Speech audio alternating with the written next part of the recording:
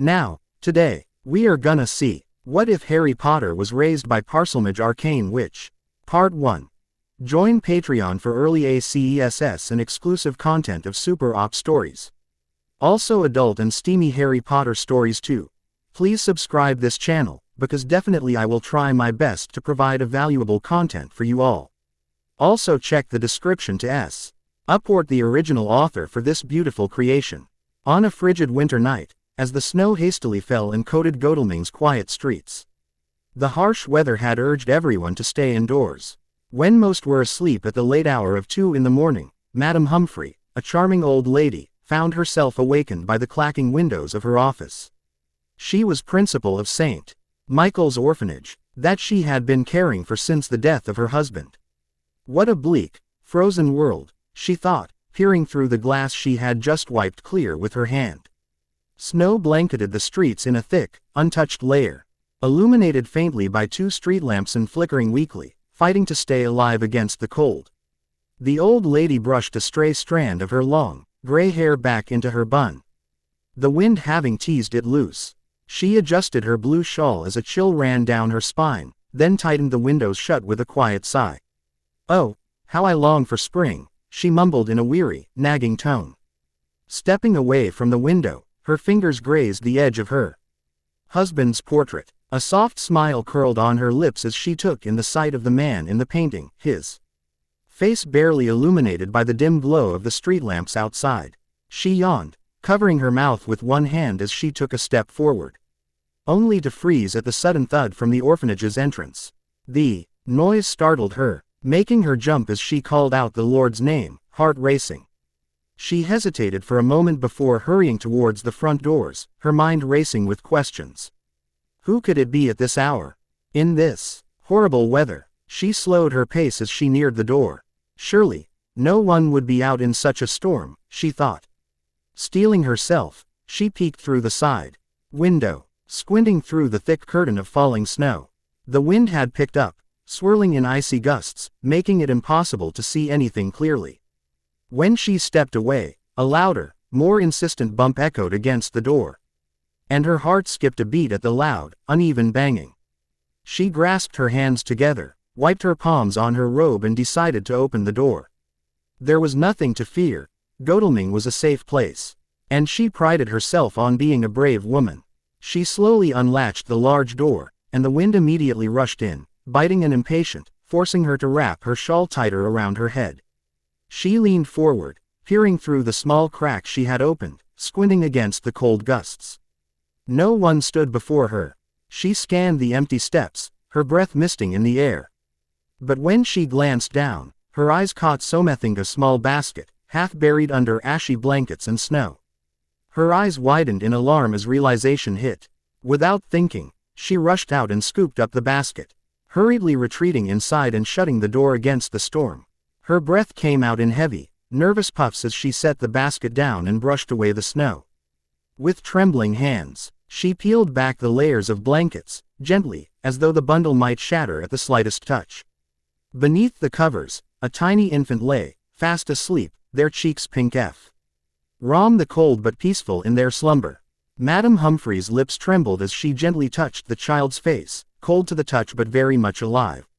The baby yawned, stretching under the layers of warmth. Her hand moved further, and as expected, she found a small card tucked beneath the blanket. Someone had abandoned the child. She sighed softly, her heart heavy, and read aloud the name written delicately on the card. Alice Silverscale, Street. Michael's orphanage had yet admitted another orphaned little girl. About 40 children, ranging from 5 to 16, were under its care. Alice was the youngest after Leslie, a child whose parents both died in a fire near Bridgewood Village. The youngest of the orphanages were the most likely to be adopted, which, when Alice turned 6, would be a matter of time before she found a family. Madame Humphrey had already received 2 offers that day, from couples wanting to adopt. The Barneys had already met with Alice and Leslie was meeting with the other young couple. "I'm sorry, Madame Humphrey, but I hope you can understand our hesitation," Miss Barney said. "I do not quite understand the problem." The headmistress raised her eyebrow. "What my wife here is trying to say is, We do not have the resources to adopt a troublesome child. And we simply would like a meeting with one of the other children. Her husband explained. That is when it all began. When Alice was labeled as different. She did not understand why, and after Leslie's adoption and her rejection, she was painted the black sheep of the orphanage. She was called a odd one by the older children, as they claimed strange things had a way of happening around her, which made the little girl believe them, that something was terribly wrong within her. She could not explain why the lights exploded when she fought with Billy after he put crickets into her bed, or when lightning split the sky when Karen pushed her into the greasy mud. And no one could forget the the windows. Glass shattered when she screamed after a spider crawled out of her soup. The caretakers were wary of her, believing her possessed or cursed, a suspicion that Madame Humphrey firmly rejected.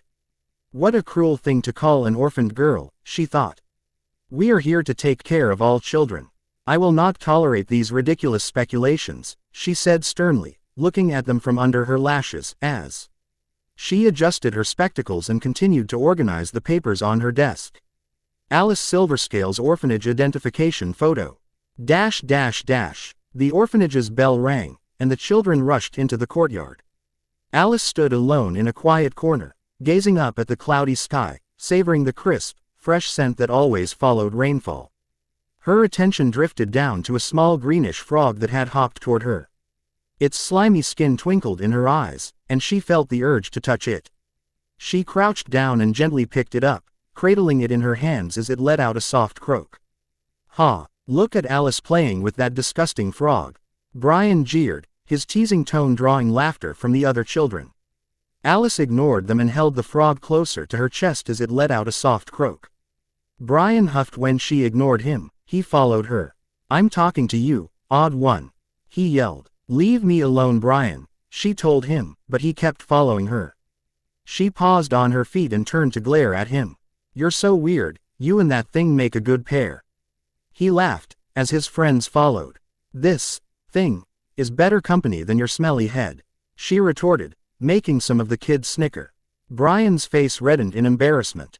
"I'm not smelly." He stepped closer. "You're the one talking with your creepy hair.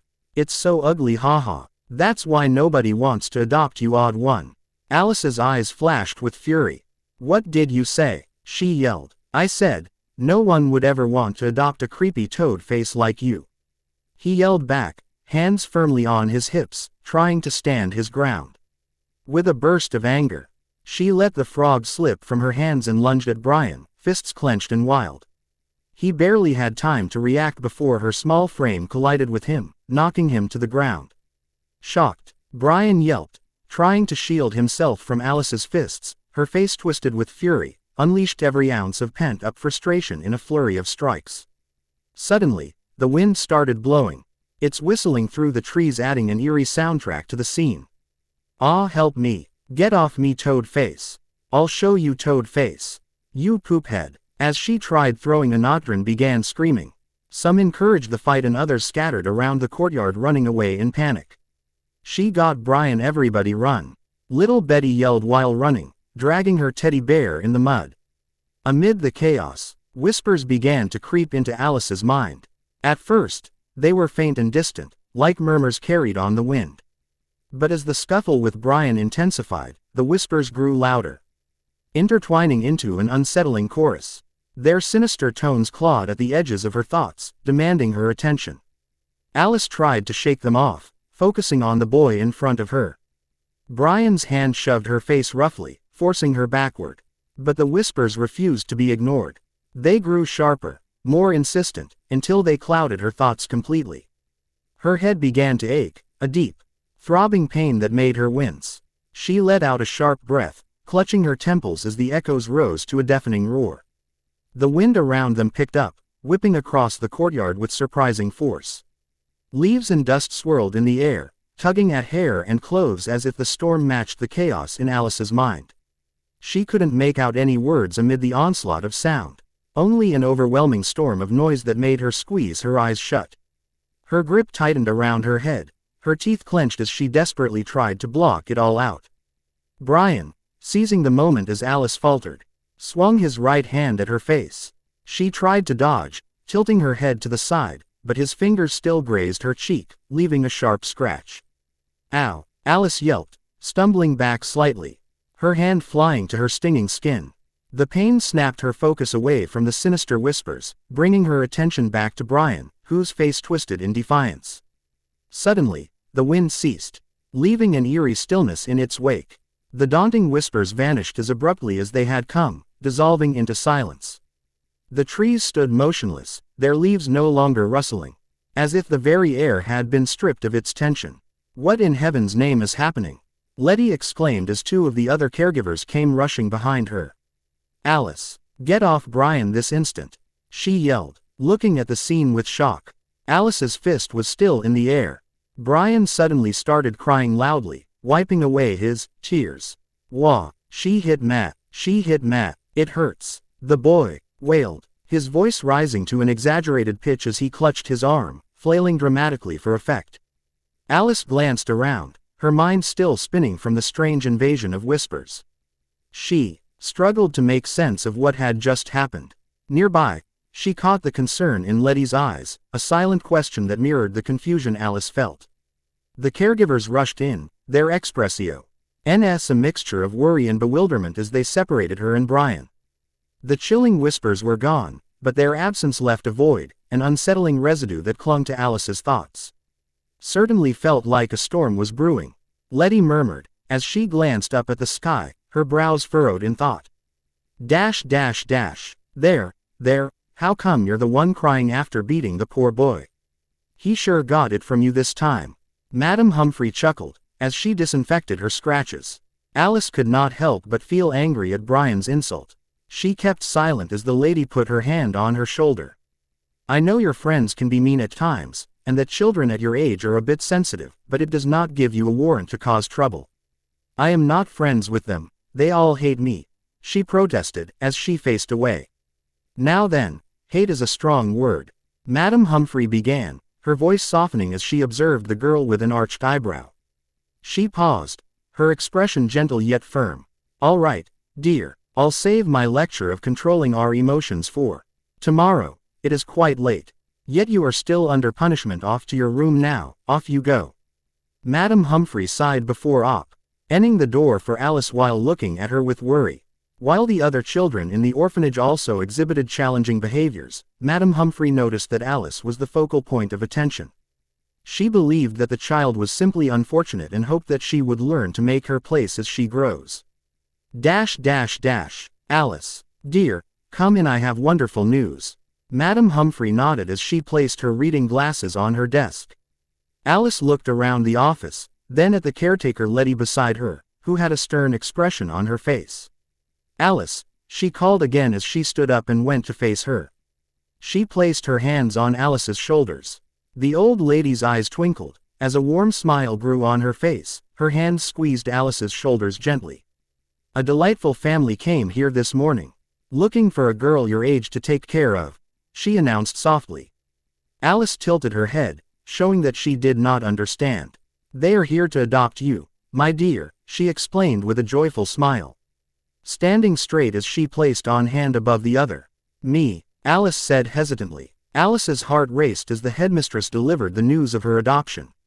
Conflicting emotions churned inside her, evident in the furrow of her brow and the tremble in her voice.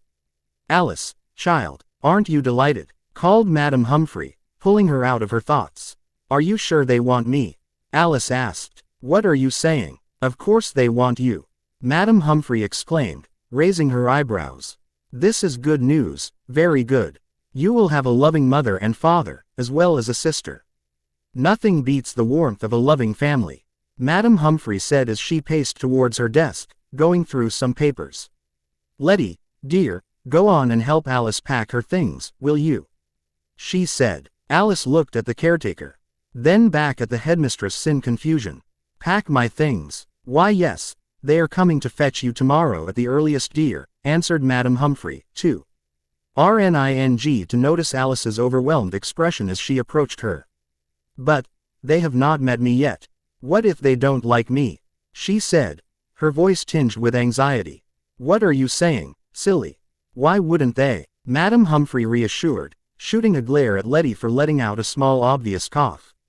After Letty left the office, Madam Humphrey sighed and brought Alice close to her office chair. As the old woman slowly sat down, "Look at me, child, now don't fret. This family, I told them about, a 10-year-old girl who listens well, they immediately chose you." She spoke. Alice Fr. owned her eyebrows at her descriptions. Yes, Alice was quite obedient, she always did what was asked and accepted every punishment quietly. Yet she believed she was the reason the trouble grew in the first place. Madam Humphrey adjusted her spectacles and leaned closer. "They wanted you, dear. They have come from quite far, and the most important thing is that you will have a real family now. I'm sure they will love you just like their own. Emily. Jones Morris and his wife, Helen, had been married for 20 years. They had a daughter, Emily, a frail-looking girl of 5.5. They lived a long road away from St.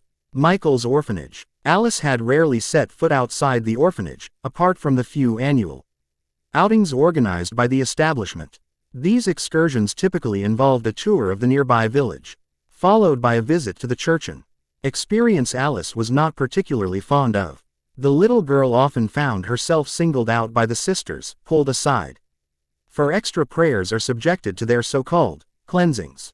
They'd pray and sprinkle water over her, all in the name of driving out unwelcome spirits. To Alice, it was more unsettling than helpful, and it always left her feeling alienated, putting a target on her back for other children to make fun of. The sisters had insisted upon these measures after hearing troubling reports from the caretakers. Madam Humphrey, though somewhat skeptical, had not objected. A devout believer in the church, she assumed their intentions were to protect the little girl from harm. Lead felt like stepping out of a suffocating cage. No more whispers, no more cleansing, no more being branded as the weird little girl who always seemed to stir up trouble. Having parents, a real mother and father, was something she'd only dreamed about. Could they love her? Perhaps, just perhaps, this new family would see her for who she was and treat her differently. John and Helen both seemed kin, she thought, glancing at them in the rearview mirror from the backseat of their car. They were both silent. John focused on the road and Helen dozed off against the window. The radio crackled softly in the car, a voice cutting through the static. Rain showers expected over Surrey, with mist settling in by evening. Roads may be slick, so take care on the bends. A faint melody from an old tune played in the back row, as the announcer's voice faded back into the hum of the car. Alice sat up straight, adjusting the hem of her shirt now and then. She silently enjoyed the scenery through the window. It had rained lightly, and the clouds parted just enough for rays of sun to peek through, casting a gentle glow over the sprawling plains. Small farms dotted the landscape, and she spotted a few cows, sheep and shepherds, and occasional horses that enhanced the view. After they had settled home, she met Emily, her new little sister. She was surprised to see a little, frail-looking girl with small brown eyes staring back at her. She clung tightly to a stuffed white bunny, half her size, as if it were a source of strength. There wasn't much to do outside her new home. She had rarely left the house since her arrival, though she had the opportunity to visit town during her small trips to pick up Helen's groceries from the local shop. The shop owner, a large, old man with a perpetually lit cigar in his mouth, eyed her suspiciously each time she visited. "So, you're with the Morrises now, he said as he set the grocery bag on the counter, taking another puff of his large cigar. Alice peeked above the counter, then stood on her toes to grab the heavy bag. She looked up at the man and nodded politely. He hummed, exhaling a cloud of smoke, and turned to rummage through the shelves behind him. Alice waited for her change as he turned back, placing the coins and some cigarette boxes on the worn wooden counter. "Tell your mum to go easy, yeah," he muttered, pushing the items across the counter before leaning back in his chair, lifting his newspaper, and disappearing behind it.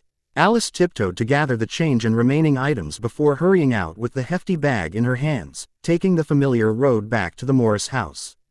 It was a nice home, vast and almost intimidating to Alice, who was used to the comfort of her small, creaky bed at the orphanage.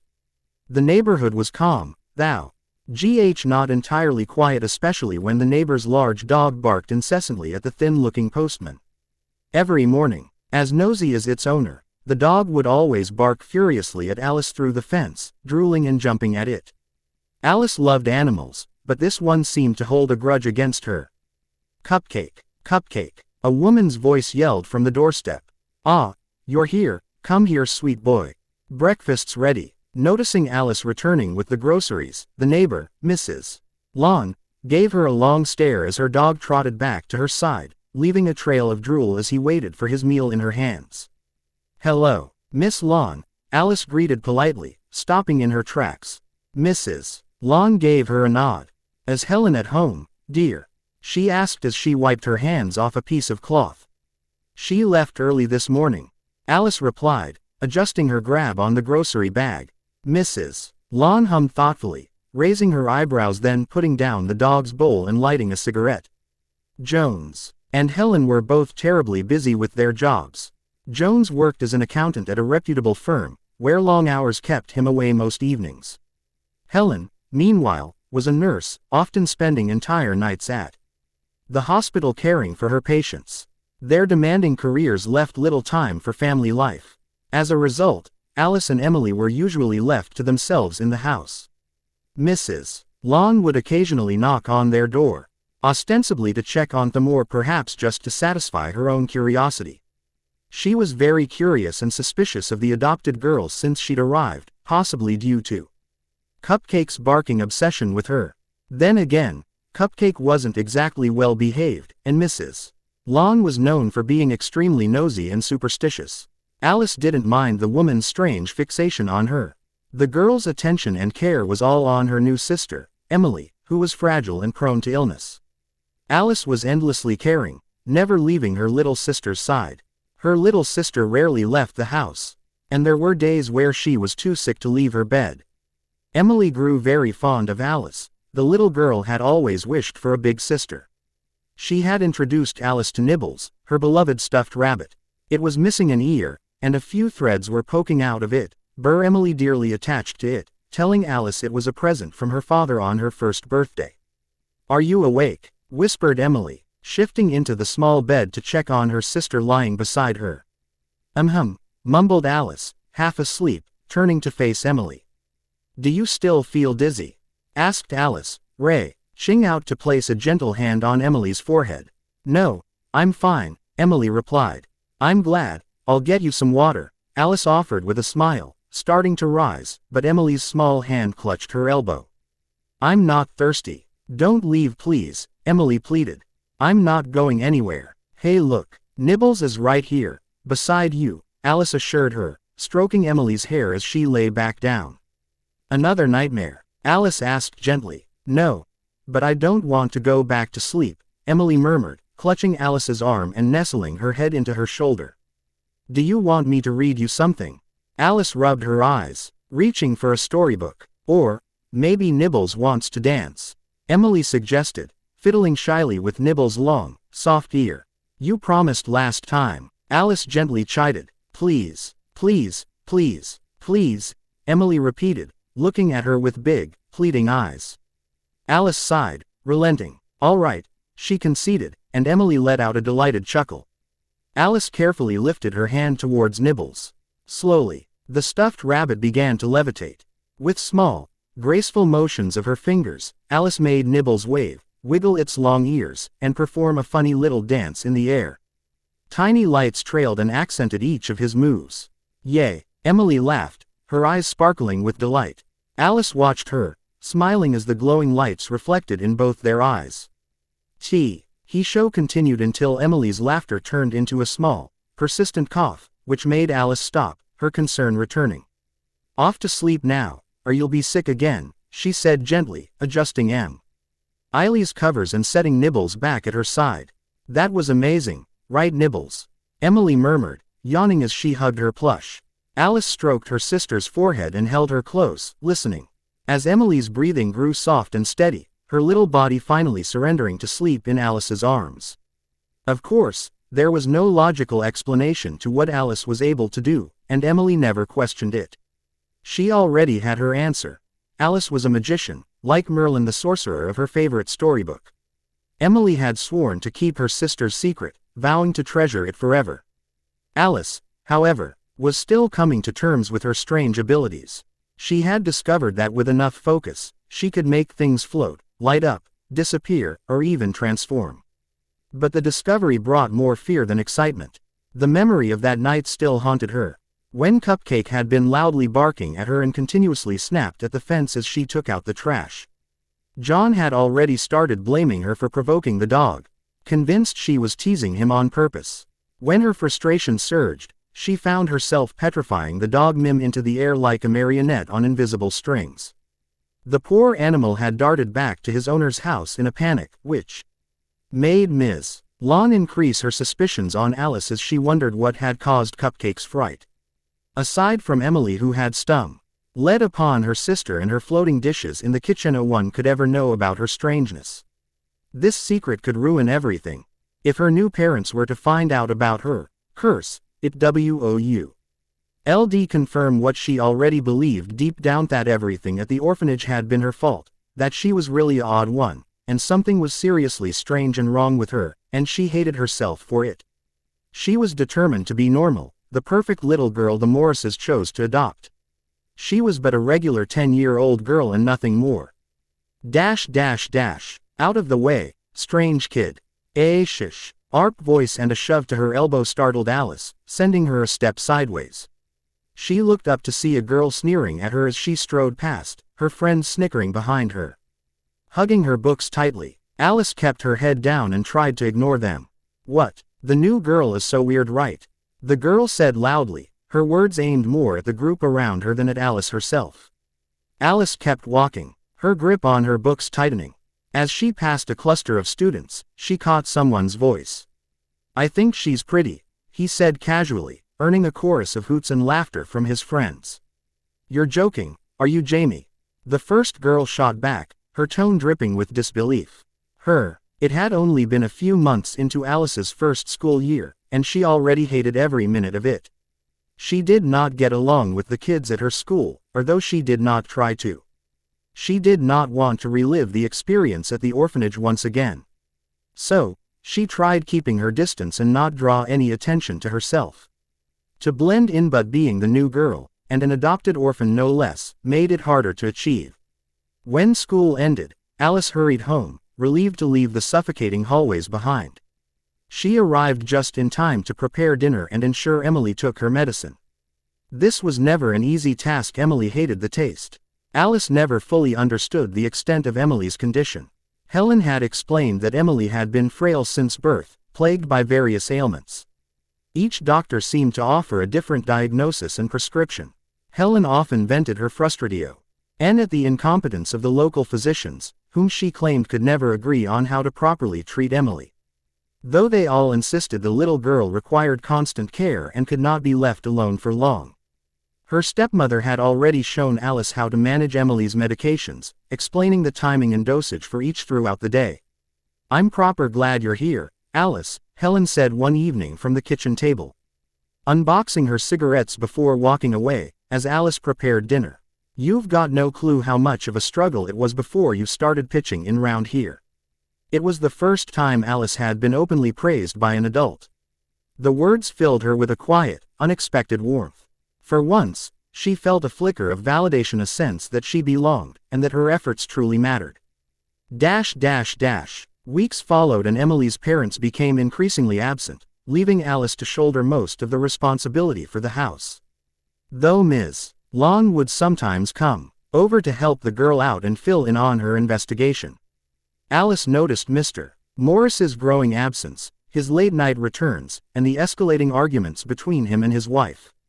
"Off to your room, Emily, please. I said not today and I'm too busy as is."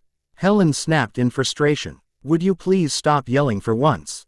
John interjected, muttering under his breath, with a bottle in hand and his feet on the coffee table in front of the TV. Helen turned angrily and faced him.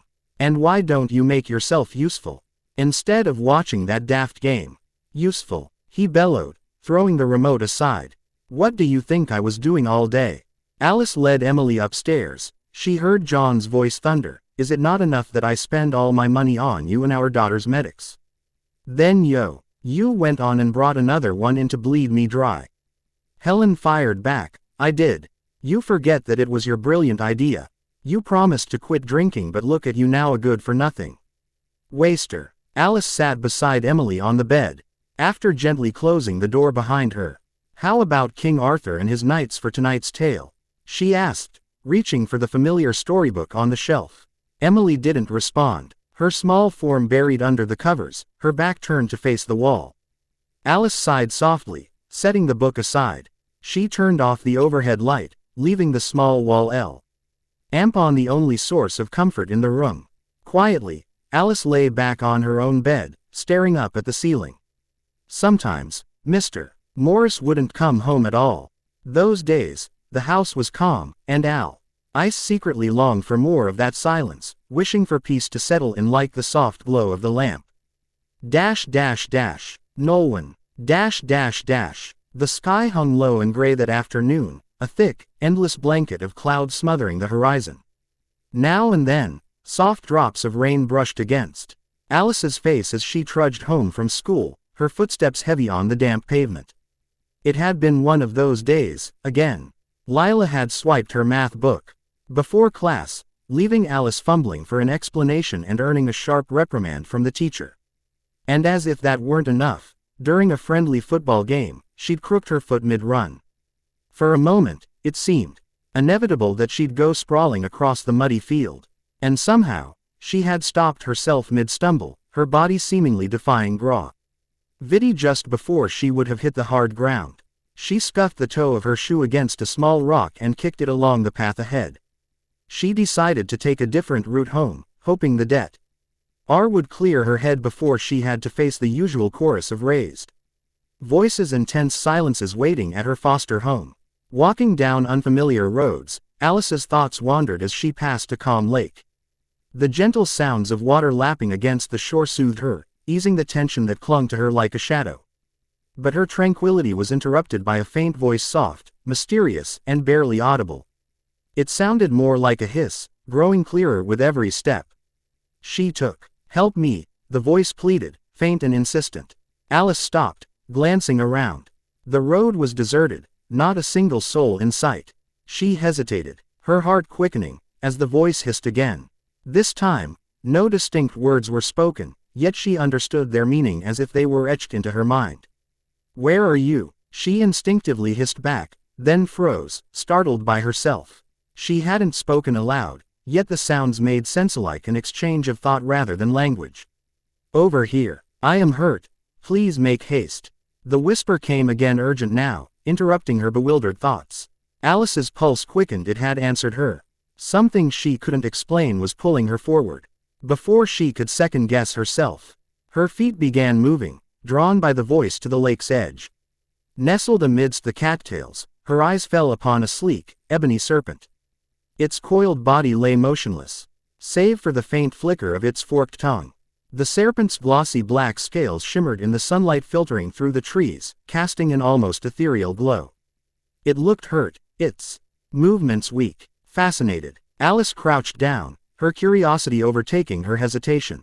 For a moment, she was mesmerized, captivated by the creature's strange beauty. The serpent jolted at her movement. Despite its apparent injury, it coiled tightly, raising its head in a defensive stance, and its tongue flicking in warning. Stay back, it hissed sharply, its voice louder and more forceful now. Human. It slithered back a few inches, ready to strike. You asked for help, didn't you? Alice said softly, neelinum less threatening. I have not. Stay away. The snake hissed again, recoiling further. I heard you. Alice paused, her thoughts stumbling over the surreal realization that she was speaking with a snake. The serpent tilted its head, its dark, gleaming eyes fixed on her. Heard me. Wait, it said, pausing for a moment to observe her. You understand me. Alice hesitated before nodding. The snake eyed her warily, its coiled body trembling slightly. Then slowly, it tried to move towards her but immediately winced. Bright blood seeped from a sharp wound along its sleek body, the crimson streaking its glossy scales. Whatever had attacked it had left its mark. That doesn't look good. I can help if you let me. Alice offered, crouching further and resting her elbow on her knee, her tone soothing. The snake stayed silent for a moment, its obsidian eyes locked onto hers, seeming to weigh her words carefully. I do not need help from a human, the serpent declared, lifting its head proudly. I'd rather stay here and await my final moments. I've lived a long life, perhaps too long. If my end comes here, or in that monster's stomach, so be it. There was a touch of stubborn pride in its tone, accompanied by an air of melodramatic resignation. Alice frowned, unimpressed by the snake's fatalistic attitude. Then, a haunting sound pierced the air, a low, ominous hoot. The owl's silhouette swept across the lake, circling above them. The serpent flinched, its coils tightening as its head darted upward in alarm. After further though, its tone changed instantly, now tinged with anxiety. I will allow you to touch me, perhaps, you could even carry me to safety. Yes, that would be acceptable. Alice stifled a smirk and let out a soft sigh about its quick change of heart. She reached out, her voice softening. All right, then, let's get you out of here before that owl makes up its mind. She scooped up the snake and tucked it under her coat, cradling its sleek body securely as she hurried away from the spot where the owl had been circling. She scanned the area until she found a safer, quieter place to stop. She knelt and gently placed it on the ground, her movements deliberate and careful. Ignoring its earlier complaints, she leaned closer to examine the wound. The snake lowered its head onto the earth, its coiled body slackening with exhaustion. Judging by the gash and the serpent's weakened state, that owl must have been hunting it for a while. The blood loss, combined with the relentless pursuit, had clearly taken a toll. Just leave me be for a bit, if you would, the snake murmured, its voice soft and feeble now. I'm feeling a bit drowsy. She watched, his dark orb slowly close shut, and felt a surge of compassion for the creature. Alice desperately hoped to find a way to ease its pain. She knelt beside the snake, her hand hovering just above its wound as hesitation gripped her. The sight of the creature's trembling body and faint, labored movements stirred something deep within her, a determination she couldn't ignore. Her heart seemed to beat in time with its struggle, every pulse echoing its pain, as if it were her own. A warm breath escaped her trembling lips as she reached out, her fingers brushing against the cold, dark scales. They were slick beneath her touch, and she could feel the faint tremor of life slipping away. It was dying. No. Don't go, please, she whispered, her voice trembling. Her plea came softly as she stroked its lifeless skin, willing it to respond, to show any sign of fight. Carefully, she moved her hand, hovering over the wound. Her brow furrowed as she stared at the gash, its raw edges glistening with blood. Alice closed her eyes, her other hand clenching tightly above her knee. She inhaled slowly, steadying herself, and then let out a long, calming sigh. Strange, unfamiliar words began to spill fr. Alice's lips, soft whispers laced with an otherworldly hiss. Her body felt caught between warmth and cold, a strange duality coursing through her. The hand she held above the wound buzzed with an alien sensation, tingling as if alive with energy. Yet, she did not pull away. Opening her eyes, Alice watched in awe as a smoky glow emerged from her fingertips, curling like a faint mist above the blood. A dark green light flickered at the tip of the snake's tail, spreading in gentle waves across its body like silent lightning. The injury beneath her hand started to mend, the torn scales seemed to knit themselves back together, their jagged edges smoothing into perfection. A soft luminescence lingered where the wound had been, tracing its outline, before fading entirely, leaving behind nothing but flawless, glossy scales. As Alice lowered her hand, something caught her eye. Beneath her skin, a shadowy wave rippled through her veins, dark, fleeting, and alive. A strange buzzing sensation coursed through her hand, sharp yet not painful. Tentatively, she traced the faint trails with her fingertip, watching the darkness shift and fade. It vanished as quickly as it had come, leaving her skin smooth and unmarked, as though nothing had happened. Yet, the buzzing lingered faintly beneath her skin, like a distant echo of what had just happened. Alice exhaled shakily, her breath catching as she pressed her hands together. Fingers intertwining tightly, she stared at them, half expecting something else to happen. A slow hiss broke the stillness beside her. The serpent stirred, lifting its head cautiously as though testing its own body. Its movements were hesitant at first, measured and deliberate before growing surer. Then, with a sudden flick of its tail, it darted from her hand, its sleek form vanishing behind a nearby rock. "What have you done to me?" it exclaimed, its voice sharp and laced with alarm. Moments later, its head reappeared, peeking out from the rocky refuge. Its dark, glittering eyes locked onto Alice, wide with suspicion and confusion. Alice blinked, her heartbeat roaring in her ears. "I think I just saved your life," she offered hesitantly, her voice unsteady as she struggled to process the enormity of what had just happened. The snake said nothing, its gaze unflinching. From the shadow of its hiding place, it seemed to be sizing her up, weighing her words against the strange events it had just experienced. Alice shifted, uneasy under its scrutiny. The silence pressed against her, thick and expectant.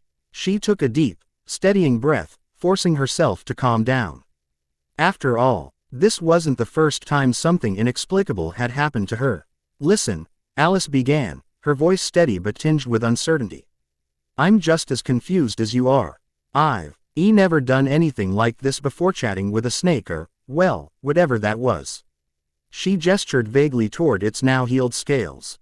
The snake tilted its head, its dark eyes narrowing slightly as if studying her more closely. There was a flicker of curiosity in its gaze, though it said nothing. "Well," Alice continued, brushing the dirt from her pants as she stood, "I'll leave you be. I'm just glad you're all right now. I couldn't exactly sit by and let you suffer." She hesitated, glancing away briefly as she tried to collect herself. "Well, I've had my fair share of oddness, but," she sighed, running a hand through her hair, "I think, Snake Whisperer, might actually be the least unpleasant bit." She offered a faint, self-deprecating smile, the humor more for herself than the snake. "Wait," the snake hissed, slithering a little closer. It raised its head, flicking its tongue as its dark eyes narrowed, scrutinizing her intently. You're not human, are you?" it asked, its tone slow and deliberate, as though carefully weighing each word. "If you take away the unexplainable bits, I suppose I am," Alice replied, her voice light but tinged with uncertainty. She tilted her head slightly, her gaze meeting the serpent's unflinching stare. "And you, if you're a snake, how is it that I can even understand you? Wahoo, are you?" The serpent shifted slightly, coiling itself with an air of practiced elegance. "Ah," it exclaimed suddenly, its tone taking on a poetic quality. "Where have my manners gone?" It gave a small shake of its head, as though mildly disappointed in itself for the oversight.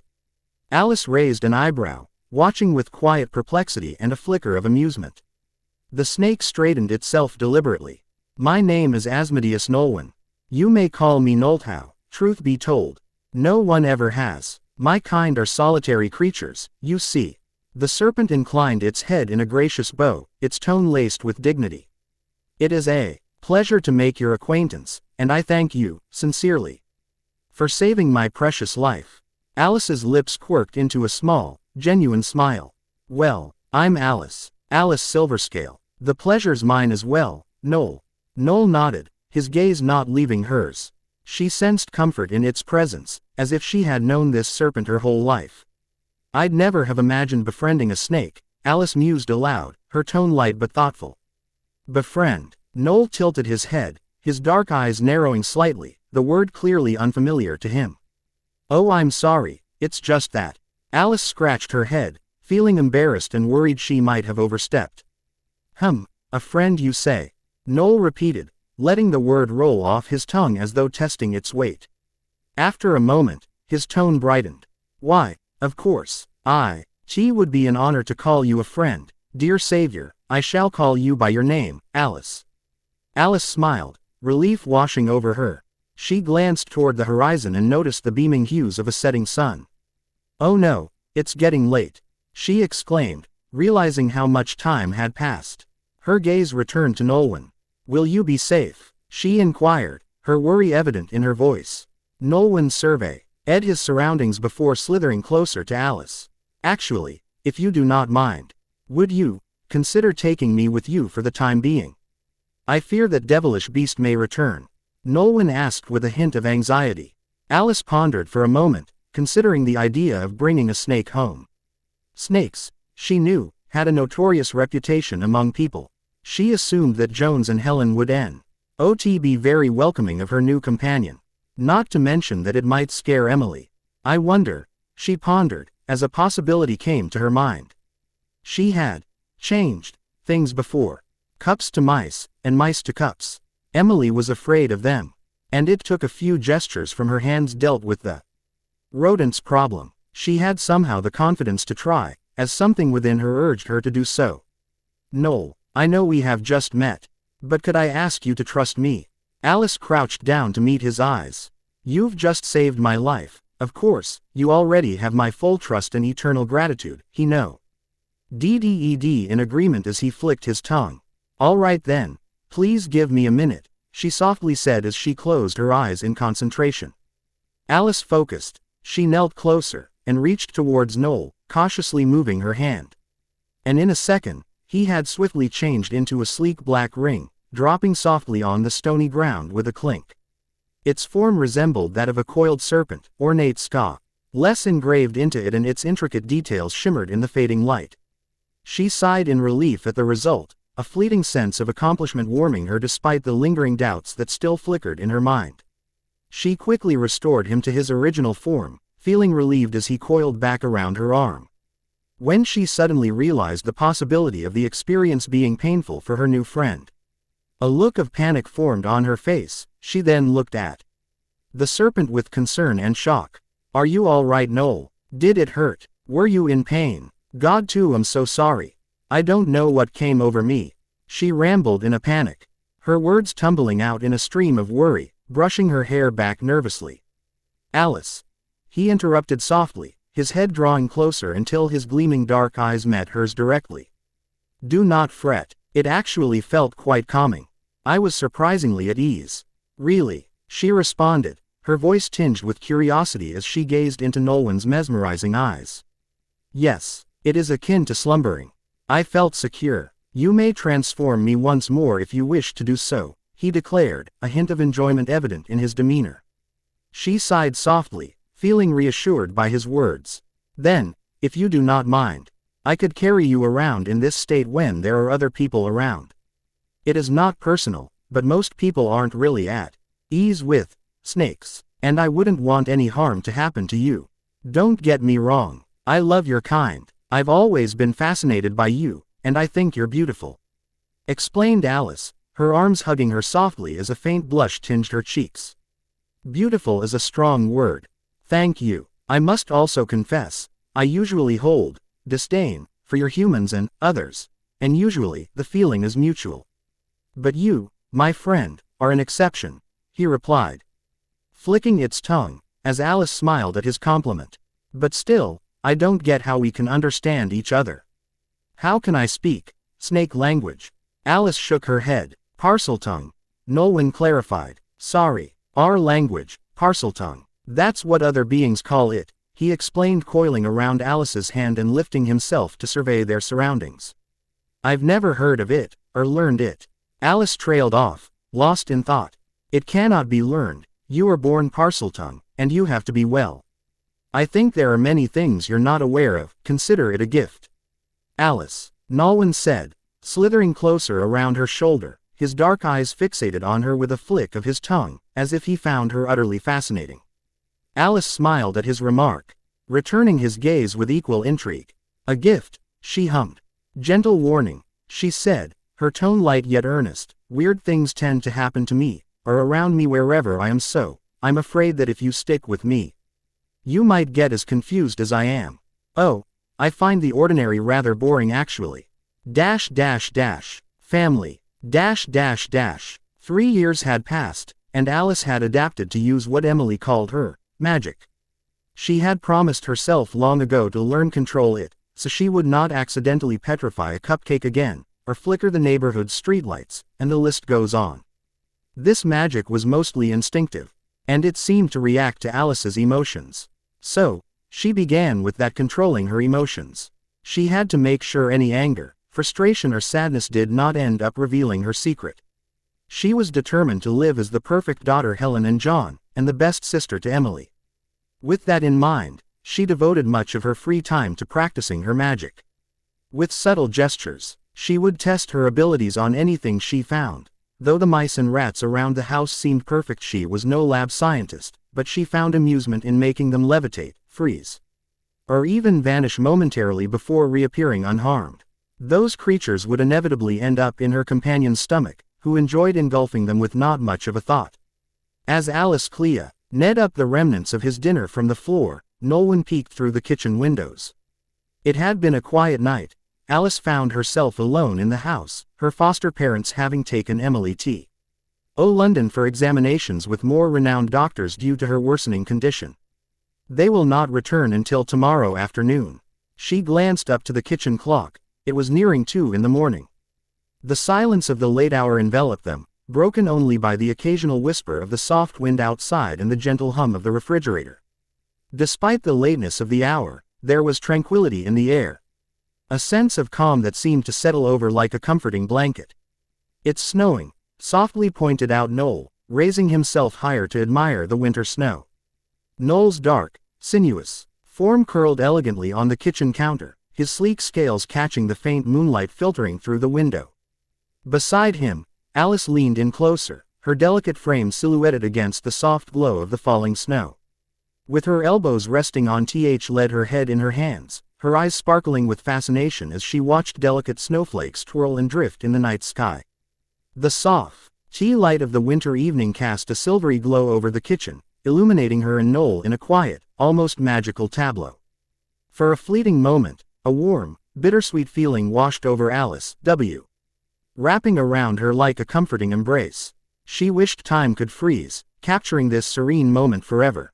"Say, Noel," she murmured, her voice barely above a whisper, curiosity threading through her tone. "Yes." Nolwenn turned his small, elegant head toward her, his dark eyes glittering with attentiveness as he regarded her. "Do you ever miss your family?" she asked, her serene smile tinged with a quiet melancholy as she leaned against the counter, her gaze shifting back to the snow-laden world outside.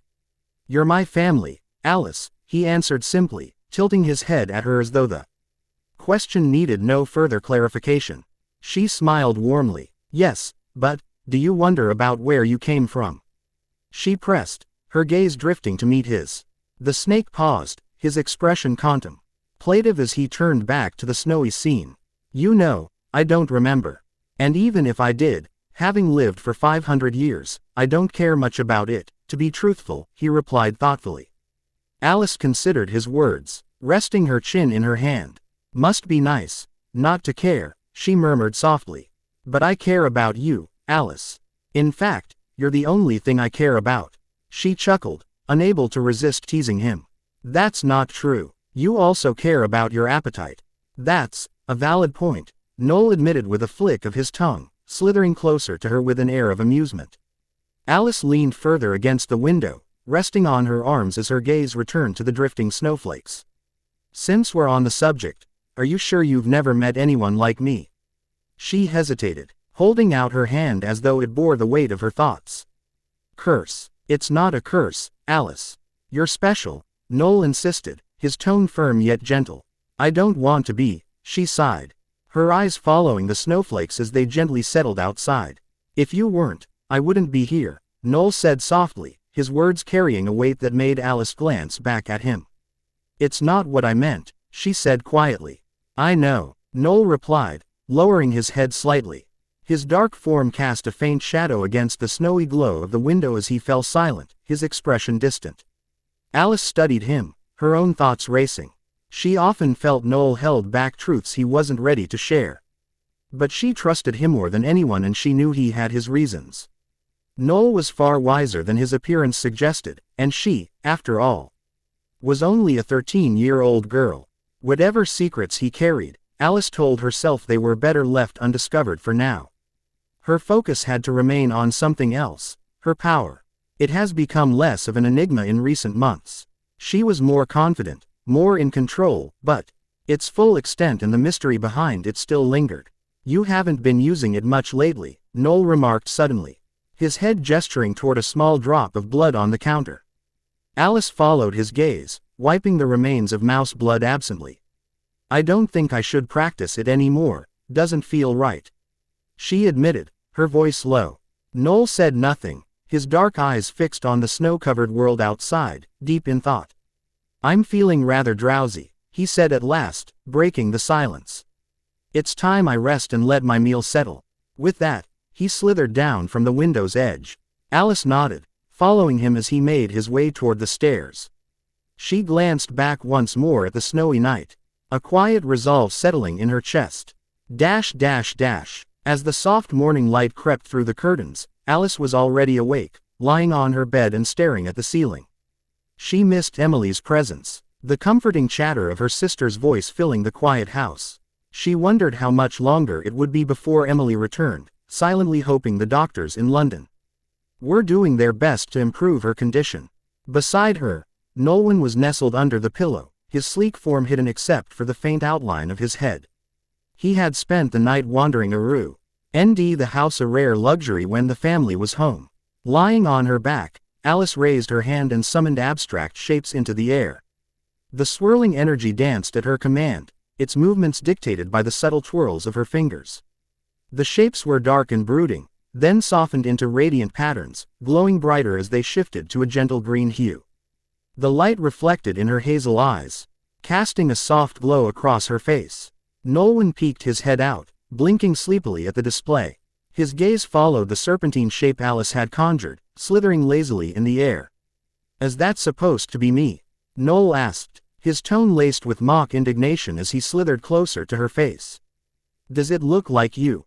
Alice replied with a chuckle, making the shape mimic a playful coil in the air.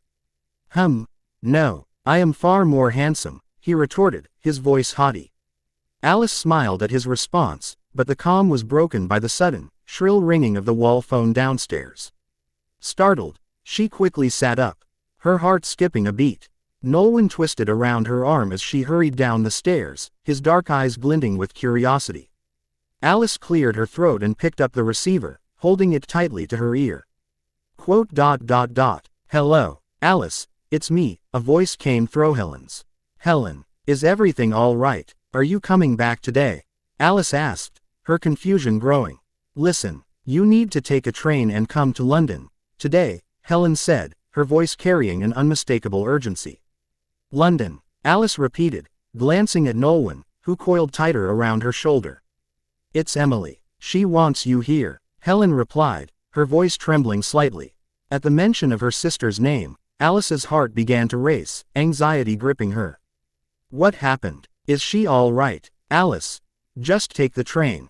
"Yeah, there's money in my drawer, use what you need. Ask for St. James Medical Center when you get there. We'll talk when you arrive." Helen's words were rushed, leaving no room for questions. And the line went dead before Alice could respond. "Wait, Helen," Alice shouted, but it was too late. Placing the receiver back in its cradle, she slumped against the wall, her mind reeling. Fear clawed at her thoughts. Something had happened to Emily. Was her condition worse? Or, she shook her head, trying to drive away the dark possibilities swirling in her mind. She clutched her head in her hands, the weight of her worry pressing down on her, refusing to let go. Nolan flicked his tongue gently at her fingers, his concern evident. "Alice," he hissed softly. "I'm sure she's fine. Now come on, we can go see her."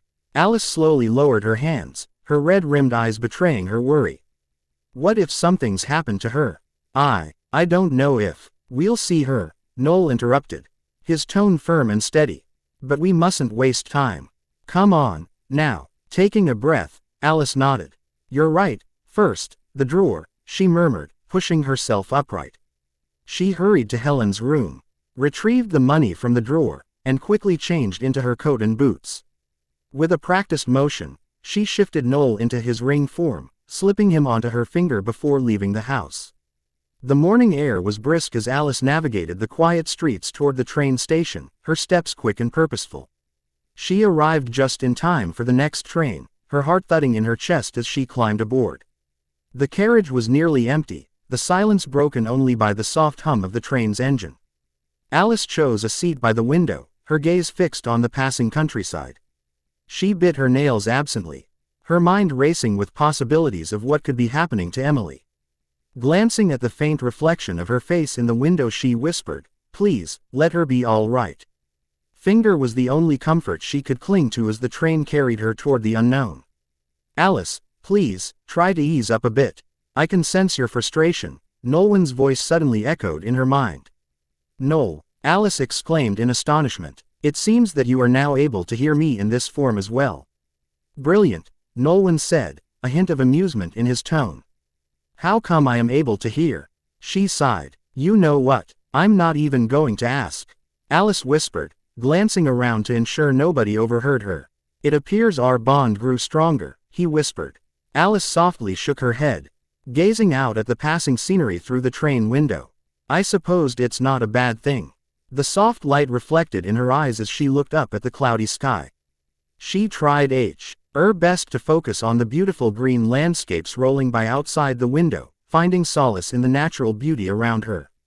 As the train chugged along the tracks, the landscape gradually transformed from the serene greenery of the countryside to the bustling urban sprawl of London. Tall buildings loomed on the horizon, their glass facades reflecting the dull light of the overcast sky. The wahs of the city grew louder with each passing minute, a cacophony of car horns, distant sirens, and the hum of countless conversations. The train pulled into the station, and Alice peered out of the window, her heart pounding in her chest.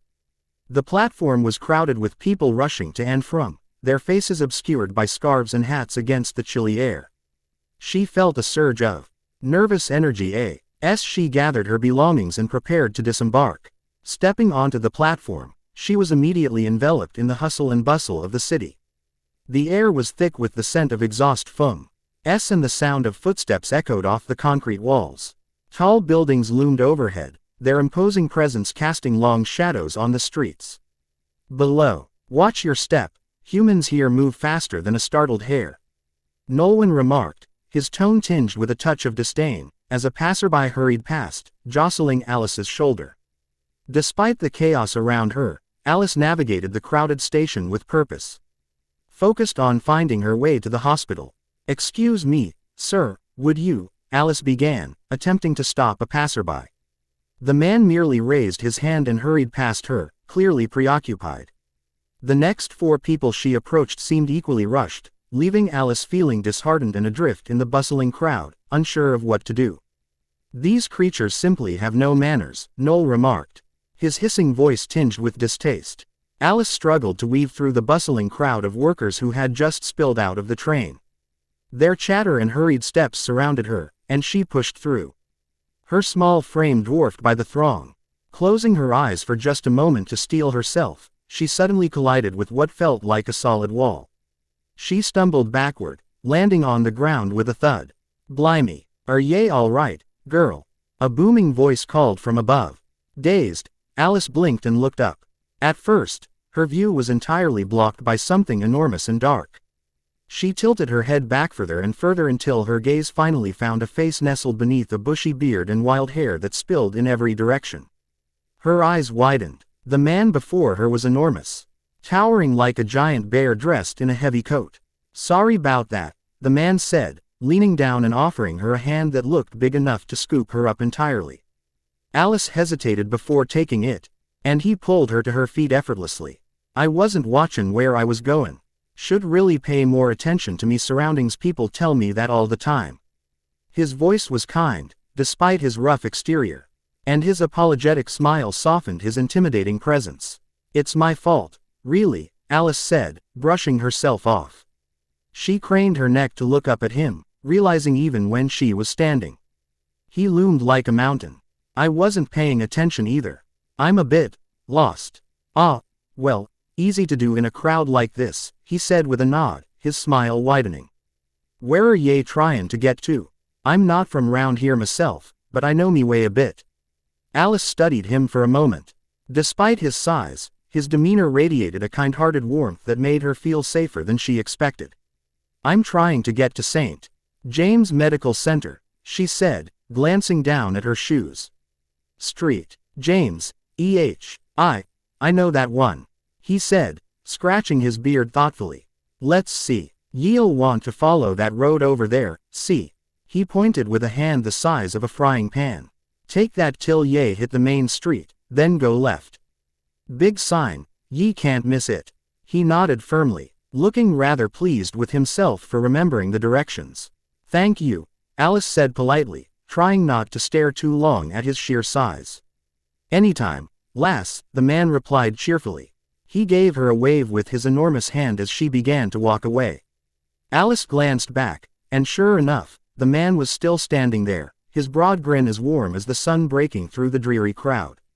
He waved her off like they'd been lifelong friends, and she couldn't help but smile to herself before turning back to the road he'd pointed out.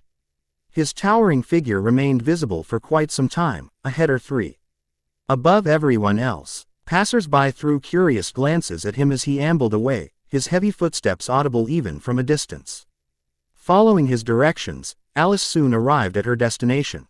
The large, sterile facade of St. James Medical Center loomed before her, its entrance bustling with doctors, patients, and visitors. She pushed through the double doors, the cool, disinfectant-scented air inside washing over her. At the front desk, Alice inquired about Emily's whereabouts, her voice steady but her heart racing. The receptionist pointed her toward the correct wing, and Alice clutched her bag tightly, determined to find her sister's room as quickly as possible. As Alice hurried down the hospital corridor, her footsteps echoed faintly against the polished floor. Her pace slowed when she spotted a familiar figure standing outside a room. Their eyes met, and Alice immediately recognized her stepmother. "Helen," she called out, her voice laced with urgency. She rushed toward her, barely able to catch her breath. "How Aisha is Emily?" Helen looked at her with weary eyes, the exhaustion etched into her face more evident up close. Dark circles hung beneath her eyes, and her complexion was pale and drawn, as though she hadn't slept in days. "Well, Helen began, her voice faltering as her gaze drifted toward the door of the room. Alice glanced around, searching for John, but he was nowhere to be seen. Turning her attention back to Helen, she felt a pang of worry at her stepmother's state. "You should get some rest," Alice said gently, her voice firm with reassurance. "I'll check on Emily myself." Helen hesitated, then gave a slow nod. She placed a hand on Alice's shoulder, offering a small, tired pat before turning away. Rubbing the bridge of her nose, she walked down the hall, her figure slumping with fatigue. Left alone, Alice turned her attention to the door. She took a deep breath, her trembling hand hovering over the handle. She closed her eyes briefly, whispering a silent prayer before twisting it slowly. The door creaked open, and Alice stepped inside, her heart pounding. There on the bed lay Emily, looking even smaller and paler than Alice remembered. Her fragile form was cocooned in the sterile white sheets, her chest rising and falling faintly. Tubes were attached to her nose, delivering oxygen and fluids, the IR presence a stark reminder of how delicate her condition had become. Beside her, Nibbles was tucked under her arm, his familiar presence somehow making the scene all the more poignant. Alice's steps faltered as a surge of emotions welled up inside her: fear, guilt, and an overwhelming ache to see her sister smile again. She clenched her hands at her sides, willing herself to stay composed. Sat down carefully beside the bed, her gaze fixed on Emily's peaceful face. Her sister looked as though she were merely sleeping, but the stillness of the room felt heavier than it should. Alice gently lifted Emily's fragile hand, cradling it within her trembling grasp. The stark contrast between her sister's cold, delicate fingers and her own sent a pang of fear through her chest. "Emily, it's me, Alice," she whispered, her voice quivering as she fought to steady her emotions. She tightened her hold on Emily's hand and lowered her head to it, wanting her sister to respond. The silence stretched painfully, and her heart sank further with each passing second. "Alice." The weak voice was barely more than a breath, but it was enough. Alice's head shot up, her eyes locking onto Emily's half-opened gaze. A faint smile graced her pale face, fragile but unmistakable. "Yes, I'm right here," Alice exclaimed, though her heart ached at the frailty of Emily's voice. "I missed you," Emily murmured, her words soft and slow. "I hate it here." Her small frame shifted as she tried to sit up, but a wince of pain stopped her. "Don't move. I'm right here, and I'm not leaving your side." "Not ever," Alice promised, her voice steady as she reached to brush a strand of hair from Emily's face. Emily's weak smile lingered for a moment before her eyelids fluttered closed again, drifting back into the quiet stillness of sleep. Alice didn't move from her spot by the bed, her resolve hardening as she held Emily's hand tightly. She prayed silently, fervently, for her sister's recovery, finding small calm in Noel's quiet reassurances from his perch on her finger. Helen visited sporadically, her face pale and worn, each visit a visible struggle. She couldn't bear to see Emily like this for long, and her absences left Alice alone with her worry. The doctors, kind but somber, had informed Helen earlier that despite their best efforts, Emily's condition remained unchanged. Alice had overheard their conversation, the weight of their words settling like a stone in her chest. Now, as Alice sat beside Emily's bed, her head resting on her sister's frail hand, she felt a faint movement beneath her. Alice. The soft voice startled her. She sat up immediately, holding Emily's fragile hand tighter. Yes, are you feeling all right? Where does it hurt? She asked in a rush, adjusting the pillow behind her sister's head with trembling hands. I'm thirsty, Emily murmured, her voice barely more than a whisper. I'll get you some water. Something sweet, Emily interrupted, her tired eyes meeting Alice's with a faint glimmer of hope. Strawberry juice, would that do? Alice asked, brushing a strand of hair away from her sister's face with a warm smile. Emily gave a small nod before her eyes fluttered closed again. As Alice stepped into the quiet hallway, she rubbed her temples, exhaustion finally catching up to her. The softly lit corridor seemed to stretch endlessly. Helen had left that afternoon, not saying where she was going, and Alice couldn't stop worrying about her stepmother, who had looked so drained. Leaning against the wall, Alice stared at the floor, her thoughts spiraling. Seeing no one around, Noel shifted back to his snake form, his dark, coiling body wrapping tightly around her arm in comfort. I feel so helpless, Alice whispered, running her fingers gently over his smooth scales. Alice, Noel hissed softly, his dark eyes fixed on hers. I know what you're thinking, she replied, her voice barely audible. But it's too dangerous, Noel. I still don't understand it. Noel remained silent for a moment, giving her space to gather her thoughts. Life is fragile, he finally said, his tone calm but firm. It always has been. You have the power to strengthen it. That little girl doesn't deserve to. He paused, choosing his words carefully. I believe in you, Alice. And I can't bear to see you suffer a loss. I feel your pain. Alice met his gaze, her eyes brimming with emotion. She opened her mouth to respond, but the piercing sound of the heart monitor filled the corridor, shattering the silence.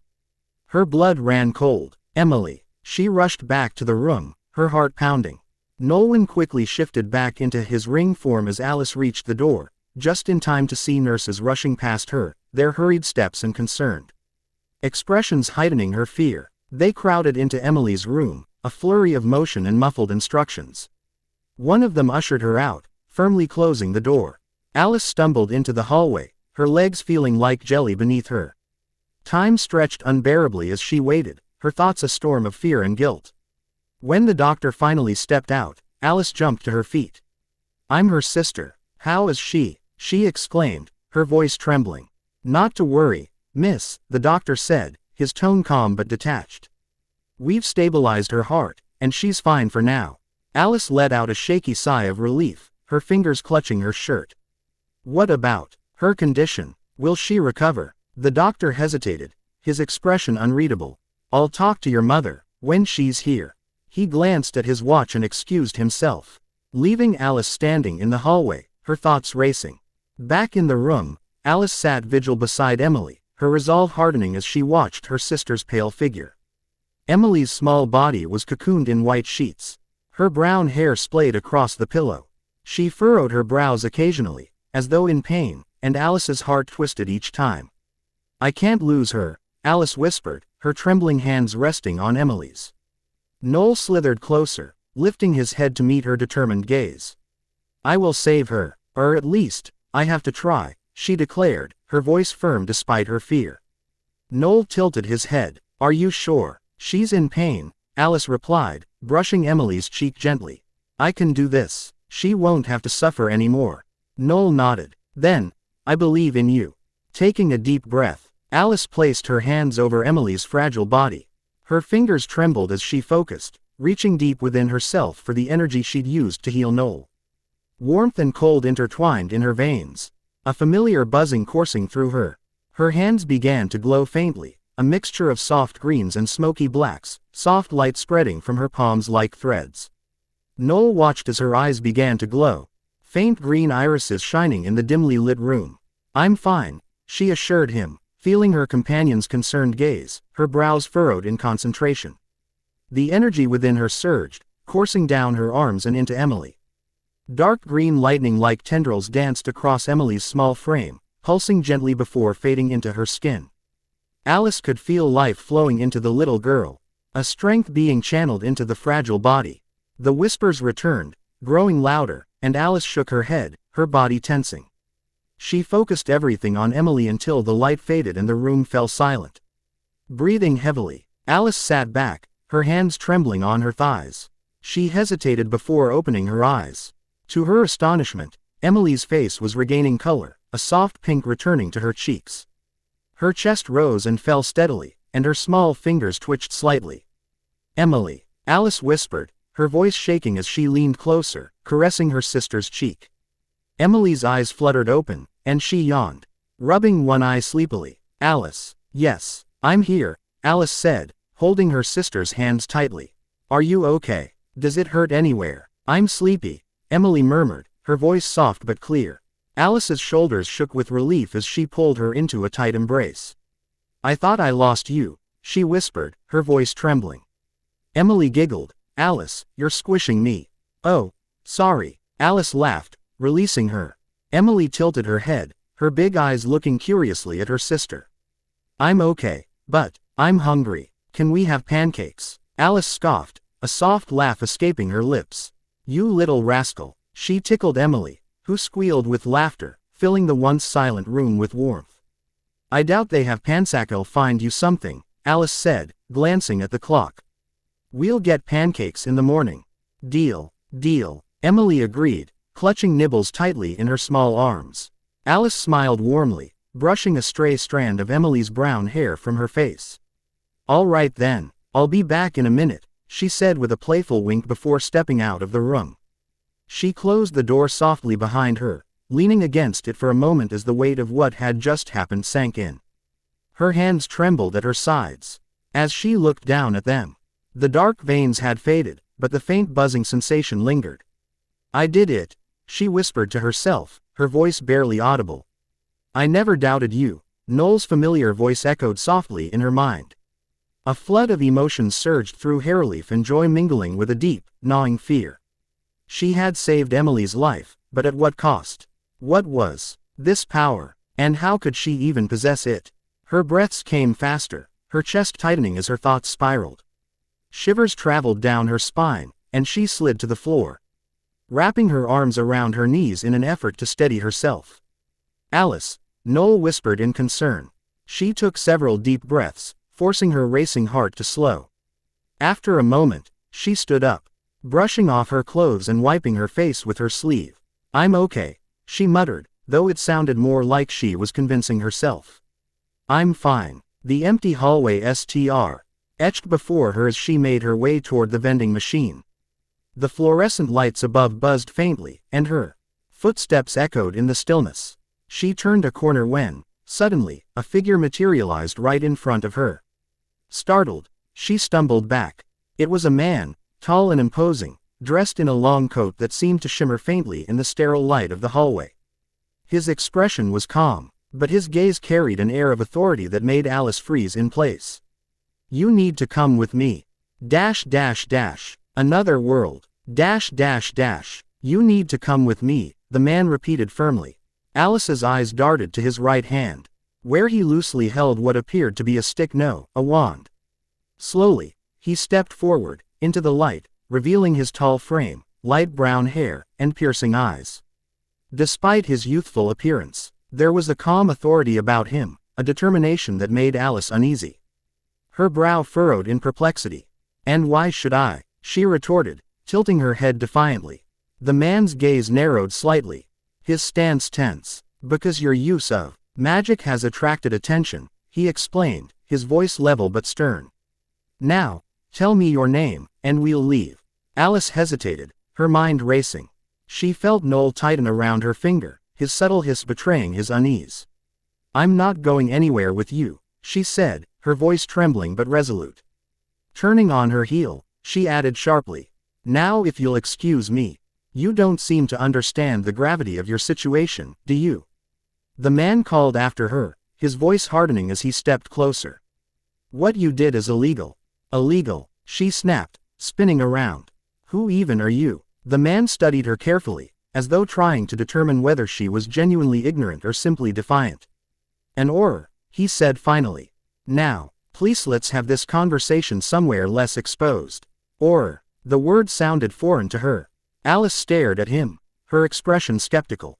"Like I said, I'm not going anywhere," she replied coldly. Backing away. "Please, just leave me alone." As she turned to walk away, a sudden whooshing sound stopped her in her tracks. A shimmering, invisible barrier now surrounded them, and Alice spun around to face the man, her surprise evident. "For privacy," he explained, raising an eyebrow at her confusion. "May I have your name, miss?" "Who are you?" Alice demanded, ignoring his question. The man sighed, removing his hat and rubbing the back of his neck. "Elliot Thorne, Ministry of Magic. You're not safe here, and neither is anyone around you. Please, just cooperate. We can sort this out somewhere secure." Alice hesitated, her mind swirling with questions. Ministry of Magic, or the terms meant nothing to her. "I'm not going anywhere," she repeated firmly, taking another step back. Thorne's gaze darkened as he raised his wand. "You leave me no choice," he muttered, casting impedimenta. Alice froze mid-step, her feet unable to move despite her desperate attempts to break free. "Let me go," she shouted, glaring at him. "I apologize," Thorne said, his voice calm but insistent, "but if you go any further, Muggles could notice us. This isn't about you alone, it's about the safety of others." Alice's frustration boiled over. She didn't understand this man, his motives, or why he had targeted her, but his interference was keeping her from Emily. And that was unforgivable. The air around her crackled with energy as her emotions surged. Darkness rippled through the corridor, her magic responding instinctively to her anger. "I said, let me go," she snapped, her voice trembling with fury. Thorne took a cautious step toward her, his wand raised. "Miss, you need to." Quote. Before he could finish, a wave of dark energy shot from Alice's hands, slashing toward him. He deflected it with a hastily conjured shield, stumbling back as the force sent sparks cascading through the air. Her hands glowed with dark green and black hues, her hazel eyes now gleaming with an eerie verdant light. "Don't come closer," Alice warned, her voice cold and edged with fear. Thorne's gaze flickered to her glowing hands before he whispered something under his breath. Sylve. Rydove materialized from the tip of his wand, darting down the hallway with an urgent brilliance. Seconds later, 3 more wizards appeared, stepping through the shimmering barrier. "We've secured the perimeter, Thorne," one of them said curtly. "I've sent the report. She performed magic on a Muggle. We're under orders to take her immediately," another added. Alice's heart raced as one of the newcomers approached her. "Don't," she warned, her hands glowing brighter. The woman ignored her and took another step forward. Alice's head throbbed as whispers clawed at her mind. A torrent of magic erupted from her, slamming into the barrier and shattering the woman's defenses. She fell to the ground, her skin pale and veined with dark streaks. "She's been cursed," one of the wizards exclaimed, rushing to the fallen woman's side. Thorne knelt beside her, his face grim as he turned to Alice. His gaze, filled with both shock and anger, pierced through her. The weight of what she'd done hit Alice like a blow. She stumbled back, her hands trembling as the glow faded. Her breaths came in shallow gasps as she whispered, "I didn't mean to." The remaining wizards cast a protective barrier around her, shimmering like a golden cage. Alice didn't resist. She stood motionless, her gaze fixed on the woman she had harmed, grappling with the magnitude of her power and the destruction it could cause. What had she done? The question echoed relentlessly in her mind, each repetition twisting the knot of regret tighter in her chest. Thorne cradled the injured witch in his arms and nodded to his colleagues. The world blurred, and when Alice's vision cleared, she found herself in a secluded room, where the air felt cooler. She was left alone in the stillness, the faint crackle of a fireplace. The only sound to break the oppressive quiet. Shadows flickered on the stone walls, and the weight of uncertainty pressed down on her as she waited. Minutes stretched into what felt like hours, her unease growing with every passing moment. Finally, the door creaked open, and two wizards stepped inside. One of them nodded for her to follow them. They guided Alice through the dimly lit corridors, the bluish light casting eerie shadows that flickered as they moved. The air felt heavy, as though they were deep underground. Thorn appeared moments later, though the fallen which he had carried was no longer in sight. He fell into step behind them, his expression guarded.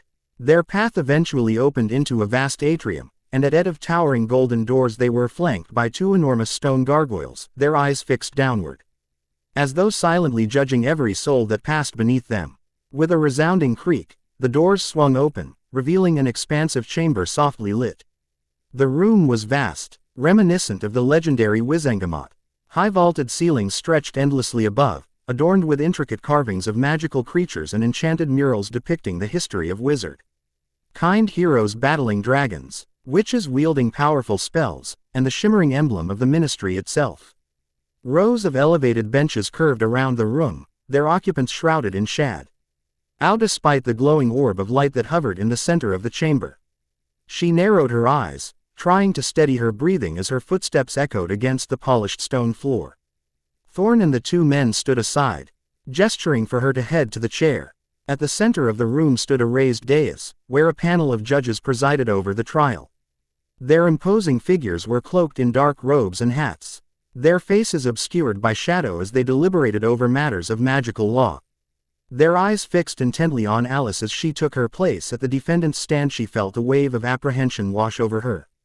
The weight of the courtroom bore down upon her, its hallowed halls echoing with the echoes of past trials and judgments.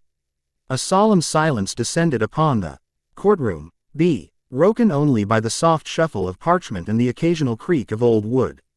Is this a dream? Alice thought, her gaze darting around the sea of faces, their eyes fixed intently on her. No, a nightmare. She couldn't count them, dozens, maybe hundreds, hidden in the shadows of the vast chamber. Her thoughts were scattered as a figure rose from the center of the raised dais, his movement commanding instant silence in the room. His sharp gaze swept over the audience before settling on Alice, his half-moon spectacles perched on the edge of a long, angular nose. "Good day, miss," he began, his voice calm but resonating with authority. "May I ask for your name and age?" "Alice Silverscale, 13, she replied tentatively, her voice barely rising above a whisper. The old man gave a slow, deliberate nod, his sharp gaze fixed on her. "I am Cornelius Fudge, Minister of Magic," he announced with an air of authority. "It has come to our attention that you, perhaps, have never heard of the ministry. Is that correct?" Alice hesitated, her fingers twisting in her lap as she considered the question. Finally, she nodded softly. "Yes." Fudge's brow furrowed, his expression unreadable as he studied her. Around her, a few members of the audience exchanged perplexed glances. "And have you received any letter from Hogwarts School of Witchcraft and Wizardry in the past years?" Fudge pressed, leaning slightly forward. His voice carried a measured tone, as if he were trying to coax the answer out of her. Alice's eyes narrowed slightly in thought. Hogwarts. The name stirred no memory. She shook her head faintly, her silence speaking louder than words. "Are you absolutely sure?" the minister persisted, adjusting his spectacles and peering down at her with renewed intensity. "I don't know what that is, sir," she admitted. The chamber erupted into a wave of whispers, the murmurs swelling as they rippled through the rows of shadowed figures. Alice turned her head, her gaze darting nervously from one face to another. She felt utterly lost, caught in a storm of incomprehensible tension and speculation. The minister glanced at the people and moved his hands with a nod, quieting the murmurs. He then turned and glanced at the wizard near the wall. "Thorn, would you please summarize the report on the events surrounding the encounter with Miss Alice Silverscale?" Fudge gestured toward Alice, whose gaze remained fixed on her shoes. Thorn adjusted his necktie, stepping forward with measured precision. "Our investigations have revealed that Miss Silverscale performed magic on a muggle, who turned out to be her adoptive sister." "Adoptive?" A woman's voice echoed from the audience, laced with curiosity and suspicion. "Yes," Thorn confirmed with a nod, his calm demeanor doing little to temper the ripple of murmurs that followed. According to the file we have acquired, she is an orphan who was taken in 3 years ago by the Morrises, a Muggle family. Alice shifted slightly in her seat, exhaustion pulling at her limbs. The enormity of the room, the sea of strangers with eyes like daggers, and the questions that danced around her, it all became a blur. Her gaze remained fixed downward, unwilling to meet the stares of the crowd. "What about her ancestry?" Fudge asked, his voice cutting through the whispers. "It is yet unknown, sir," Thorn replied, his tone clipped and professional. The minister nodded slowly, his expression thoughtful as his eyes drifted back to Alice. "Miss Silverscale," he said firmly, his voice drawing her reluctant gaze upward. Alice lifted her head, meeting his eyes at last, though her own carried a mix of wariness and defiance. "You have harmed a ministry official during their attempt to bring you into the wizarding world," he continued, lowering his gaze briefly to the papers before him. "Your actions carry significant consequences, and we cannot simply overlook them on the grounds of your unawareness." "Minister, if I may," Thorn stepped forward, his voice steady but edged with guilt. "I must confess that I bear much of the responsibility for the incident. I wasn't careful in my approach and acted impatiently." Fudge's gaze shifted from Thorn to Alice, his expression inscrutable as he weighed the man's words. After a brief pause, he nodded. "Very well, Thorn, we will take this into account." His tone suggested a measure of trust in the Auror, though his frown deepened as he returned to the papers before him. Flicking through the documents, Fudge spoke again, his voice thoughtful. "As for the representative of the improper use of magic office, what is your statement concerning Miss Silverscale's unnoticed use of magic, possibly for several years, and her failure to receive any letter of admission to Hogwarts School of Witchcraft and Wizardry?" A man seated among the audience coughed, rising to speak. "Minister," he began cautiously, "we have not received any alerts regarding Miss Silverscale's use of magic. Our hypothesis is that she may be under some kind of charm that prevents the trace from detecting her actions." A woman seated further away leaned forward, tilting his head slightly.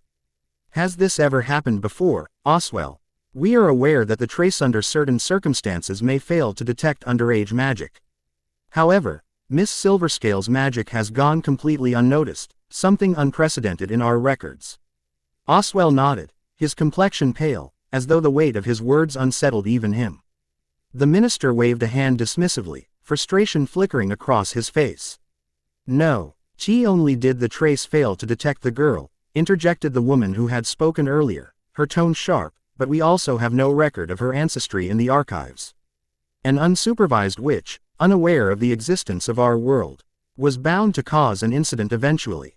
"Pardon me, Solene," another voice cut in, this time from a man seated further back, his tone thick with discontent, "but M.I.S.S. Heather is still lying in a hospital bed. The curse inflicted on her was severe and far beyond what we would expect from a 13-year-old witch." Solene turned to him, her expression icy. "Her magic is untrained and uncontrolled, and as Thorn stated, she was frightened and completely unaware of wizard kind." An older wizard behind Matthews nodded in agreement. "Fear or not, the report clear. Lee states," Matthews raised a parchment for emphasis, "that the curse was dark in nature. You'll forgive me for doubting that a spell like that could have been cast unintentionally. For a child to use such magic on an Auror, tell me, why should we simply overlook this fact? Then what are you proposing? Maud, send the child to Azkaban." The chamber erupted into whispers, the voices swelling like a tea. As the audience debated amongst themselves, Alice, sitting at the center of it all, stared down at her lap. Her fingers twisted together, her heart pounding in her ears. The arguments swirled around her, a cacophony of accusations and speculations that she could barely comprehend. "Enough," Fudge's voice rang out, silencing the room. He repeated more firmly, "That's enough." The chamber quieted, the tension palpable as every eye turned toward the minister, whose white spiky eyebrows frowned as he caught a flying paper that had traveled from the entrance towards him. "We can all agree that the matter is indeed peculiar," Fudge began, his tone heavy with finality as he read the contents of the paper. "As for Miss Heather, I've just received report that she is well tended to and is already recovering swiftly." He paused, turning a page of his notes with practiced ease, as though rehearsed. "Furthermore, We must not lose sight of our purpose. It is our responsibility to protect the wizarding world. Miss Silverscale's unfortunate circumstances, combined with our failure to detect her in the Muggle world, led her to lose control. He glanced at the panel, then at Alice, his expression contemplative. The question now is what we must do to ensure this does not happen again. Clearing his throat, the minister straightened his papers. First, we will need to determine the young witch's ancestry, he remarked, making a note on the parchment before him. Shacklebolt, if you may. A tall and distinguished wizard stepped forward, his long purple robes swaying with each measured stride. In one hand, he held his wand, his practiced ease lending him an air of quiet authority. The blood charm will help us determine if you hold any relation to witches and wizards registered in our archives, he explained gently, his tone calm and reassuring. May I? Alice hesitated, eyeing him carefully. Something about his demeanor seemed trustworthy, and after a moment, she nodded, extending her hand. Shacklebolt took her hand carefully, placing the tip of his wand against her palm. A precise motion later, she winced as her skin was pricked, a tiny bead of blood welling from the cut. Alec watched in astonishment as the blood lifted into the air, floating as though guided by an invisible thread. Glowing white light enveloped it, swirling in gentle arcs as the droplets gradually faded. The glowing remnants hung in the air, shifting and weaving like smoke. The chamber fell into a tense silence. Many of the wizards leaned forward in their seats, their anticipation palpable.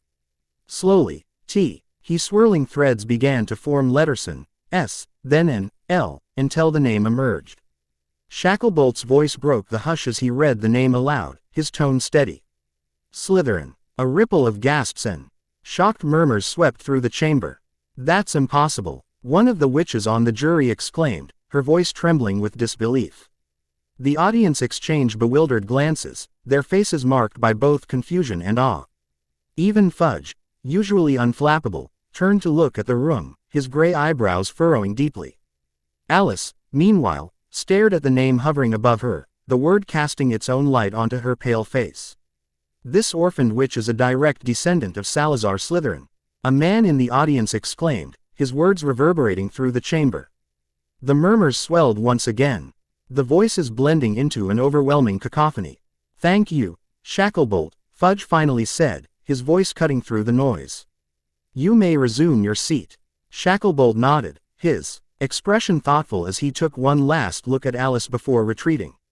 Fudge turned back to Alice, his sharp gaze softening ever so slightly. Miss Silverscale, your situation is most strange indeed. As Minister of Magic, I assure you we will conduct a thorough investigation to uncover the truth about your family. Alice furrowed her brow, shaking her head slightly as she struggled to process the whirlwind of information. Family. Her thoughts turned to Emily, the sister she had been taken from, the one still waiting for her in the hospital bed. Fudge's voice interrupted her spiraling thoughts. Furthermore, we have decided that you will not be held accountable for the unintentional use of dark magic, he stated firmly. You will receive proper education at Hogwarts School of Witchcraft and Wizardry, where we will ensure you are caught up on what you have missed until the beginning of term. School. I wonder if they'll notice I'm gone, Alice thought, her mind still swimming. This must be overwhelming for you. Fudge acknowledged, his voice gentler now as his gaze softened. But know that this is for your own safety, as well as the safety of others. Alice raised an eyebrow at him, finally finding her voice. What about Emily? She asked, her words steady but laden with worry. My family, are they supposed to just accept that I'm gone? Fudge hesitated for the briefest moment before answering. That will be handled. They will receive a proper explanation. He paused, adjusting the parchment in his hands. The headmaster will be informed of your situation, and your enrollment at Hogwarts will proceed immediately. In the meantime, you will be provided with accommodation here at the ministry, under our supervision. Do you have further inquiries? Fudge asked, his gaze lingering on her quiet, contemplative face. Alice held his gaze, her expression calm despite the storm inside her. No, sir, she replied evenly. Very well, Fudge announced, turning to address the room. Then I declare this hearing concluded. As the chamber erupted into hushed whispers and murmurs, Alice glanced around at the sea of strangers. The varied reactions etched on their faces ranged From astonishment to thinly veiled disdain. Her thoughts were interrupted by a gentle tap on her shoulder. Turning, she found Thorn beside her. His expression was conflicted, guilt flickering in his eyes. Without a word, he gestured for her to follow him out. Alice rose, her steps measured as she followed Thorn toward the towering doors, ignoring the whispers and curious glances that followed her every move. The journey to her assigned room was silent, Thorn and another woman walking briskly ahead as Alice trailed behind. Upon arrival, he opened the door and gestured for her to step inside. "This is where you'll be staying," he said, his tone subdued, almost apologetic. Alice stepped in and glanced around. The room was small but cozy. A simple bed stood by the wall, next to a desk, and a single window let in a soft stream of sunlight that bathed the room in a faint golden hue. "If you need anything," the woman behind her added, "you can use the interdepartmental memos I've placed on your desk." Alice turned her head slightly, raising her eyebrow in mild confusion. Thorn noticed and offered an explanation. "They're enchanted pieces of parchment that fly around delivering messages to different departments within the ministry. Write to me if there's something you need," he added, his voice softer now, reassuring. Alice gave a small nod, her gaze drifting back to the desk. She walked slowly around the room, taking in its simplicity, her fingers brushing the smooth wood of the chair. "We'll leave you to rest now," Thorn said after a moment, stepping back toward the doorway. "It's been a long day." He nodded to the woman, who gently closed the door behind them as they left. Alone, the silence in the room felt louder than before. Alice stood by the window, staring at the world outside. The weight of the day pressed down on her like an iron cloak. Her body ached with exhaustion, but her heart felt unnervingly still, hollow even. She sighed softly, her voice breaking the quiet. "Noel, you've not spoken a single word since we got here." Her tone was flat, almost monotone, though her gaze remained fixed on the view. "You know of this world, don't you?" The air grew heavy, and she could feel the serpent's unease. It wasn't just silence through it, and a quiet compassion that tugged at her heart. "Forgive me, Alice," Noel's voice finally came, barely a whisper. "I've been grappling with what to say. Afraid that you might despise me now." Alice blinked, surprised. Her lips curved into a faint, tired smile. "Despise you, Nolan? Never in my eccentric life would I ever think of despising you." She reassured him, her voice softening. She turned from the window and leaned against the sill. "I just wish you'd told me about all this." Noel's response was weighted with sorrow. "I know, but you seemed content with your family, especially Emily. I didn't want to break the life you had with her." Alice took a deep, steadying breath before moving to bed. She lay down, her head sinking into the pillow. Her gaze fixed on the ceiling above. Her thoughts swirled chaotically, but her body was too drained to match their frantic energy. Noel shifted back into his serpent form, slithering closer to her side. He rested his small head on her chest, his dark eyes watching her quietly. "I need some sleep," Alice murmured, her fingers instinctively tracing calming patterns along his smooth scales. Her voice grew softer as exhaustion wrapped around her like a warm blanket. "We'll figure this out tomorrow. Reflections. More. I need more." Bare feet tread upon the slick, wet floor, leaving a trail of footprints in their wake. A veil of shadow trailed behind, swirling and billowing like a living entity. Haunting echoes seemed to resonate from the depths of the abyss. Shadows danced and twisted around, their sinuous forms following in obedient procession, converging in a silent, ominous congregation. A mirror stood, its surface blurred and indistinct. With a languid motion, a hand emerged, reaching out to wipe away the haze obscuring the reflection. As the mist cleared, a familiar image emerged from the depths of the mirror. Dark curls framing, a pale face with eyes that glowed with an otherworldly viridescent luminescence. From within the mirror, a hand extended, its fingers extending with ethereal grace to caress the viewer's cheek, sending a shiver down the spine. The reflection grinned with a mixture of pride and malice, its expression a twisted reflection of the viewer's own. Suddenly, a multitude of icy hands descended upon their shoulders, their touch sending a chill coursing through their veins. At last, their hissing voices intertwining in an eerie harmony.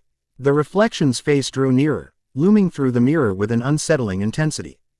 Her pupils sharpened to predatory points, glinting with a malevolent gleam as her fingers morphed into gnarled claws, piercing through the viewer's skin with a cold, searing sensation. With an eerie closeness, her gaze locked onto the viewer, her breath ghosting across their face as her voice sliced through the silence like a razor, echoing with a sharpness that cut to the bone.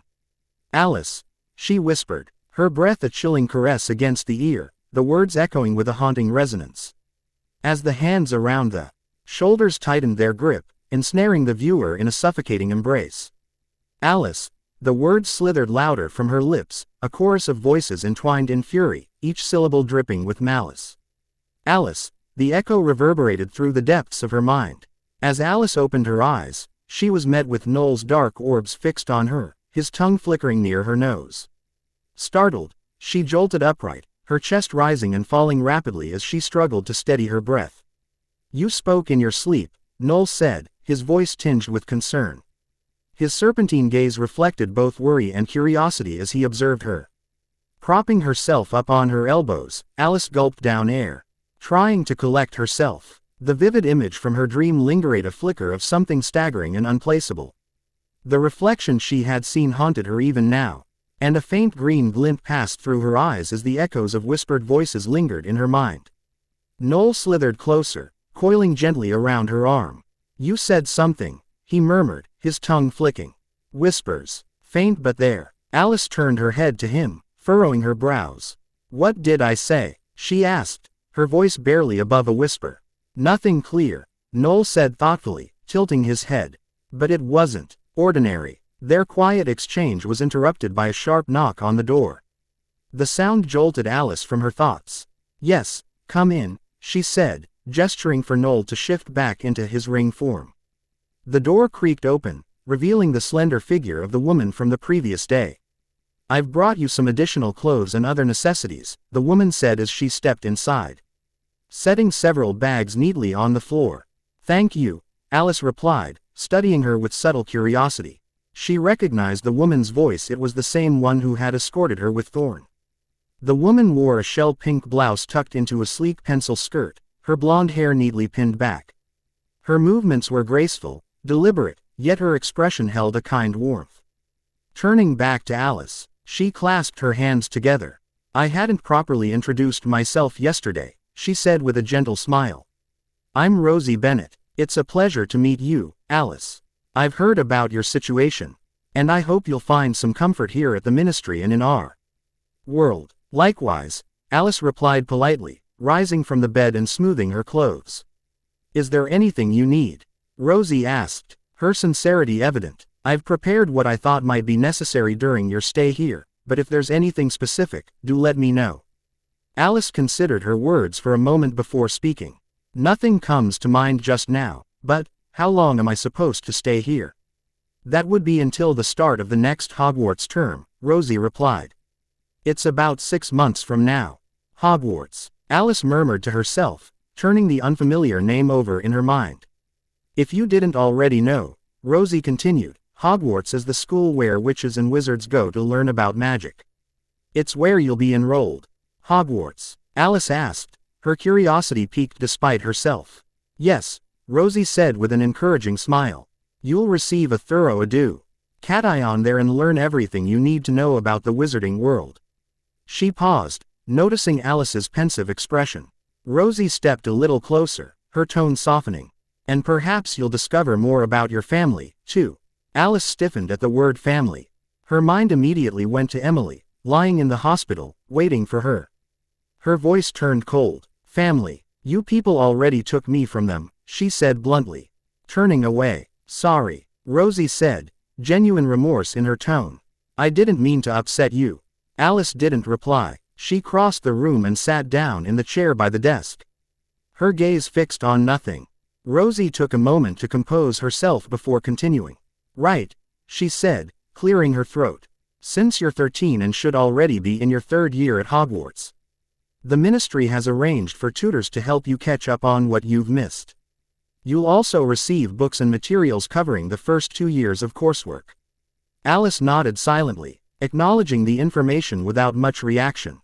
Rosie moved toward the door but hesitated before leaving. "If you need anything," Alice, please let me know and. She paused, her voice softening further. It might ease your mind to know that Miss Heather has recovered and is doing quite well. Alice glanced at Rosie for a moment, a faint flicker of relief crossing her face. She offered the smallest of smiles and nodded. Rosie smiled back, encouraged. Then, I'll leave you to your thoughts and breakfast will be served shortly. You can come to the refectory or send a memo to have it brought to your room if you'd like. She added before slipping out and gently closing the door behind her. The moment Rosie left, Noel shifted back into his serpent form, slithering up Alice's arm and resting comfortably on her shoulder. Spehe hissed, his tongue flicking eagerly, I am positively famished. Alice let out a small laugh. Me too, she agreed, reaching for one of the memos on her desk. As she began writing the note, her thoughts lingered on Rosie's words and the daunting reality of her new life. But for now, Breakfast and Noel's company seemed like a good place to start. Later that day, Rosie arrived with an armful of books, carefully placing them on Alice's desk. These should cover the basics, she said with a kind smile, gesturing to the stack. Alice's eyes widened at the sheer number of volumes, each covering specific subjects: transfiguration, the art of changing the form or appearance of an object; charms, spells and enchantments for various purposes; potions, brewing magical mixtures with various effects; history of magic, the chronicles of the wizarding world; defense against the dark arts, techniques for protecting oneself against dark creatures and curses; herbology, the study of magical plants and their properties; astronomy, observing celestial bodies and their magical influence; divination, foretelling the future through various mystical methods; care of magical creatures, understanding and tending to magical creatures; arithmancy, exploring the magical properties of numbers; ancient runes, the study of magical symbols and alphabets; Muggle studies, understanding non-magical culture and technology. Alice ran her fingers over the spines, reading each title with growing curiosity. Interesting, she mused aloud, flipping open a book on charms. Her lips quirked into a smirk as she noticed the arithmancy textbook. Pity this world also has mathematics, she muttered. Noel's voice hissed in her mind. I don't recall you excelling in that matter. Alice scoffed, feigning indignation. Hey, I got an B+ on my last exam. A soft knock interrupted them. Without looking up, she called, come in. The door creaked open, and the familiar figure of Elliot Thorne entered. Alice, he began, his tone laced with concern, are you adjusting well? I rarely see you outside this room. She glanced at him briefly before returning to her book. Let's say I prefer the company of my own thoughts. Elliot nodded, understanding her reluctance. He pulled up a chair, sitting across from her. I need to discuss something with you, he said, leaning forward slightly. His hands resting on his knees. Alice looked up, her curiosity piqued. We need to get your school supplies, he explained. It'd be best to sort that out as soon as possible. More books? Alice asked dryly, glancing pointedly at the teetering stack behind her. Elliot chuckled. Not just books. There are several essential items every young witch need, but most importantly your wand. Alice straightened, recalling the wizards she'd seen wielding them. A wand? Yes, Elliot replied, his warm smile reassuring. Every witch and wizard need their own wand. Alice frowned, tilting her head thoughtfully. Can't I just? She trailed off, raising her hand and gesturing with her fingers. Elliot shook his head gently.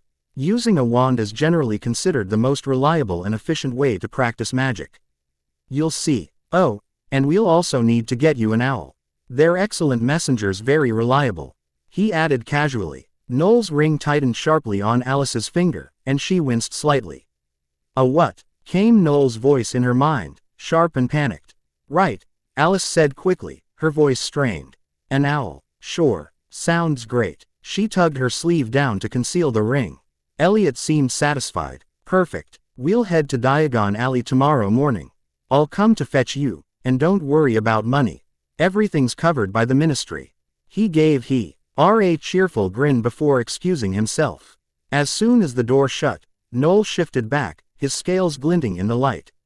Alice, he hissed, his voice brimming with alarm, for mine and heaven's sake, do not get an owl. Alice clapped a hand over her mouth to stifle her laughter, her shoulders shaking with mirth. "This is not funny," Noel snapped, raising his head indignantly. "Those winged terrors are bloodthirsty monsters," Noel hissed, coiling himself tighter around her arm. "Do you know what they're capable of? Sharp talons, razor-like beaks. All right, we'll discuss it tomorrow." Alice waved him off, her smile widening. "Discuss?" Noel's tone rose, exasperated. "There's nothing to discuss. Owls are a menace, and I won't be sharing a roof with one.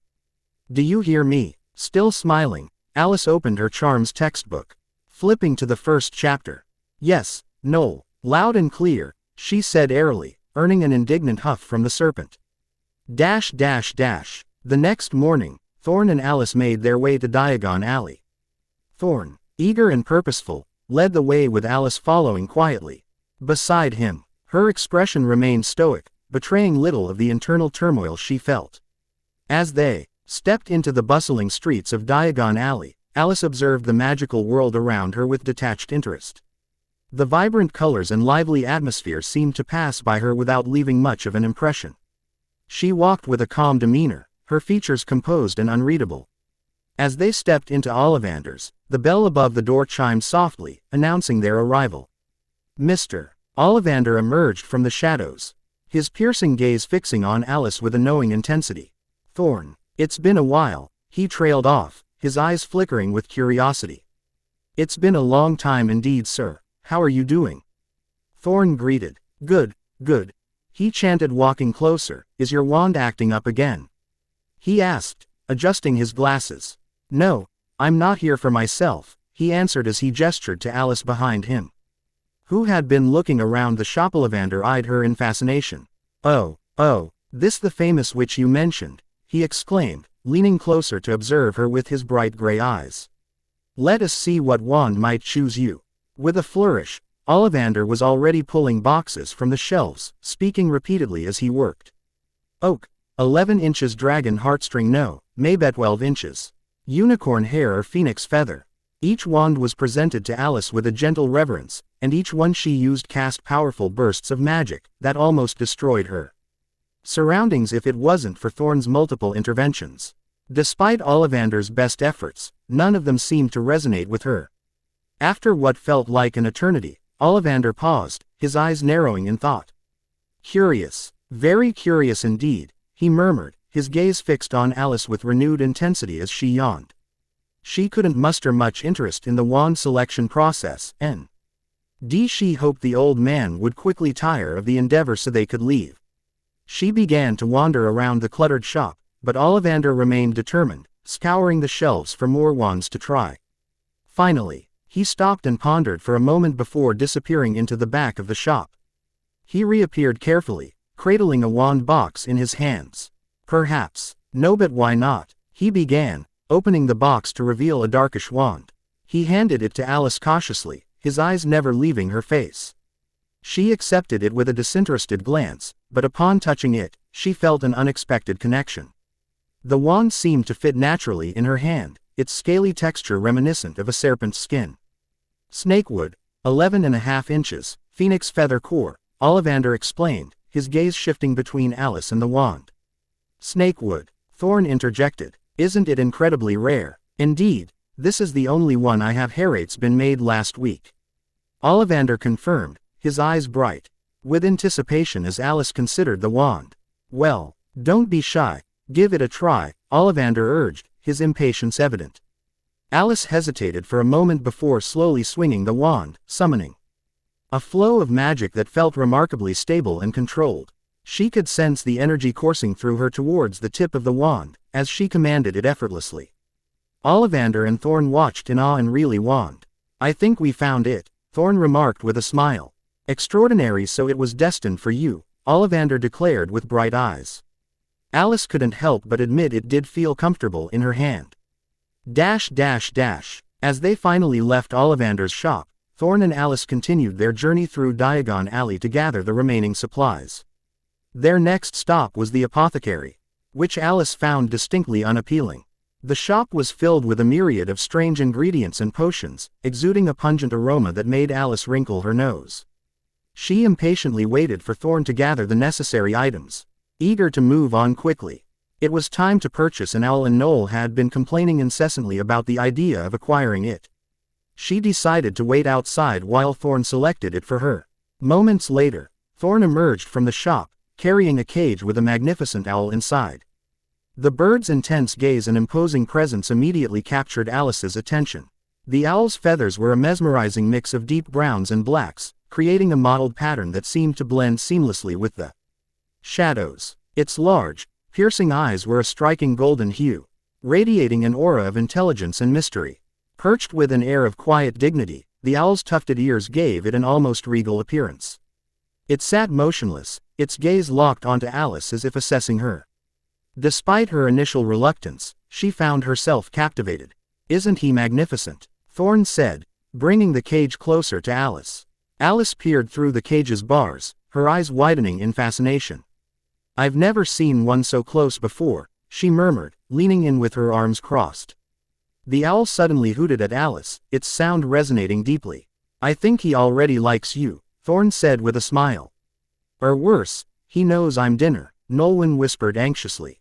Alice chuckled, taking the cage from Thorn. "He has not been named yet." "What do you think?" Thorn asked. "Archimedes," she declared after a few seconds, contemplating as the owl hooted again. "It's like he told you that," Thorn chuckled. Thorn carried the cage as Alice flicked her wand at the bags behind her, making them float and follow her in the air. "You must be hungry. I suggest we eat at the Leaky Cauldron before heading back," Thorn exclaimed. Alice nodded, her thoughts still on the majestic owl now named Archimedes. As they made their way toward the bustling inn. Once they arrived back at the ministry, Alice bid Thorn goodnight and made her way to her room. Despite her efforts to settle in, space still felt alien to pristine, too cold, and far removed from the cozy chaos she'd known with Emily. She placed Archimedes' cage on a perch by the window, pausing to admire the owl's amber eyes as it tilted its head curiously at her. Its soft hoot broke the silence, offering a small, unexpected comfort. "Noel, you can shift back now," Alice said quietly, her voice weary. There was a pause, the weight of unspoken emotions hanging in the air. She gently touched the ring on her finger, her thumb tracing its smooth edges. "You know I'd never let anything happen to you, right? And Archimedes means no harm." Noel slithered back into his serpentine form, coiling tightly around her arm before hiding his head in the curtain of her dark hair. His presence was comforting, warm and familiar. Archimedes let out another soft hoot, ruffling his feathers as he perched calmly in his cage. "See," Alice murmured, tilting her head to meet Noel's gaze. The snake lifted his head slightly, his black eyes narrowing as he regarded the owl with cautious disdain.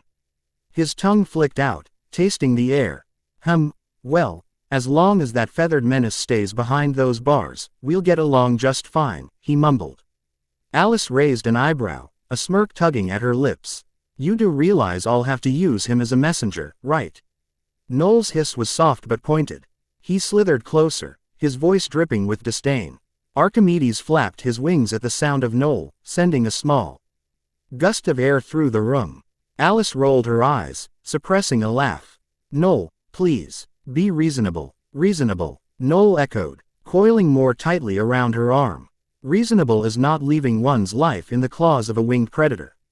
He glared at Archimedes, who responded with an unimpressed blink. Shaking her head in amusement, Alice began changing into her nightclothes. Noel retreated under her pillow as she climbed into bed, curling up close enough to feel his comforting warmth. Her eyes lingered on Archimedes one last time, his gentle hooting filling the quiet room.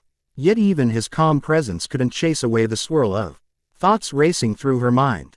The events of the day replayed like fragments of a strange dream. The wand, the bustling shops of Diagon Alley, and the overwhelming truth of her new reality.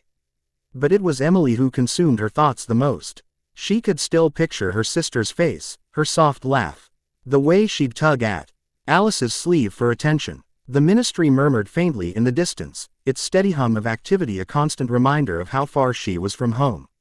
Alice pressed her head deeper into the pillow, her chest aching with a longing she didn't know how to soothe. As sleep began to claim her, she whispered softly into the stillness, "Good night, Emily." Dash dash dash. Summer learning. Dash dash dash. Several weeks had passed, and Alice's days were filled with lessons from ministry-assigned instructors, each specializing in one of the required magical subjects. The instructors were an eclectic mix, some brisk and businesslike, others warm and encouraging, but all were undeniably knowledgeable in their respective fields. Despite their efforts to make up for lost time, Alice often felt the weight of her situation pressing down on her. She was expected to be familiar with 2 full years of Hogwarts material and had to work twice as hard to catch up.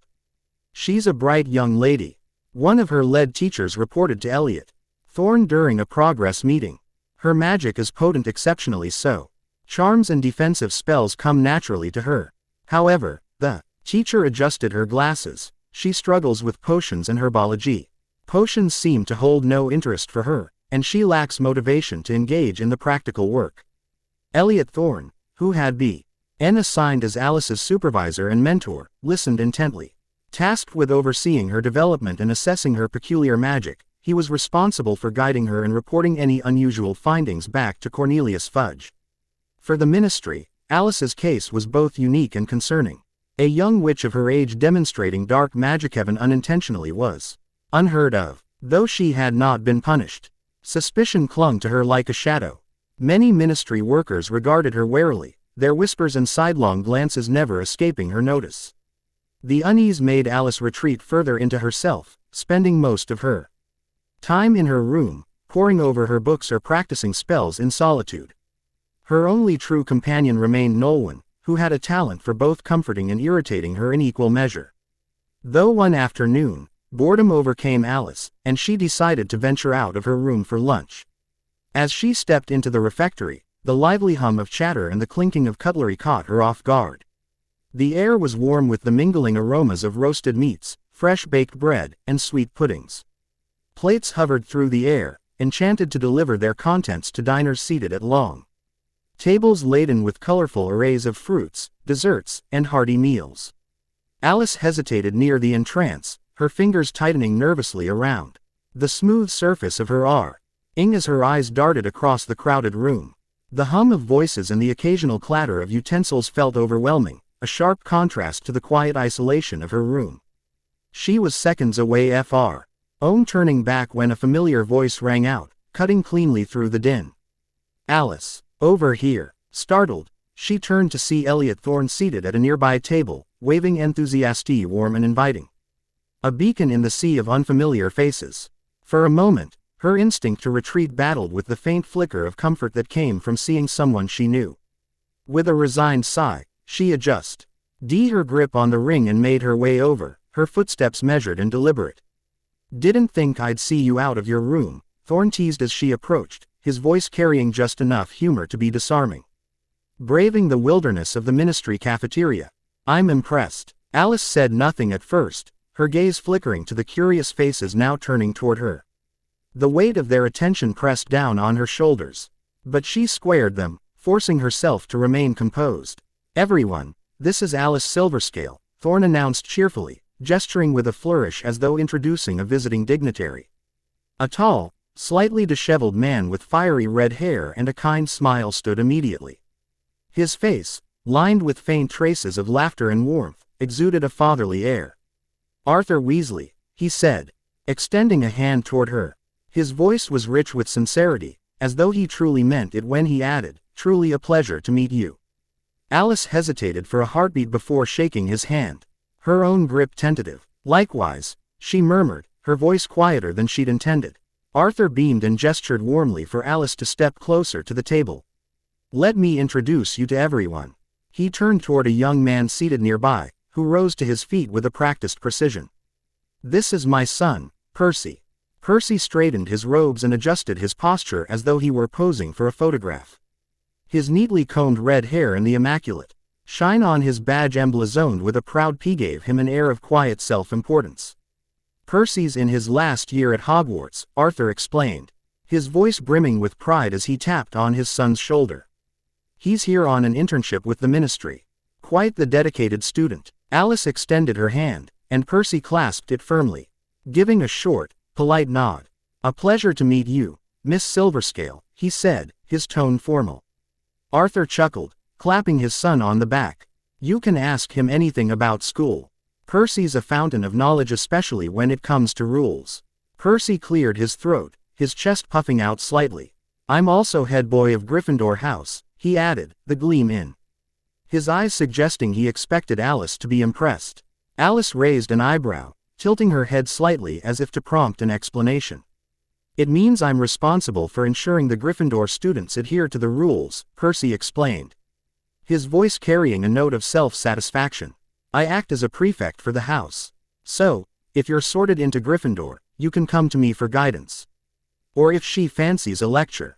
Tonks interjected, her voice dripping with mockery. And over here, Arthur continued, a twinkle of amusement in his eye, we have Nimmer, Dora Tonks. Tonks, her vivid pink hair standing out like a beacon, shot him a playful glare before turning to Alice with a grin that stretched ear to ear. Pleasure to meet you, Alice. Turning to Alice with an infectious grin, she extended her hand with exaggerated flair. Pleasure to meet you, Alice. Alice hesitated briefly before accepting the handshake, Tonks's enthusiasm making her smile despite herself. Blimey, Arthur, Thorn interjected with a chuckle, leaning back in his chair. I was going to handle the introductions.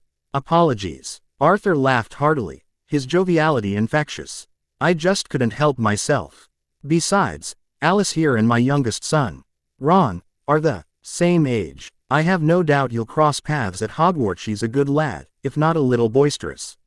I'm sure you'll get along brilliantly. Alice offered a polite smile, unsure of how to respond.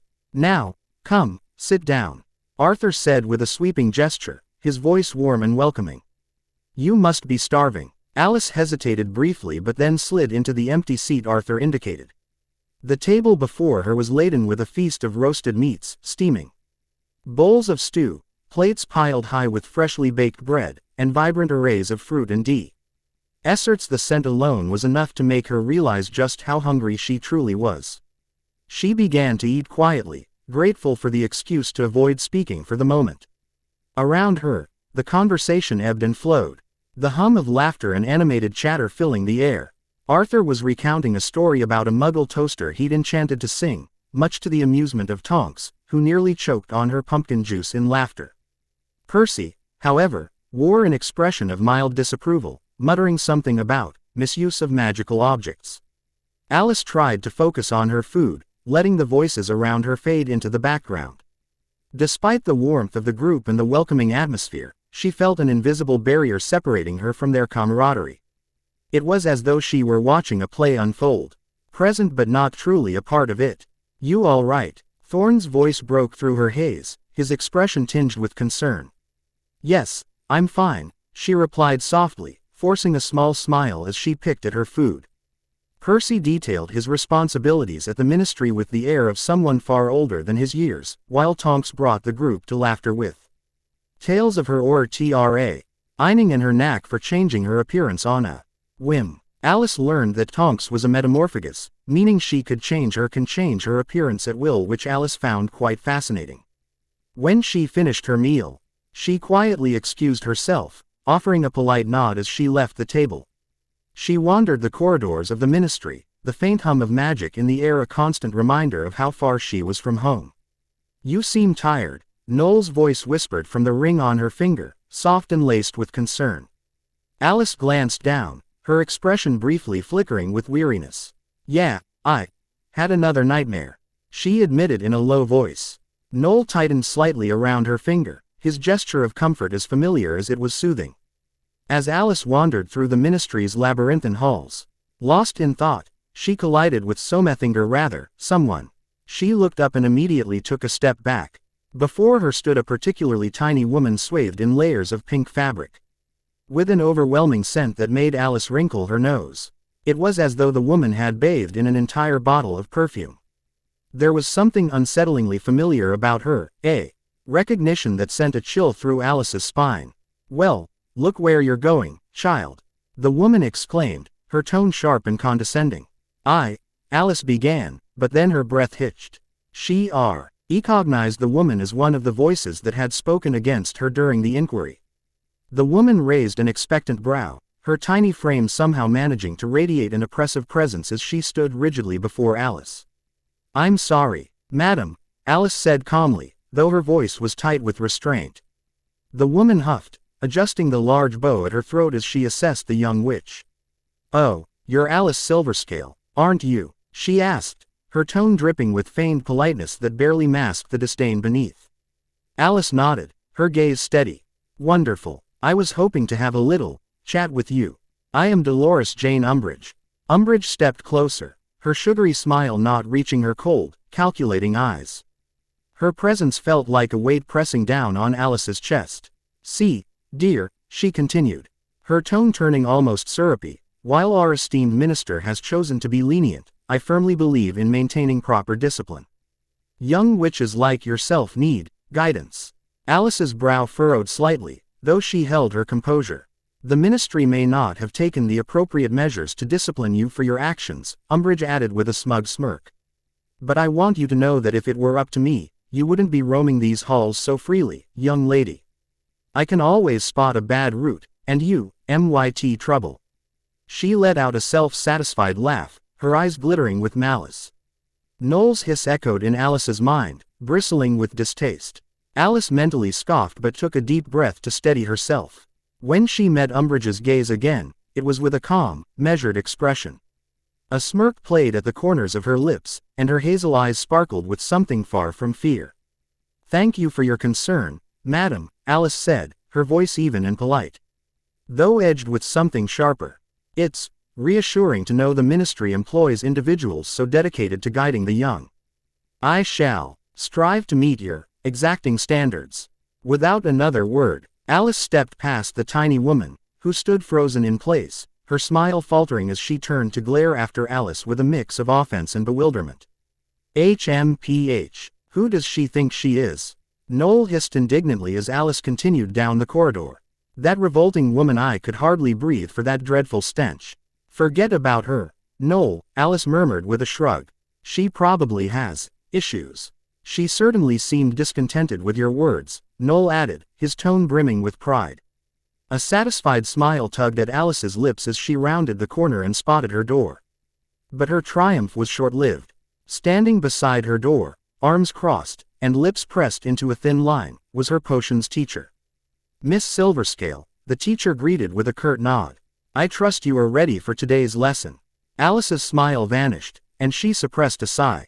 "Of course, Professor," she replied, her tone polite but notably lacking enthusiasm. As she followed the professor into the room, Noel whispered dryly in her mind, "Another lesson, then. At least we can hope it's not as dreadful as the last." Alice managed a faint smile as she adjusted her bag. One can always hope, she thought, steeling herself for another round of simmering cauldrons and stern corrections. Summer was slipping away, the days growing shorter as Alice finally caught up on all her studies. The desk in her room was piled high with neatly organized books and parchment, a testament to her progress. She stood by the window, gazing out at the faint streaks of evening light. W.H. Elliot Thorne flipped through her most recent homework with practiced ease. "Looks good to me, Alice," he said, snapping the book shut with a satisfying thud. "Well done." Relief swept over her. "Great. That was my last one for today. And I am absolutely knackered." "You've done exceptionally well," Thorne said, his tone warm with approval. "I'm very proud." Alice offered a faint smile, walking to the desk to gather her quills and tidy the scattered scraps of parchment.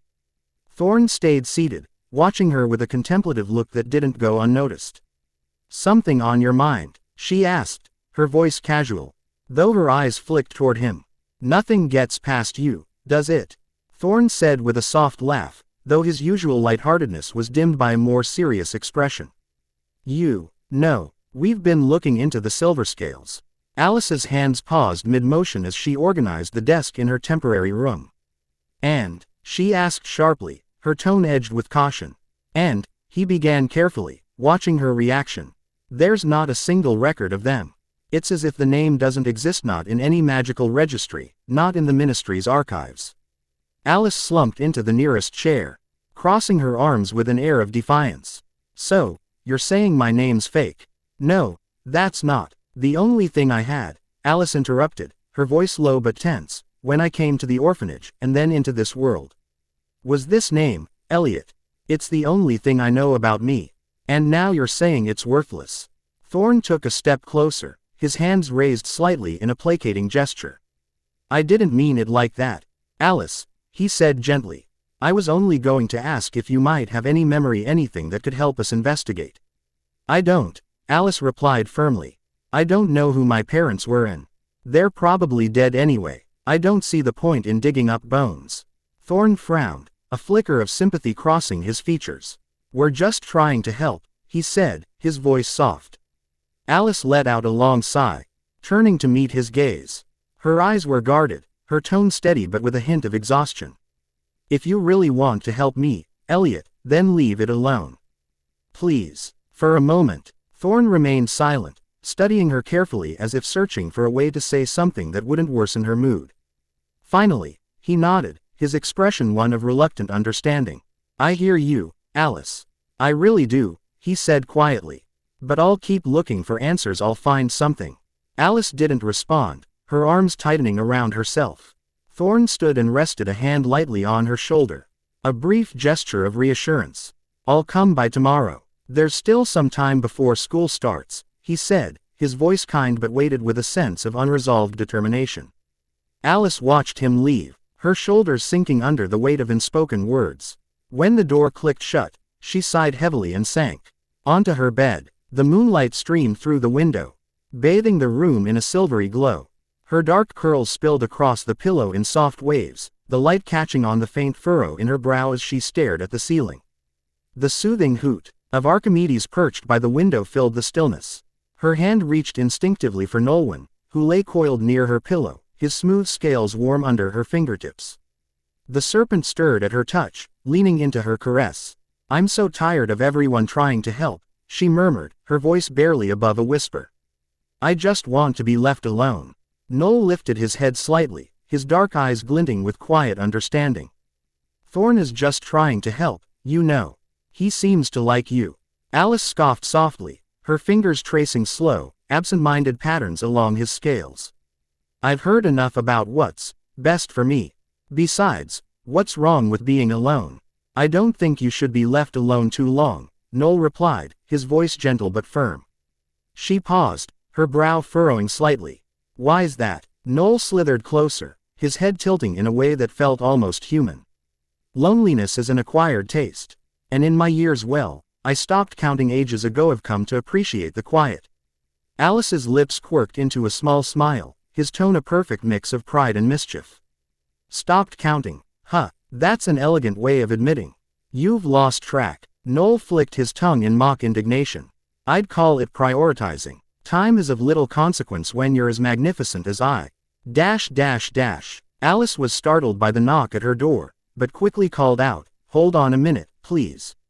She turned to Noel, who shifted into his ring form with a soft hiss before she opened the door. Thorn stood there, his expression serious but tinged with something Alice couldn't quite place. Hi, have you packed everything like I told you to? He asked without preamble, stepping into the room. She nodded, gesturing to her bags and Archimedes, cage by the window. Yes, I'm ready. Good, he said, though he didn't look relieved. The headmaster of Hogwarts is here to see you. He'll be the one escorting you to the castle. Alice blinked, confusion flickering across her face. The headmaster. But why would wait? Are you okay? She asked, noticing the tension in his voice. Oh, me, I'm great, Thorn said with a laugh that rang hollow. Alice raised an eyebrow, not believing him. He sighed, his shoulders sagging. I'm not coming with you, Alice. And it might be a long time before I see you again. That caught her off guard. She hadn't realized how much she had come to rely on Thorn. His gruff yet supportive presence had been a constant through the chaos of the past few weeks. I'm sure we'll see each other sooner than you think, she hesitantly said, offering him a faint smile. He returned it with a nod, though it didn't quite reach his eyes. Let me help you with your bags, yeah. No, waving her hand. The bags and cage lifted effortlessly into the air, floating in an orderly line behind her. You really need to make a habit of using your wand, Thorn said, shaking his head, though there was a hint of amusement in his voice. Alice shrugged. Thorn gave her a final nod before stepping aside. Together, they walked through the ministry corridors, the floating bags trailing behind Alice like obedient pets. She couldn't shake the mixture of curiosity and apprehension bubbling inside her as she prepared to meet this enigmatic headmaster. They stopped at a large chamber where Cornelius Fudge stood in conversation with an imposing figure. Thorn opened the door, ushering Alice inside. "Ah, Miss Silverscale," Fudge said, his tone formal yet polite. "Come now, let me introduce you to your headmaster." Alice stepped forward, her gaze meeting that of the man beside Fudge. He was tall and serene, with a long silver beard that seemed to shimmer faintly in the light. His half-moon spectacles perched elegantly on his crooked nose, and his deep blue ROBs were embroidered with silver patterns that shifted subtly like starlight. "Alice Silverscale," the man said, his voice calm and kind, "it is a pleasure to finally meet you. I am Albus Dumbledore, the headmaster of Hogwarts School of Witchcraft and Wizardry." Alice felt a strange mix of awe and reassurance as she regarded him. His presence exuded authority, but there was also a warmth in his inkling eyes that put her slightly at ease. "Nice to meet you, sir," she replied, her voice steady despite her racing thoughts. Dumbledore smiled gently. "We have quite the journey ahead of us. I understand you're packed and ready to go." Alice nodded, gesturing to the floating luggage behind her. Archimedes hooted softly from his cage as if to confirm. "Excellent." Dumbledore turned to Fudge. "Cornelius, we'll take our leave now. It was nice to see you, Albus," Fudge said, extending his hand. "Always a pleasure," Dumbledore replied, his handshake firm and friendly. Turning back to Alice, Dumbledore reached into his robes and withdrew a small, intricately designed silver key. "This," he explained, "is a portkey. It will transport you and your belongings directly to Hogwarts." Alice hesitated as he held the key out to her. "What do I?" "Simply touch it," Dumbledore said, his tone patient. "And hold on tightly." Tentatively, she reached out and placed her fingers on the cool metal. The moment she made contact, a strange pulling sensation yanked at her navel, as though an invisible hook had latched onto her. Her feet left the ground, and the world around her blurred into a spinning whirlwind of colors. "Hold on." Dumbledore's voice rang steady and calm through the chaos. Just as abruptly as it had begun, the motion stopped. Alice staggered slightly, her feet finding solid ground again. She blinked rapidly, her vision clearing to reveal a breathtaking sight. Hogwarts Castle, its grand spires piercing the twilight sky. The floating bags and Archimedes' cage settled neatly beside her. Dumbledore stood a few steps ahead, his silver beard gleaming in the fading light. "Welcome to Hogwarts, Alice," he said, his voice tinged with pride. "I trust your journey was smooth." Alice nodded, still catching her breath. "It was different," she admitted, her eyes fixed on the castle. "It looked like something out of a dream or a fairy tale. Portkey travel can be quite the experience," Dumbledore said with a knowing smile. "Typically, students arrive via the Hogwarts Express, but your unique circumstances called for a more direct approach." He gestured toward the winding path that led to the castle's grand entrance. "Come, let us get you settled in. There is much to learn, and I imagine you have many questions." Alice followed him, her nerves and excitement growing with each step. As they approached the towering doors, her heart raced with anticipation. Whatever lay ahead, she knew it would be unlike anything she had ever experienced before. Hogwarts. Alice followed Dumbledore through the grand entrance of Hogwarts, the vastness of the castle enveloping her senses. The cool air carried an almost tangible hum of magic, resonating through the ancient stone walls and high vaulted ceilings. Sunlight filtered through arched windows, casting shifting patterns across the flagstone floor. Staff members passed occasionally, their robes sweeping the ground as they nodded respectfully to Dumbledore. He returned their gestures with a serene inclination of his head, his pace unhurried yet purposeful. "Ah, Mr. Filch," Dumbledore called warmly to a figure emerging from the shadows. Alice blinked at the sight of the man. He was gaunt, his sallow skin stretched taut over sharp cheekbones, and his long, thinning hair hung limply around his hunched shoulders. Yet it was the cat he clutched in his bony hands that truly caught her attention. Its fur bristled as its crimson eyes fixed on her, emitting a low hiss that sent an involuntary shiver down her spine. "Mr. Filch," Dumbledore continued, undeterred, "would you kindly inform Professor McGonagall that I have returned with our new student?" Filch gave a low grunt, his lips curling into something might have been a sneer, and nodded stiffly. He cast Alice a final glance of unmistakable disdain before turning on his heel and shuffling away, the cat glowering over his shoulder. "That is Argus Filch, our caretaker," Dumbledore explained as they resumed their walk. His tone was calm, yet there was a subtle edge of amusement, as if he was well aware of the impression Filch had made. "And that delightful feline is Miss Norris. She has a remarkable talent for keeping an eye on students." Alice said nothing, though her fingers tightened around the strap of her bag. Her unease lingered as they continued down the corridor, but Dumbledore's steady presence gave her little choice but to follow. "Welcome to Hogwarts, Alice," he said after a moment, his voice rich with quiet authority. "I understand that this is likely overwhelming, but rest assured, you are now in a place where you will be both challenged and supported. It is here that you will come to understand not only magic, but yourself."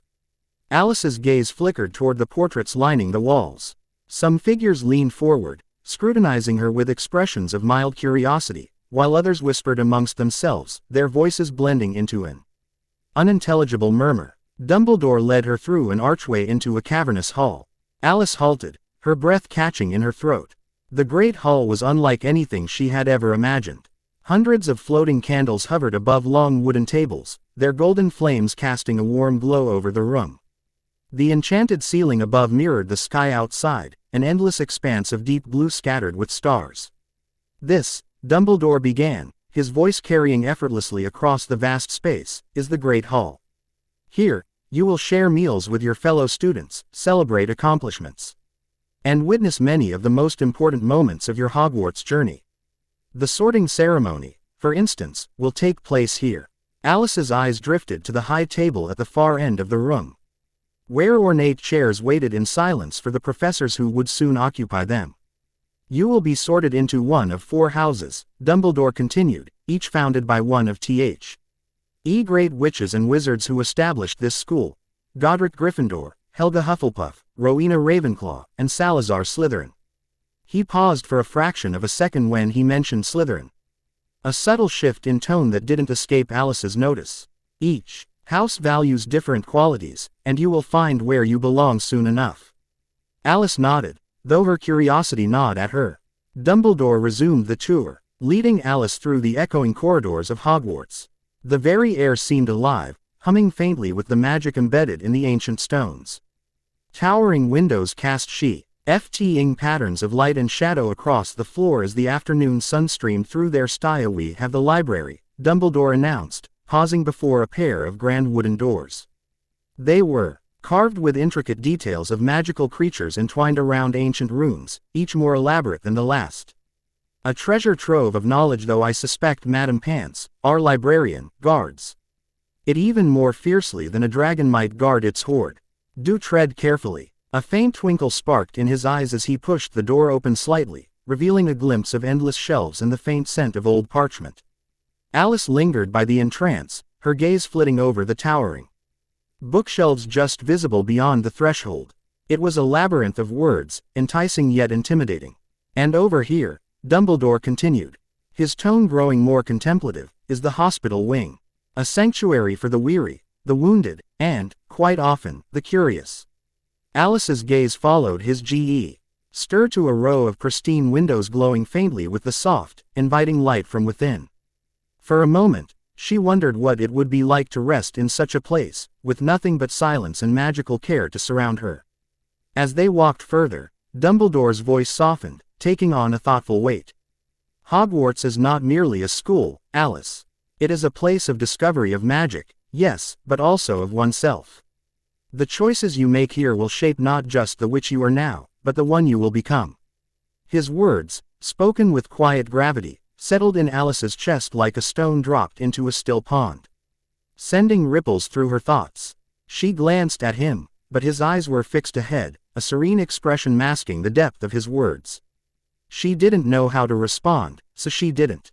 They came to a halt at the base of a stone staircase guarded by a statue of a stern-looking gargoyle. "Lemon drop," Dumbledore said softly, his voice cutting through the stillness like a key in a lock. The gargoyle sprang to life, stepping aside to reveal a spiral staircase that seemed to climb endlessly into the dim recesses of the castle. The ascent was swift, the moving stairs carrying them upward in a slow, graceful rotation. When they reached the top, Alice stepped into Dumbledore's office and froze. The room felt like another world altogether. Bookshelves reached to the arched ceiling, their contents brimming with ancient tomes and peculiar artifacts. Silver instruments adorned tables, emitting faint puffs of smoke or soft, rhythmic clicks. The evening light spilled through tall windows, painting the room in hues of gold and crimson. The portraits of past headmasters and headmistresses observed her with varying expressions, some curious, others indifferent, and a few whispering to each other behind raised hands. Near the window perched a magnificent phoenix, its crimson and gold feathers glowing softly in the fading light. The bird tilted its head, meeting Alice's gaze with piercing intelligence before letting out a low, musical trill that made her shiver. "Great, another bird," Nolwenn muttered in her mind, his tone dripping with disdain. Dumbledore moved to his desk, its polished wood gleaming beneath an assortment of scattered quills and parchment. He gestured to a chair opposite him. "Please, Alice, take a seat." She obeyed, her hands gripping her robes as her gaze swept over the room's curious contents, a delicate orrery displaying the planetary movements, a silver contraption emitting shimmering threads of light, and, encased in glass, a sword with a ruby rusted hilt that seemed to hum faintly with power. Dumbledore settled into his chair, folding his hands neatly on the desk. His piercing blue eyes held hers with a steady intensity. "Now," he began, his voice calm yet carrying an undercurrent of seriousness, "I believe there are matters on your mind you would like to discuss." Alice hesitated, her voice faltering slightly as she asked, "You mentioned Salazar Slytherin earlier. Do you know much about him?" Dumbledore nodded, his expression growing grave.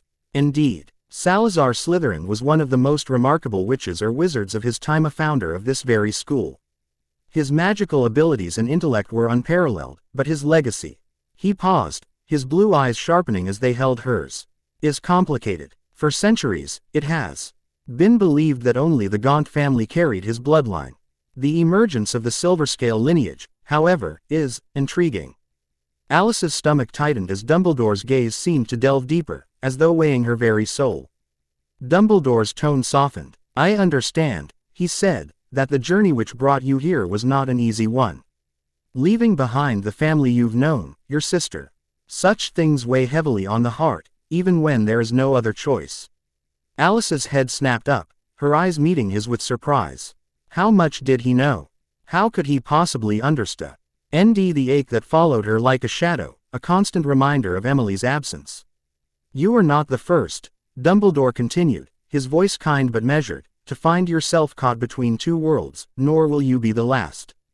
But you are here now, and Hogwarts," he gestured slightly, as if encompassing the ancient walls around them, "is a sanctuary. It is a place where you will grow, not only as a witch, but as the person you are meant to be." The room settled into a silence that felt heavier than before. His words hung in the air, their weight pressing gently but firmly upon her. Alice nodded slowly, the gesture more instinctive than deliberate. She didn't know what to say, didn't know if there was anything she could say. Dumbledore leaned back in his chair, his gaze never leaving hers. "Do you have any other questions?" he asked quietly. Alice hesitated, then shook her head. "No, Professor," she said, her voice barely above a whisper. "Very well." Dumbledore stood, his movements fluid and deliberate, his expression now warm but still tinged with seriousness. "Before we proceed, Alice, there is something you should know." He paused, his gaze steady and unflinching. "The Wizarding Press has already taken an interest in your story. Publications such as the Daily Prophet may print articles about you. Some may be flattering, but others, less so. I'd advise you to pay them no mind. The truth is not one of their priorities." Alice's brow furrowed. "I'll keep that in mind."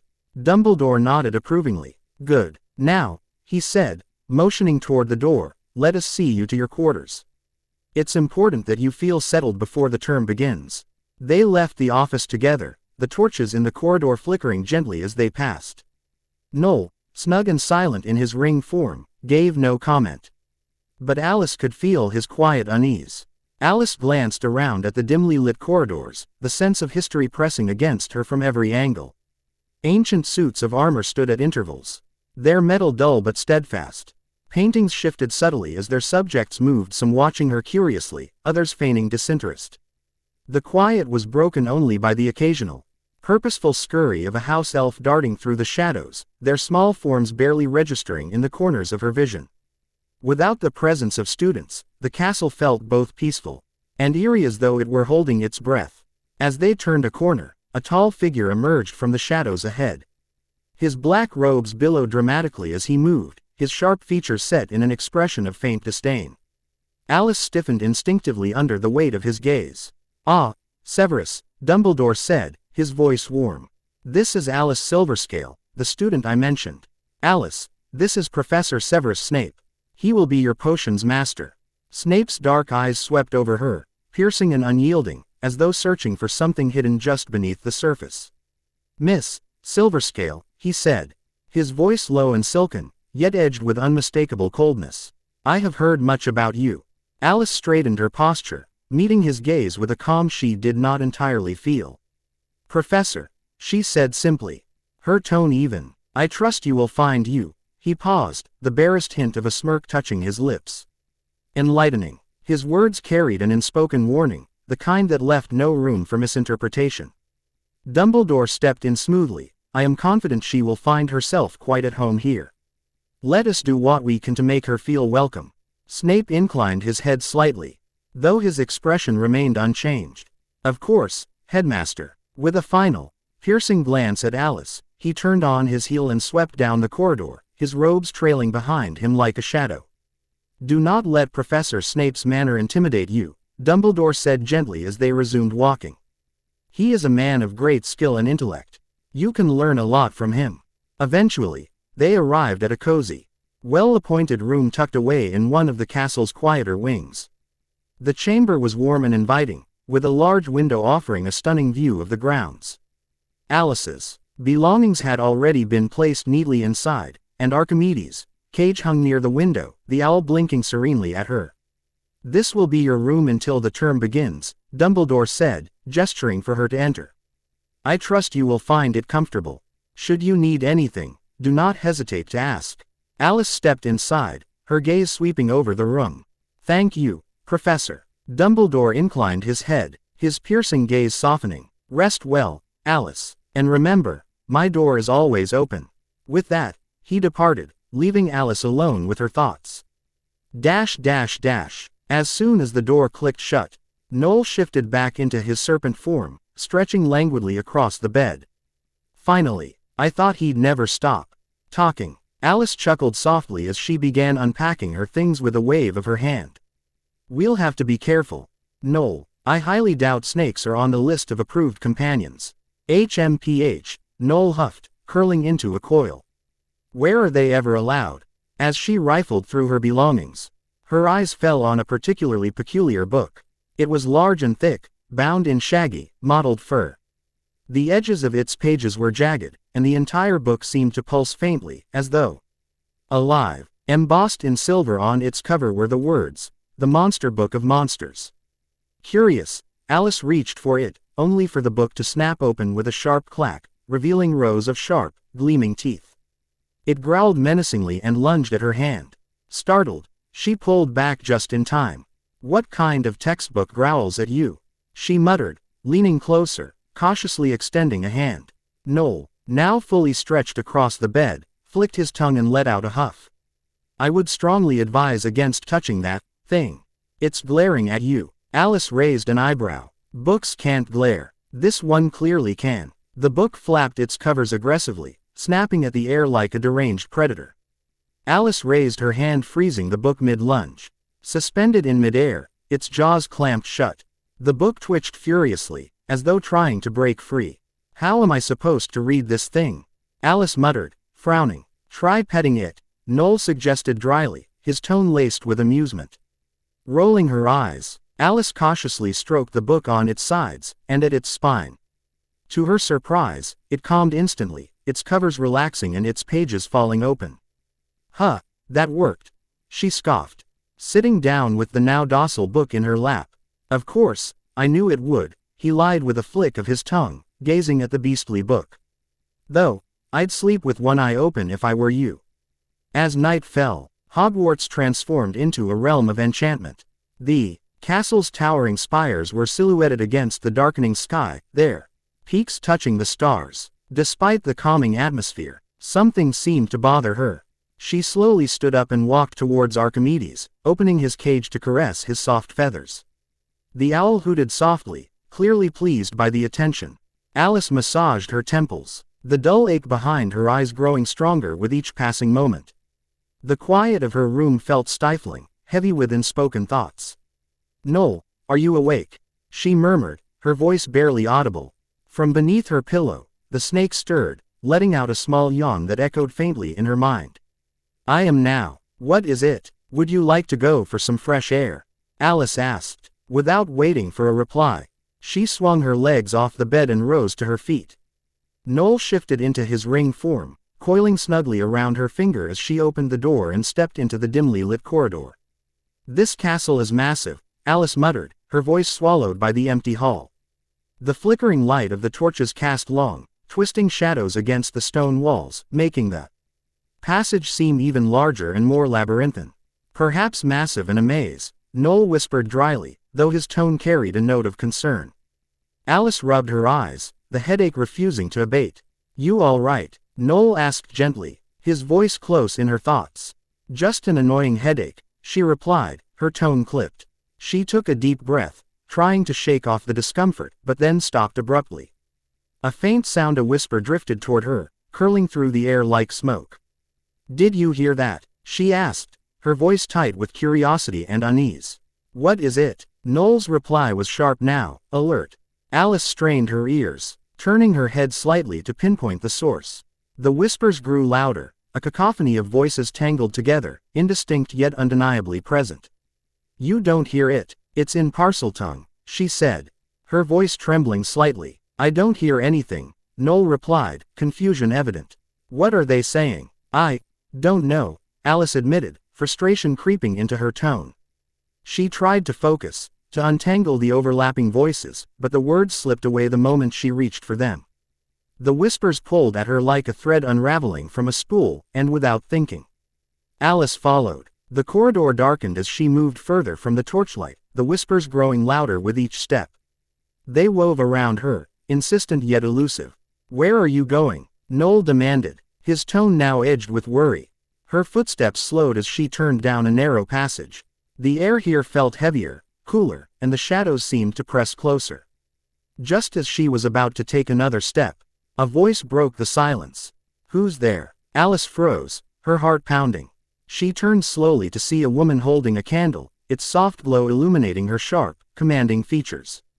The woman's hair was pulled into a tight bun, and though she was dressed in simple nightclothes, she exuded an air of authority that made Alice instinctively straighten.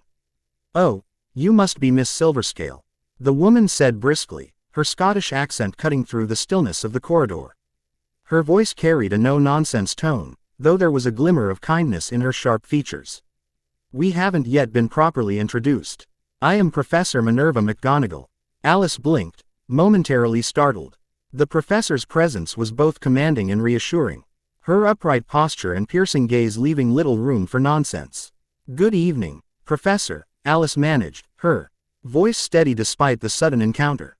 Something about McGonagall struck a chord in Alice. The professor's demeanor firm but not unkind reminded her of Madame Humphrey, the headmistress of her orphanage. McGonagall had the same air of unshakable authority, the kind that made you sit up straight in your chair, and a look that seemed to peer straight through you. The resemblance was uncanny, though McGonagall lacked the warmth that occasionally softened Madame Humphrey's sharp edges. McGonagall's keen eyes narrowed slightly as she studied Alice. "And what, may I ask, are you doing wandering the halls at this hour?" Alice hesitated, caught between truth and deflection. "I couldn't sleep," she admitted finally, her voice quieter. "I needed some air." The professor's gaze lingered, as though assessing her answer. Then, with the faintest sigh, her expression softened. I see. Well, I can't blame you for that, dear. Tly, but kept her gaze steady, unsure whether to feel reassured or reprimanded. Still, McGonagall continued, her tone sharpening like a quill against parchment. It's not wise to wander the castle alone at night. The corridors have a habit of leading even the most experienced astray. And let us not forget the staircases, they have minds of their own. Alice nodded quickly. Yes, Professor, I understand. I just needed a moment. McGonagall's lips pressed into a thin line, her sharp features outlined by the flickering light of her candle. Very well, she said after a pause. But don't linger. It would be wise to return to your room soon. I won't be long, Alice promised. Good night, then, McGonagall said, turning to leave. Good night, Alice replied. She couldn't help but watch her go. There was something almost comforting about McGonagall's presence, despite the professor's sternness. Perhaps it was the resemblance to Madame Humphrey, a reminder of someone who, despite her strictness, was the only person who made it a tad easier for her during her orphan days. As the last echoes of McGonagall's footsteps faded into silence, Alice turned back toward the staircase. The professor's faint impression of familiarity hung in her mind, a tether to the world she'd thought she'd left behind. She turned back to the staircase before her. It spiraled upward, each step leading into the cool night air. She recognized the tower from Dumbledore's earlier tour. This was the astronomy tower. She climbed slowly, each step echoing faintly in the silence. At the top, the air was crisp and cool, carrying the faint scent of the forest. Below, Alice stepped onto the balcony, her breath catching as she took in the view. The forbidden forest loomed in the distance, its dark expanse broken only by the faint glimmer of the black lake, which reflected the moon's pale light like a mirror. The night sky stretched endlessly above, constellations twinkling like scattered diamonds. Alice leaned against the railing, closing her eyes as the breeze played with her hair.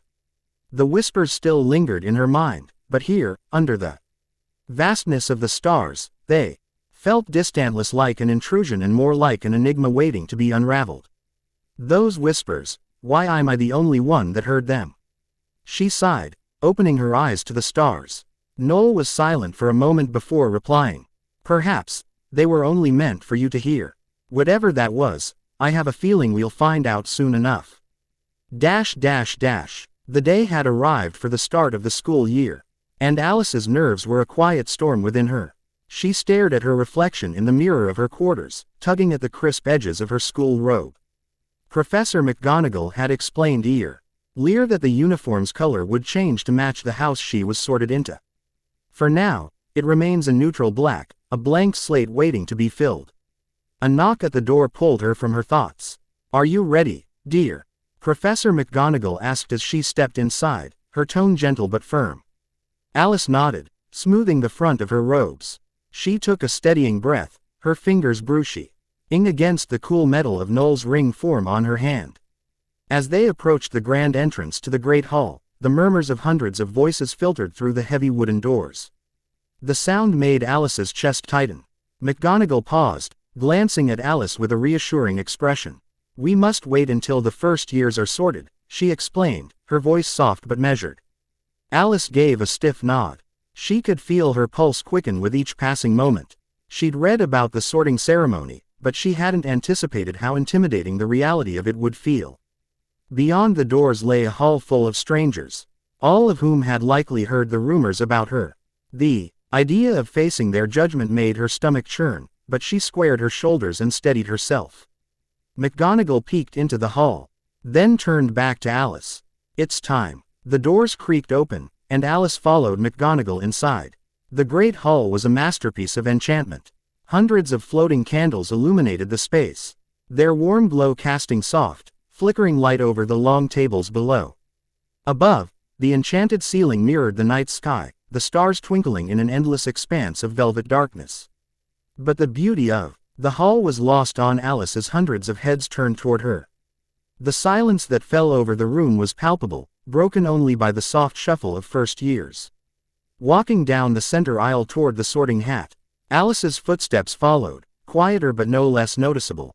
She could feel the weight of every gaze on her, could hear the low hum of whispers igniting like a spark catching fire. Is that her? It's Alice Silverscale. She's the one from the paper. I read she's cursed an aura. She doesn't look that scary. She's beautiful. Alice kept her expression neutral, her eyes fixed ahead as she walked. She kept her gaze forward, not wanting to meet any one of the endless pair of eyes that stared at her. When they reached the front of the hall, Professor McGonagall gave Alice a small nod of encouragement.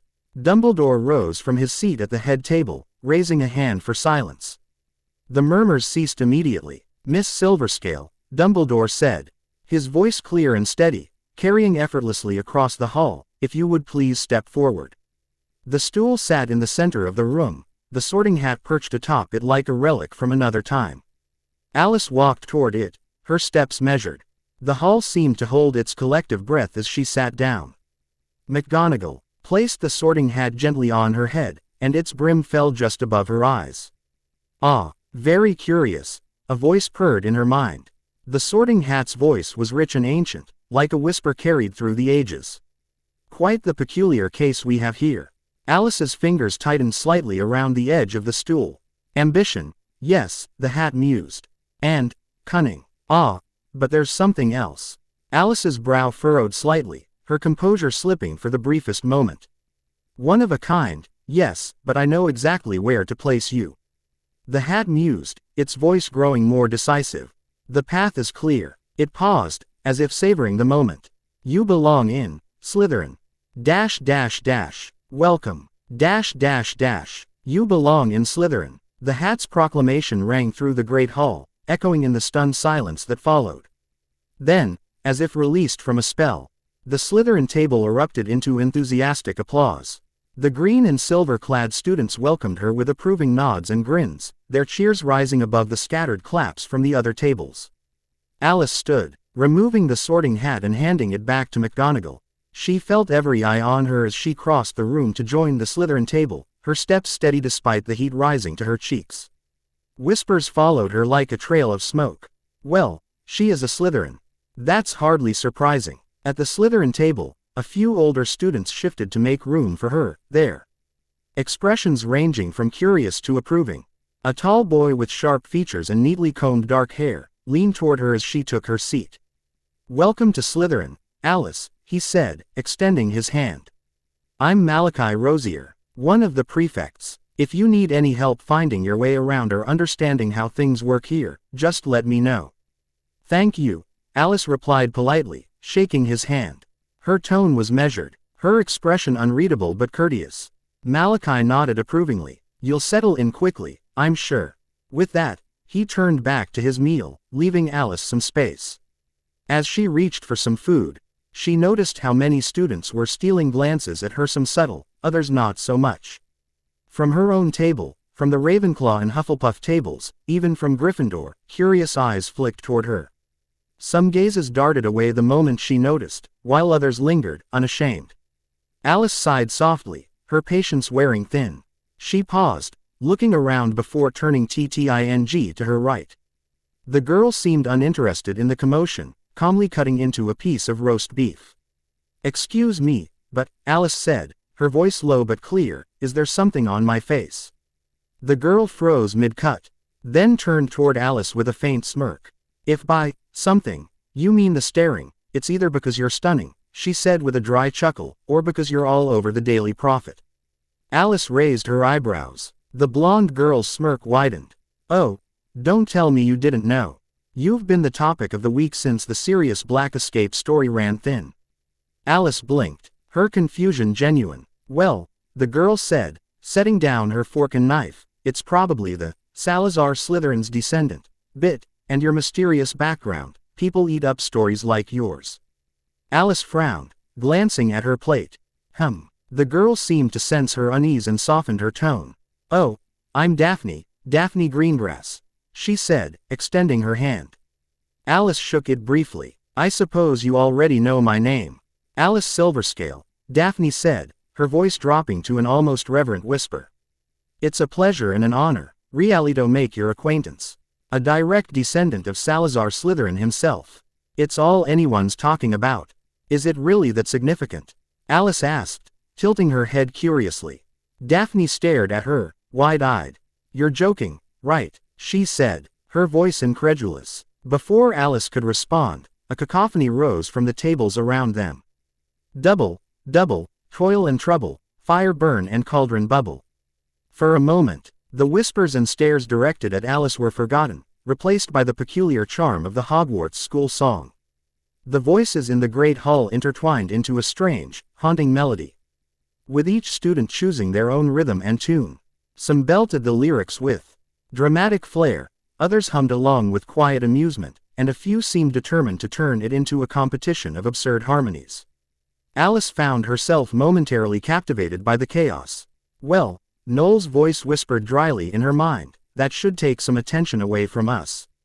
Alice couldn't help but smile, her grip on her goblet relaxing as she joined the quiet hum of the song's final notes.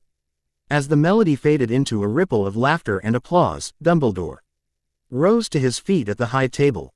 His presence alone silenced the hall, every eye fixed on him as his serene yet commanding voice filled the room. "Welcome, welcome, to another year at Hogwarts," he began, his tone rich with warmth and a touch of gravitas. "Now, before we all become too befuddled by our excellent feast, I'd like to say a few words." The students chuckled softly, the sound rippling through the hall like a breeze. "First, I am pleased to welcome Professor R.J. Lupin, who has kindly agreed to take up the post of Defense Against the Dark Arts teacher this year. We wish him the very best of luck." He gestured toward the staff table, and polite applause followed. Alice joined in, her eyes moving to the new professor. Lupin was unlike any teacher she'd ever seen. His robes were shabby, though he wore them with a quiet dignity, and his face, lined and tired, bore an air of deep thoughtfulness. There was something about him, something kind, yet weathered, that piqued her curiosity. As the clapping subsided and the students returned to their meals, a small commotion caught Alice's attention. Across the hall, a silver-haired boy leaned over his table, his pale face lit with a mischievous smirk. "Potter, Potter," he hissed, his voice cutting through the hum of conversation. The boy he was addressing, seated at the Gryffindor table, turned with a red-haired friend beside him. "Is it true you fainted?" The silver-haired boy sneered, his tone dripping with mockery. "I mean you actually fainted."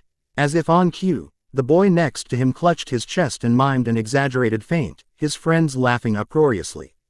Alice caught a glimpse of the boy they were mocking. Dark-haired, glasses slightly askew, his jaw tightening as he glared back. His red-haired companion bristled immediately. "Shove off, Malfoy," the redhead said loudly, tugging his friend back toward their plates. A bushy-haired girl seated beside them turned and murmured something reassuring, her expression calm but sharp. Alice watched the exchange, her curiosity piqued by the intensity of it. The silver-haired boy Malfoy, she gathered, seemed immensely pleased with himself, his laughter lingering even as his targets ignored him. "That's Draco Malfoy," Daphne whispered suddenly, making Alice jump slightly. "Sorry," Daphne added quickly, though her smile suggested she wasn't entirely regretful. "I just thought you'd want to know. Well, let's just say he's one of the most well-known students in Slytherin. His family is very important." Alice raised an eyebrow, her voice quiet as she replied, "I'm noticing a pattern." "Wizards' family lineage holds much importance in this world," Noel softly hissed. Her attention flickered back to Malfoy, who, to her surprise, was now staring directly at her. His gray eyes were sharp, assessing. Though his expression was inscrutable, Alice tilted her head slightly, unsure whether to feel intrigued or irritated. Before she could make up her mind, one of his companions leaned over and nudged him, breaking his gaze. "In order to spend more time with his remaining limbs," came Dumbledore's steady remark. Alice blinked. For a moment, she wondered what conversation she had just missed as she shifted her attention back to the headmaster. "Fortunately, I'm delighted to announce that his place will be taken by none other than our own Rubeus Hagrid," Dumbledore proclaimed, gesturing to a massive man seated beside Professor McGonagall. The man attempted to rise, his chair scraping loudly against the floor and pushing the table in front of him. A few plates clattered to the ground, but the man barely seemed to notice, beaming as he waved a large, calloused hand at the hall.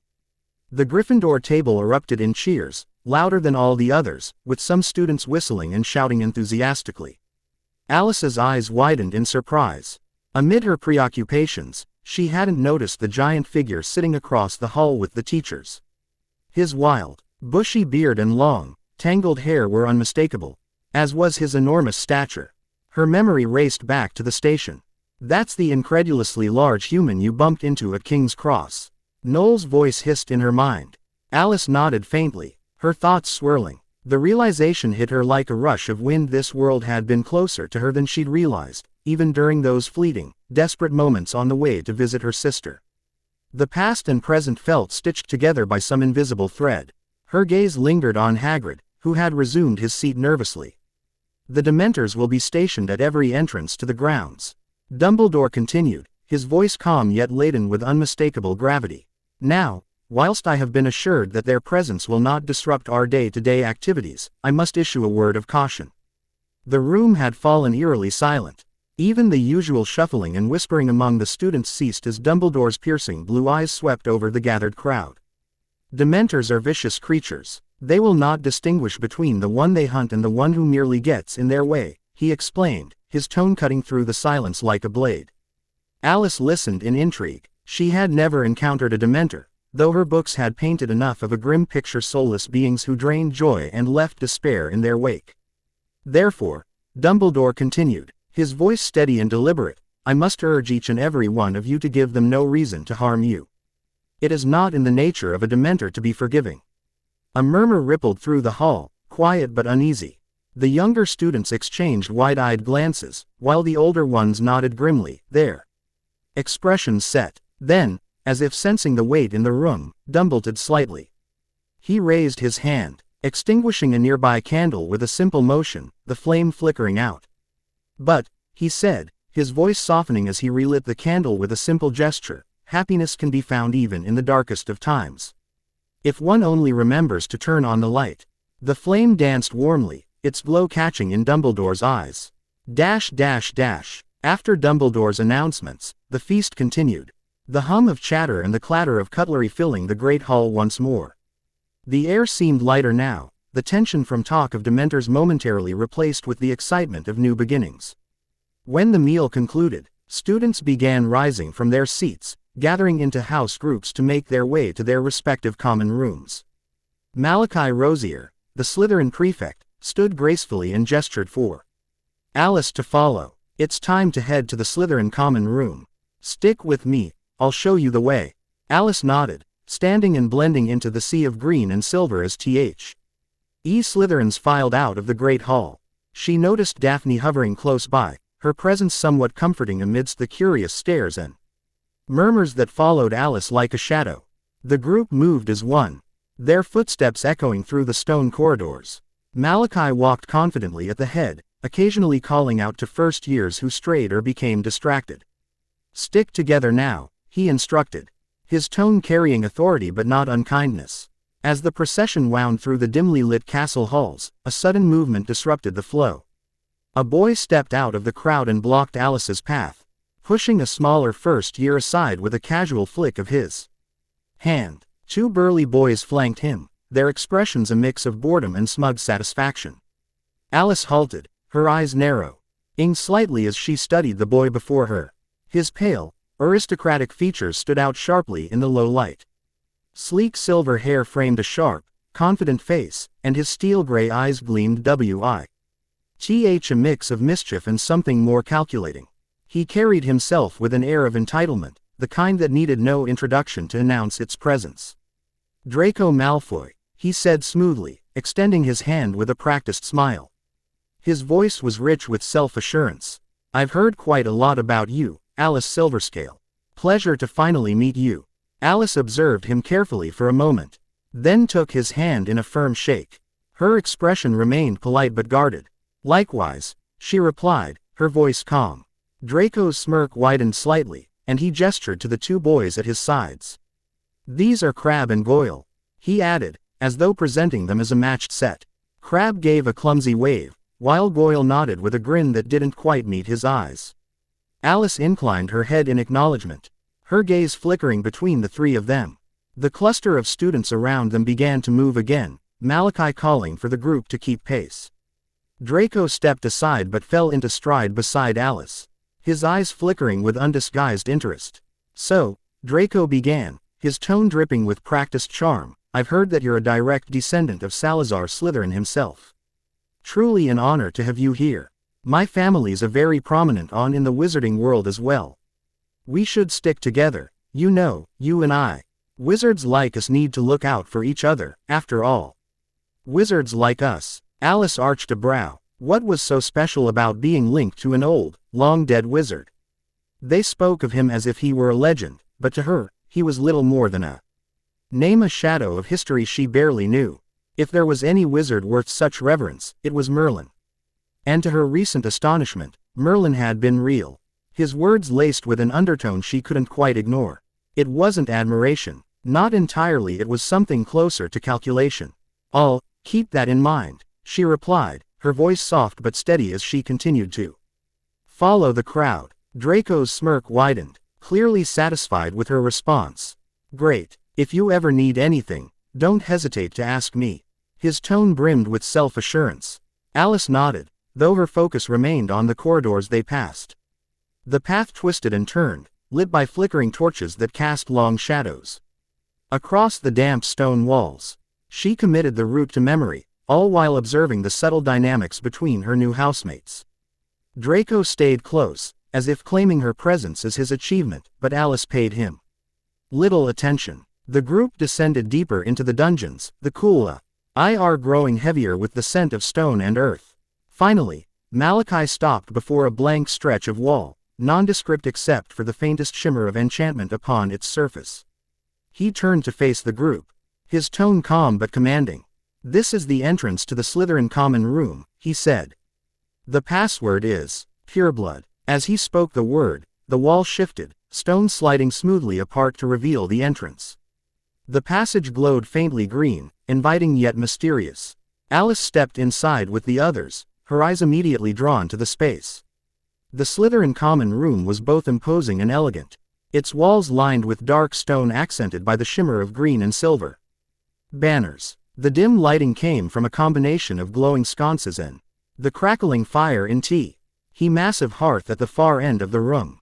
The flames cast shifting patterns on the high-backed chairs and polished furniture, creating an atmosphere of both warmth and secrecy. "This is the Slytherin common room," Malachi announced, gesturing toward the room's various features. "Girls' dormitories are through that corridor on the right, boys to the left. The dormitories are clearly marked, so you'll find your way easily." He paused briefly, glancing at Alice with a subtle nod.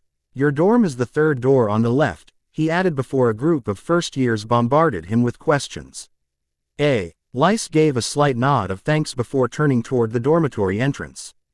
Draco, who had lingered near her side, stepped back with a parting smile, his silver eyes glinting. "Well," he said smoothly, his voice carrying just enough volume to ensure others could hear, "welcome to Slytherin. I'm sure you'll fit right in."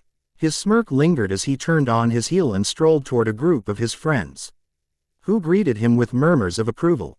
Alice caught the faintest flicker of a glance in her direction before they resumed their conversation. Maintaining her composure, Alice walked toward the dormitory entrance Malachi had indicated. She could feel the weight of countless eyes on her, but she kept her posture straight, her expression unreadable. The whispers continued, a tide of speculation that she chose to ignore as she pushed open the door. Inside, the dormitory was more inviting than she had anticipated. The walls were adorned with tapestries depicting the Slytherin crest, their green and silver threads shimmering faintly in the low light. Each bed was framed in dark, polished wood, the posts carved with intricate serpentine designs. Emerald green bedding, accented with silver trim, looked plush and luxurious, and the room carried a faint scent of pine and parchment. Alice approached the bed with her name engraved on a small plaque at the foot. A sleek, silver true NK bearing the Slytherin emblem sat neatly beside it, and above her bed hung a small shelf for personal belongings. Daphne was setting her books neatly on her desk, her face illuminated by the soft glow of a nearby lamp. Another girl with short, dark hair lay sprawled on her bed, idly flipping through a magazine, while a third girl sat at the edge of her bed, chatting animatedly. As Alice stepped closer to her bed, the room fell silent. Daphne looked up and smiled warmly. "Alice, come on in. Let me introduce you to everyone. She gestured towards the other girls. This is Pansy Parkinson and Millicent Bulstrode, she introduced. Pansy glanced up from her magazine, her expression cool and somewhat dismissive. Hello, she said curtly before Millicent, on the other hand, looked at Alice with wide eyes, clearly impressed. Hi, Alice. It's an honor to meet you. I've heard so much about you. Alice gave a polite nod. Nice to meet you. Daphne continued setting her books on her desk, seemingly unfazed by the tension in the room. Alice's belongings were neatly placed close to her bed, and Archimedes' cage was there, the owl hooting softly in acknowledgement. She took in the room, noting the distinct personalities of her new roommates. Pansy Parkinson was a petite girl with sleek, dark hair and sharp, scrutinizing eyes. She lounged on her bed with an air of superiority, her expression marked by a disdainful sneer. Despite her seemingly disinterested demeanor, her eyes betrayed a keen awareness of her surroundings. Millicent Bulstrode had a strong build and dark, wiry hair, but her posture was slightly hesitant. As though unsure of her place in the room, her intense gaze flickered between curiosity and wariness, as if she were testing the waters before making any move. Despite her imposing appearance, there was a subtle vulnerability in her eyes, suggesting that beneath her tough exterior, she was still figuring out how to navigate her surroundings. Then there was Daphne Greengrass. With her blonde hair neatly tied back, exuded a calm and composed demeanor. She smiled warmly at Alice, radiating a sense of genuine friendliness. With a polite nod to each girl, Alice began to settle in. Aware of the curious eyes still watching her every move, she could sense that both Pansy and Millicent were eager to ask her questions. However, they seemed wary, hesitant to break the initial silence. So, Alice, Daphne began, trying to ease the tension, how are you finding Hogwarts so far? Alice gave a slight smile as she sat on her bed. It's certainly different from what I'm used to, but I'm sure I'll adjust. Millicent leaned forward slightly, her curiosity getting the better of her. Is it true you're a direct descendant of Salazar Slytherin himself? She asked, her tone filled with awe. Alice nodded, keeping her tone neutral. That's what I've been told. So, you're a pureblood then? Millicent added, waiting for her affirmation. Alice shrugged, her expression indifferent. I don't know, she replied softly. Pansy raised an eyebrow but said nothing, her eyes flicking between Alice and her belongings. The girls continued to chat for a few more moments, with Daphne occasionally asking polite questions to keep the conversation flowing. As the conversation wound down, Daphne stretched and yawned. Well, it's been a long day, we should all get some rest. Classes start tomorrow. Pansy nodded, putting away her magazine and lying down. Millicent gave Alice one last curious glance before doing the same. Alice settled into her bed, feeling the weight of the day finally catch up to her.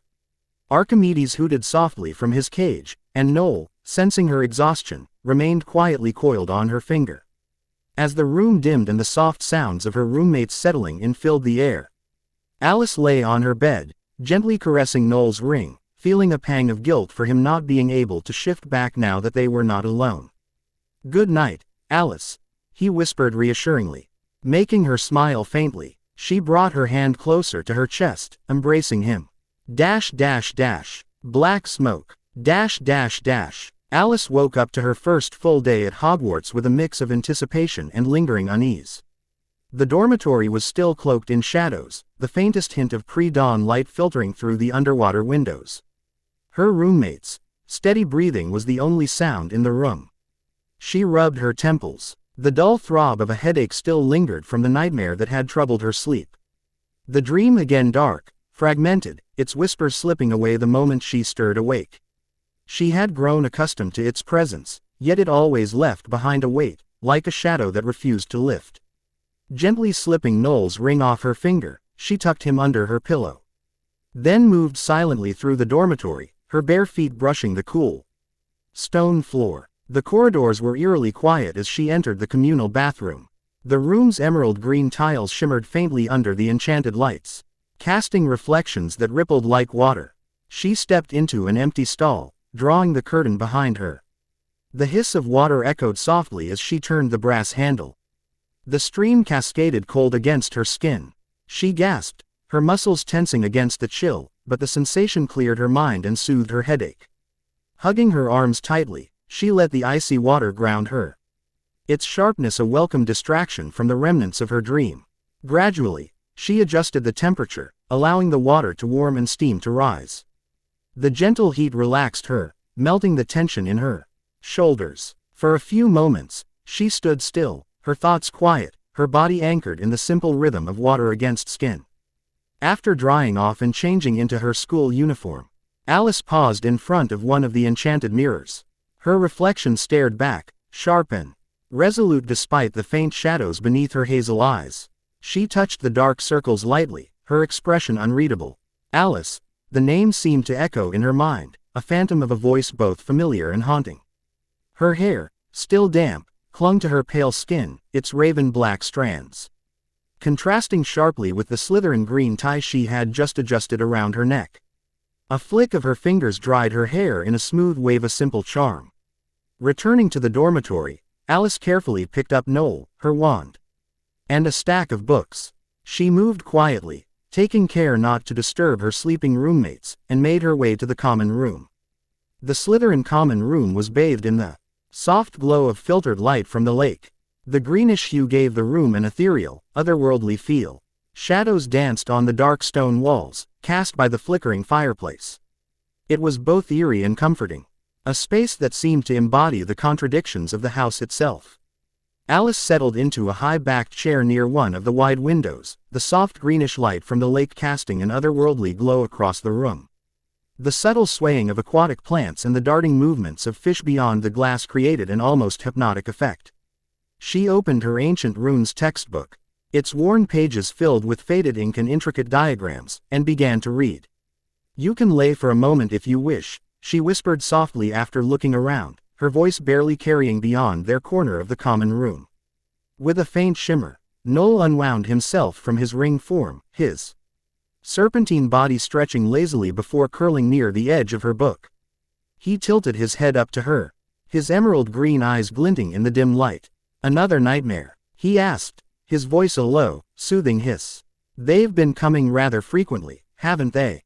Alice sighed, running her fingers gently under his head, her touch comforting. "Don't worry about me," she said with a faint smile. "I'm fine now." Noel slithered closer, his scales catching the shifting light from the lake. He gazed out of the window, as if contemplating the world beyond the glass. It wasn't long before she heard the telltale sound of footsteps echoing softly in the common room. "Alice, I've been looking for you," a familiar voice called out, breaking the tranquility. Alice glanced up to see Daphne hurrying toward her, her hair bouncing lightly with each step. Noel, ever cautious, immediately shimmered back into his ring form. And Alice slipped him onto her finger. "Good morning, Daphne," Alice greeted, offering a polite smile. "Morning. Ready for breakfast?" Daphne asked, her tone cheerful. Alice noticed Pansy lingering near the exit, her arms crossed as she waited. Nodding, Alice stood, smoothing her robes as she joined Daphne. Together, they made their way to the Great Hall, with Pansy trailing slightly behind. The chatter of students and clinking of plates greeted them as they entered. Alice observed the vibrant energy on her meal, eating quickly before following her companions to their first class. The ancient runes classroom had a distinctive air of mystery. Shelves lined with thick tomes and scrolls surrounded the room, and the faint scent of parchment and ink mingled with the cool stone walls. Professor Babbling, a precise and articulate witch, began her lecture with a passion that immediately drew Alice's attention. Her explanations were both detailed and engaging, her wand occasionally drawing luminous runes in midair to illustrate her points. Alice glanced around the room, noting her classmates' varying reactions. Daphne was scribbling notes with enthusiasm, while Draco and his friends exchanged smirks but appeared attentive enough. Pansy, seated nearby, seemed more interested in observing Alice than the lesson itself. When Alice caught her gaze, Pansy quickly looked away, her expression unreadable. Focusing on her notes, Alice diligently copied down the runes and their translations, the soft scratching of quills filling the air. After the class ended, students began packing their things. Draco approached Alice with his usual self-assured air, though there was a spark of genuine curiosity in his expression. "So, he began, adjusting the strap of his bag on his shoulder. "How'd you find it?" Alice slid her notebook into her bag and glanced up at him. "Rather fascinating. I think I'll enjoy this subject," she said evenly. Draco nodded approvingly, as though her answer reflected well on him somehow. "Good to hear," he replied, his tone carrying an edge of satisfaction. As they left the classroom, Daphne and Pansy joined Alice, walking on either side of her while Draco took the lead. Daphne seemed genuinely pleased to be included, her enthusiasm brightening her face. Pansy, however, hung back slightly, her expression guarded, though her sharp eyes occasionally flicked toward Alice. The corridors were alive with the hum of students moving between classes, the air buzzing with chatter and the scuffle of shoes on stone. The first day's energy was palpable, filling the halls with an air of excitement and anticipation. Daphne glanced at her schedule and said, "Next, we have care of magical creatures with Hagrid. It's down by the edge of the Forbidden Forest." Hagrid, Alice murmured to herself. She couldn't help but wonder if the half-giant would remember her from their brief encounter at the station. The thought lingered, her curiosity tinged with unease. Draco, walking just ahead, let out a disdainful scoff. "Care of magical creatures," he repeated with obvious derision. "Can't believe we've got a class with that servant." Alice frowned, her brow furrowing. "Servant?" she asked, her voice calm. Draco turned slightly, his lips curling in a sneer. "He's nothing more than a glorified groundskeeper, really. Can barely call him a professor," he said dismissively. Daphne, sensing Alice's unease, quickly chimed in. "Hagrid's unique," she said diplomatically. "He's been here forever, though. Knows loads about magical creatures, even if he's a bit unconventional." Alice nodded thoughtfully but said nothing, her expression neutral as they continued walking. Draco's words hung in the air, and though Alice didn't respond, she found herself thinking back to the half-giant's kind eyes and the way he'd helped her at the station. Something about Draco's dismissiveness didn't sit well with her.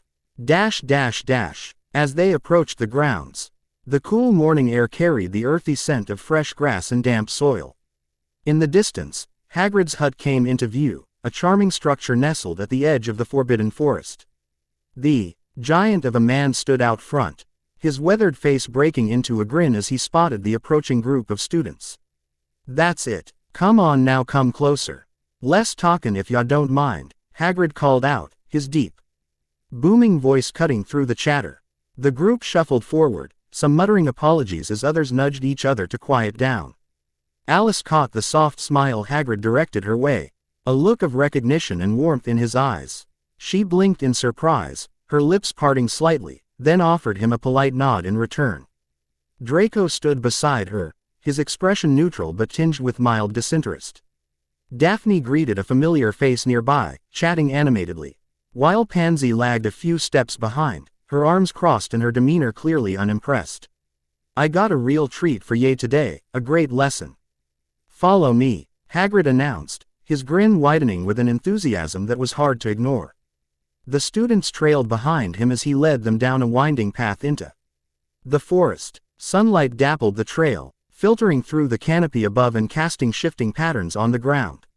The hum of insects and the occasional bird call filled the air, mingling with the rustle of leaves as a gentle breeze moved through the trees. Alice found herself relaxing slightly, the serenity of the forest offering a welcome reprieve from the watchful eyes and whispers that seemed to follow her everywhere else. "Right, you lot," Hagrid said, stopping abruptly and gesturing to a clearing up ahead. "Less chattering now. Form a group over there and open books to page 49. His tone carried an undercurrent of excitement. Alice stroked the book's spine as she had done last time, and it obediently opened. "Exactly how do we do that?" Draco exclaimed, a hint of annoyance in his voice. He turned towards Alice, noticing her book was already open. "Stroke its spine," she told him calmly. "Just stroke the spine, of course." "Goodness me," Hagrid exclaimed a second after Alice, slightly exasperated. Alice shrugged at Draco, who turned and raised an eyebrow at Hagrid, his expression unpleasant. She pointed towards the book's spine, gesturing for him to stroke it. Following her advice, Draco reluctantly stroked the spine, and the book sprang open. He looked at Alice with appreciation in his eyes. As they walked further, a boy beside them got attacked by the monster book of monsters, causing several students to laugh. "Don't be such a wimp, Longbottom," Draco mocked. "I'm okay, Neville said breathlessly as he sat on the ground, only for the book to attack him again mercilessly. Alice stopped in her tracks and turned to help the poor boy, freezing the book in midair with a swift flick of her fingers, which caught the attention of some students. "You all right?" she asked, raising an eyebrow as she helped him to his feet. "Why yes, thank you," he replied shyly, dusting off his robes. She then unfroze the book and opened it for him, handing it back to him.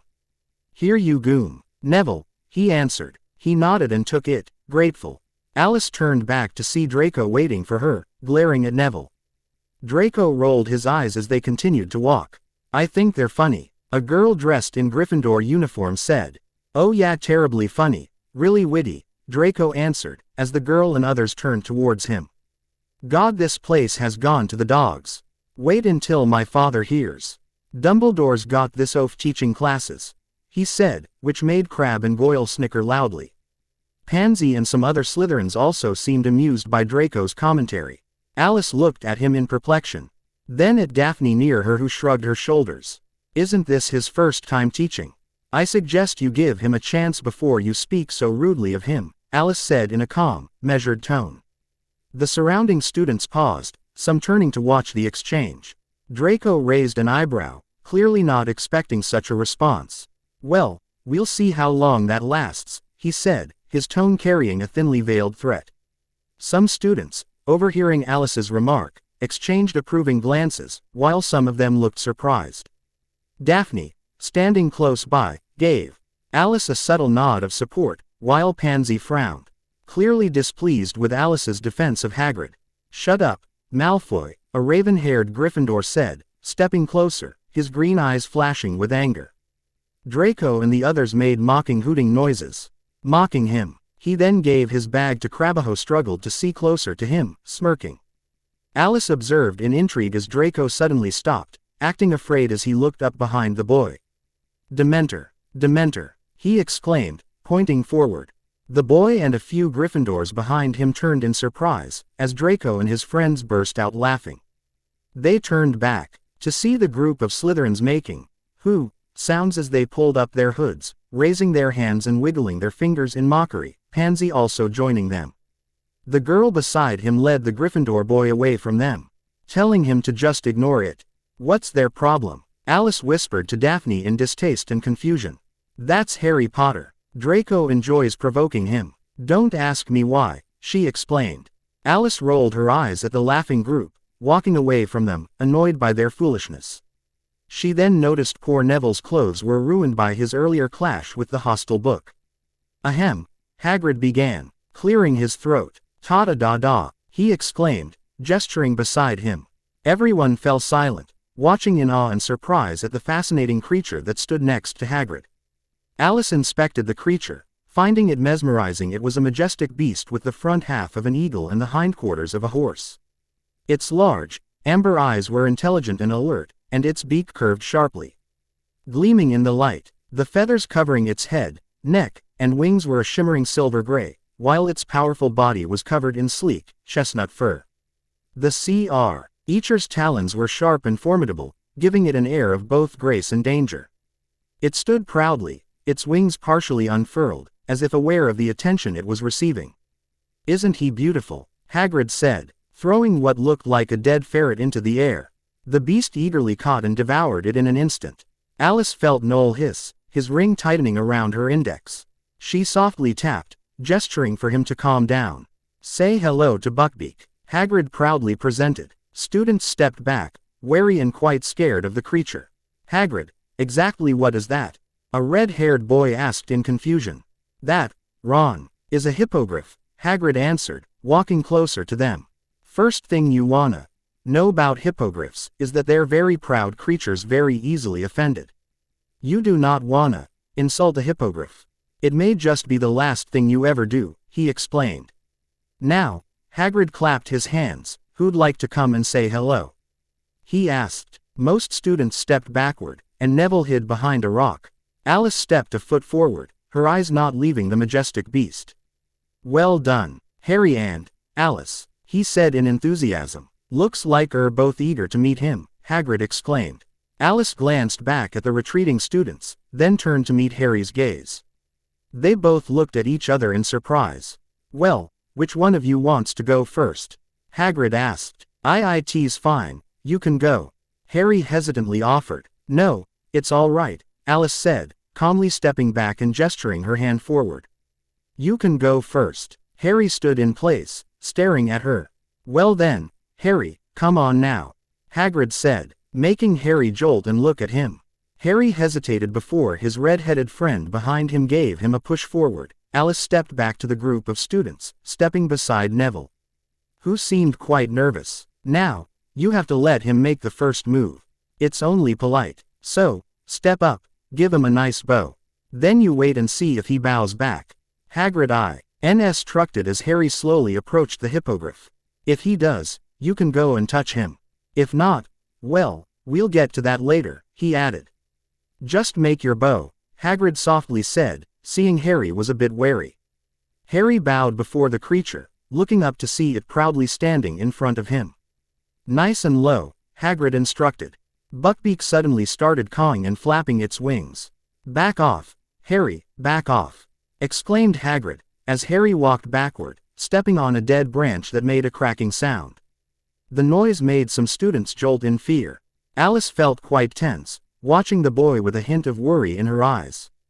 I can't express how much I loathe feathered creatures, Nolwenn hissed in disdain, making Alice shake her head in disbelief and amusement. Keep still, Hagrid guided.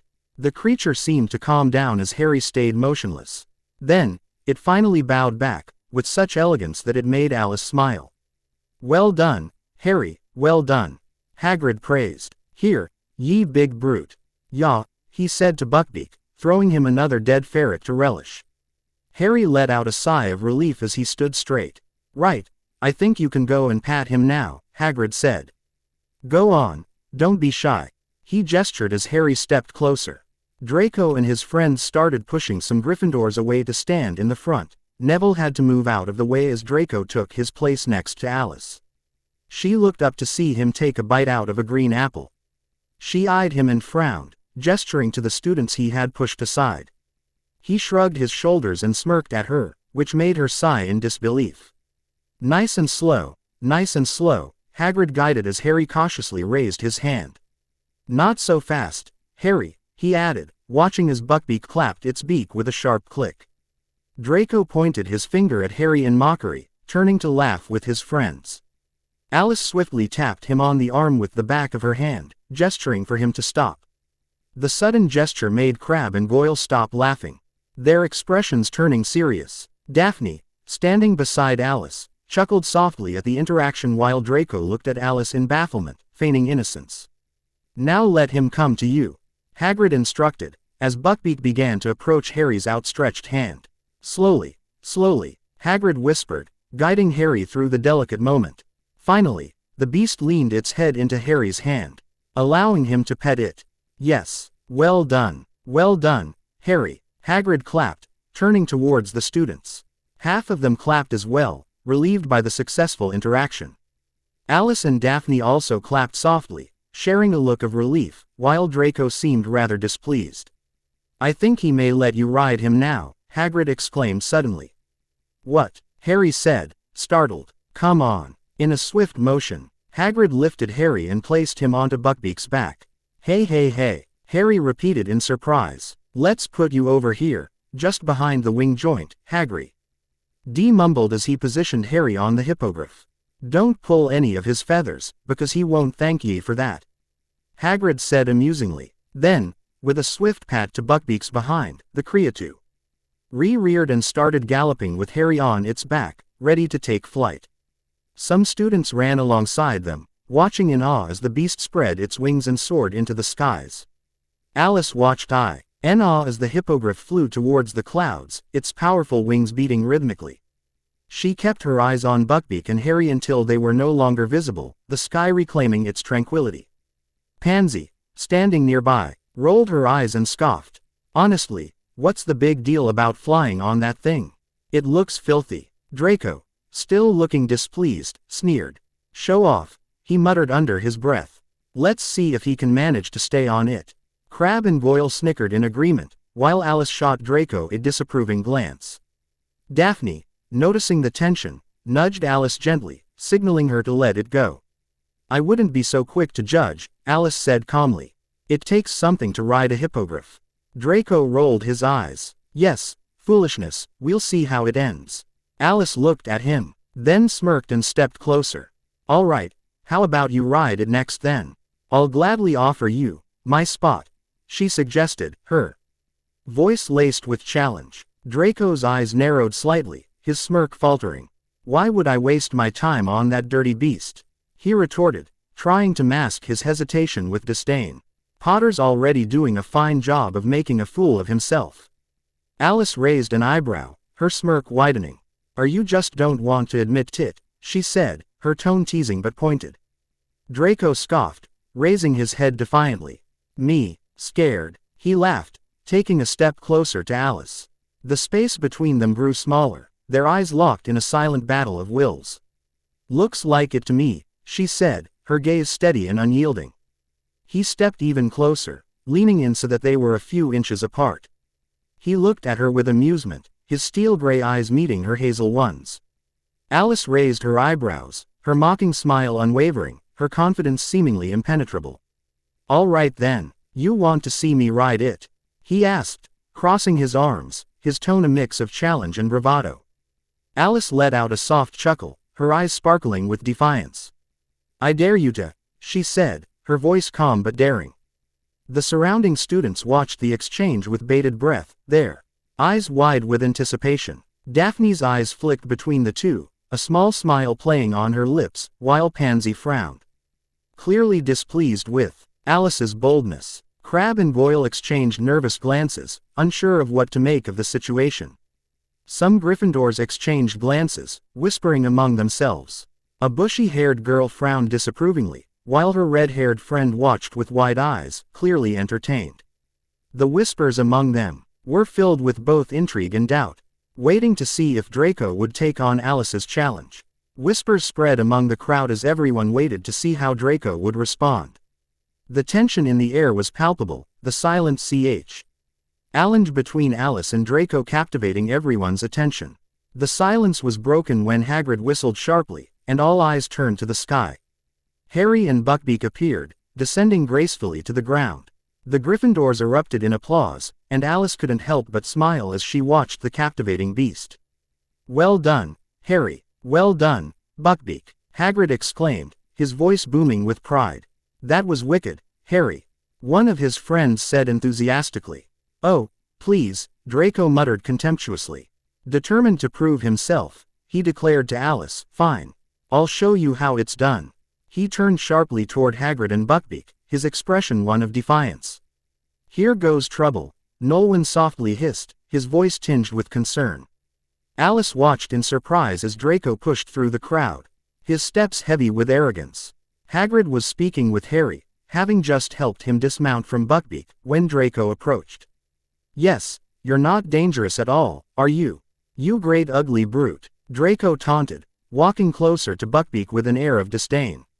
Malfoy, no, Hagrid warned, his tone urgent. But it was too late. Buckbeak reared up, flapping its wings aggressively. Some students screamed in fear, and Draco froze, his eyes widening in terror. He raised his arm in defense, but Buckbeak's talon struck, leaving a scratch on his elbow. Draco fell to the ground, crying out in pain. No, Buckbeak, Hagrid yelled, stepping in front of the creature to calm it down. Pandemonium erupted as students scattered, shouting in panic.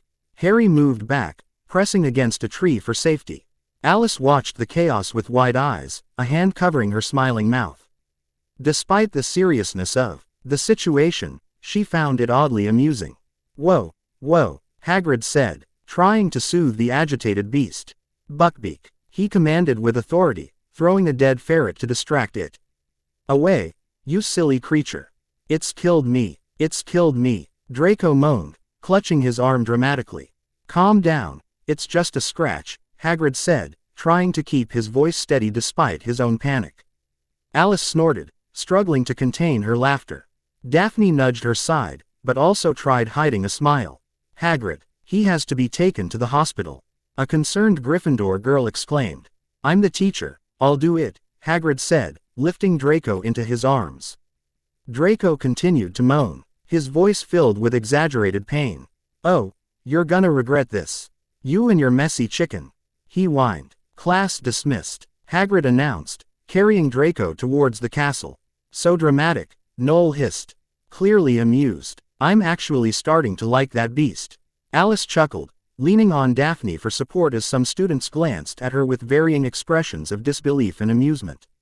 That's not funny, he could be seriously hurt. Pansy snapped, glaring at Alice. Oh, I'm sorry, you're right. Poor Draco, that scratch could be deadly. He probably won't see another day, Alice said sarcastically. Feigning sadness, some Gryffindors held their laughs at Alice's response. The bushy-haired girl looked really amused. Pansy grunted, rolling her eyes before walking away in a huff. Daphne chuckled, patting Alice's shoulder. Come on, let's get going, she said, gesturing for Alice to pick up her things. As Alice gathered her bag, she glanced over and met Harry's gaze. He was still petting Buckbeak, a look of relief and pride on his face. Alice made her way into the Great Hall, Daphne and Millicent beside her, as students gathered there for homework and self-study. As they walked further along the large table, she noticed Pansy sitting next to Draco with his usual group. Does it hurt terribly, Draco? Pansy asked in concern, inspecting his arm wrapped in bandages. It comes and it goes. Still, I consider myself lucky. Madame Pomfrey said another minute and I could have lost my arm. Couldn't possibly do any homework for weeks, he explained, clearly exaggerating. Alice sat across but to the right from them, followed by Daphne and Millicent. It's your fault, Alice. You're the one who dared him to ride that filthy monster. Pansy exclaimed, her eyes glaring at Alice. Alice met her gaze with a calm demeanor. I'm sure he's more than capable of making his own decisions without my influence, she replied, raising an eyebrow. Besides, he's the one who bolted towards Buckbeak. Should have just been more careful, she added, glancing at Draco and shrugging her shoulders. Pansy fell silent but didn't hide her fuming expression. It's all right, I don't hold it against Alice. It's all that chicken's fault, Draco said calmly, at which Alice shook her head in disbelief and opened her book of ancient runes. Draco smirked, clearly enjoying the attention and the perceived martyrdom. Alice, however, focused on her book. Daphne shared a look of exasperation as Millicent looked quite perplexed. The great hall buzzed with the low hum of students talking and studying. The occasional glance thrown towards the ongoing drama at the Slytherin table. Alice looked up to see the Gryffindor trio, Harry and his two friends, eyeing Draco. We haven't heard the end of this, she heard the girl say, her tone filled with annoyance and concern. He's been sighted, a Gryffindor shouted, running towards the trio. Who? Sirius Black, he answered, putting what looked like a newspaper on the Gryffindor table as they gathered around it.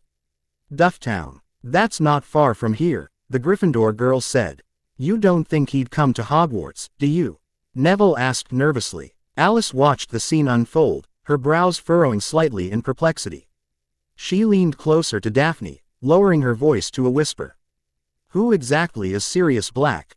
She asked softly. Daphne's eyes widened briefly, and she glanced around before responding in a hushed tone. He was a prisoner in Azkaban. Apparently, he's a dark wizard, a follower of.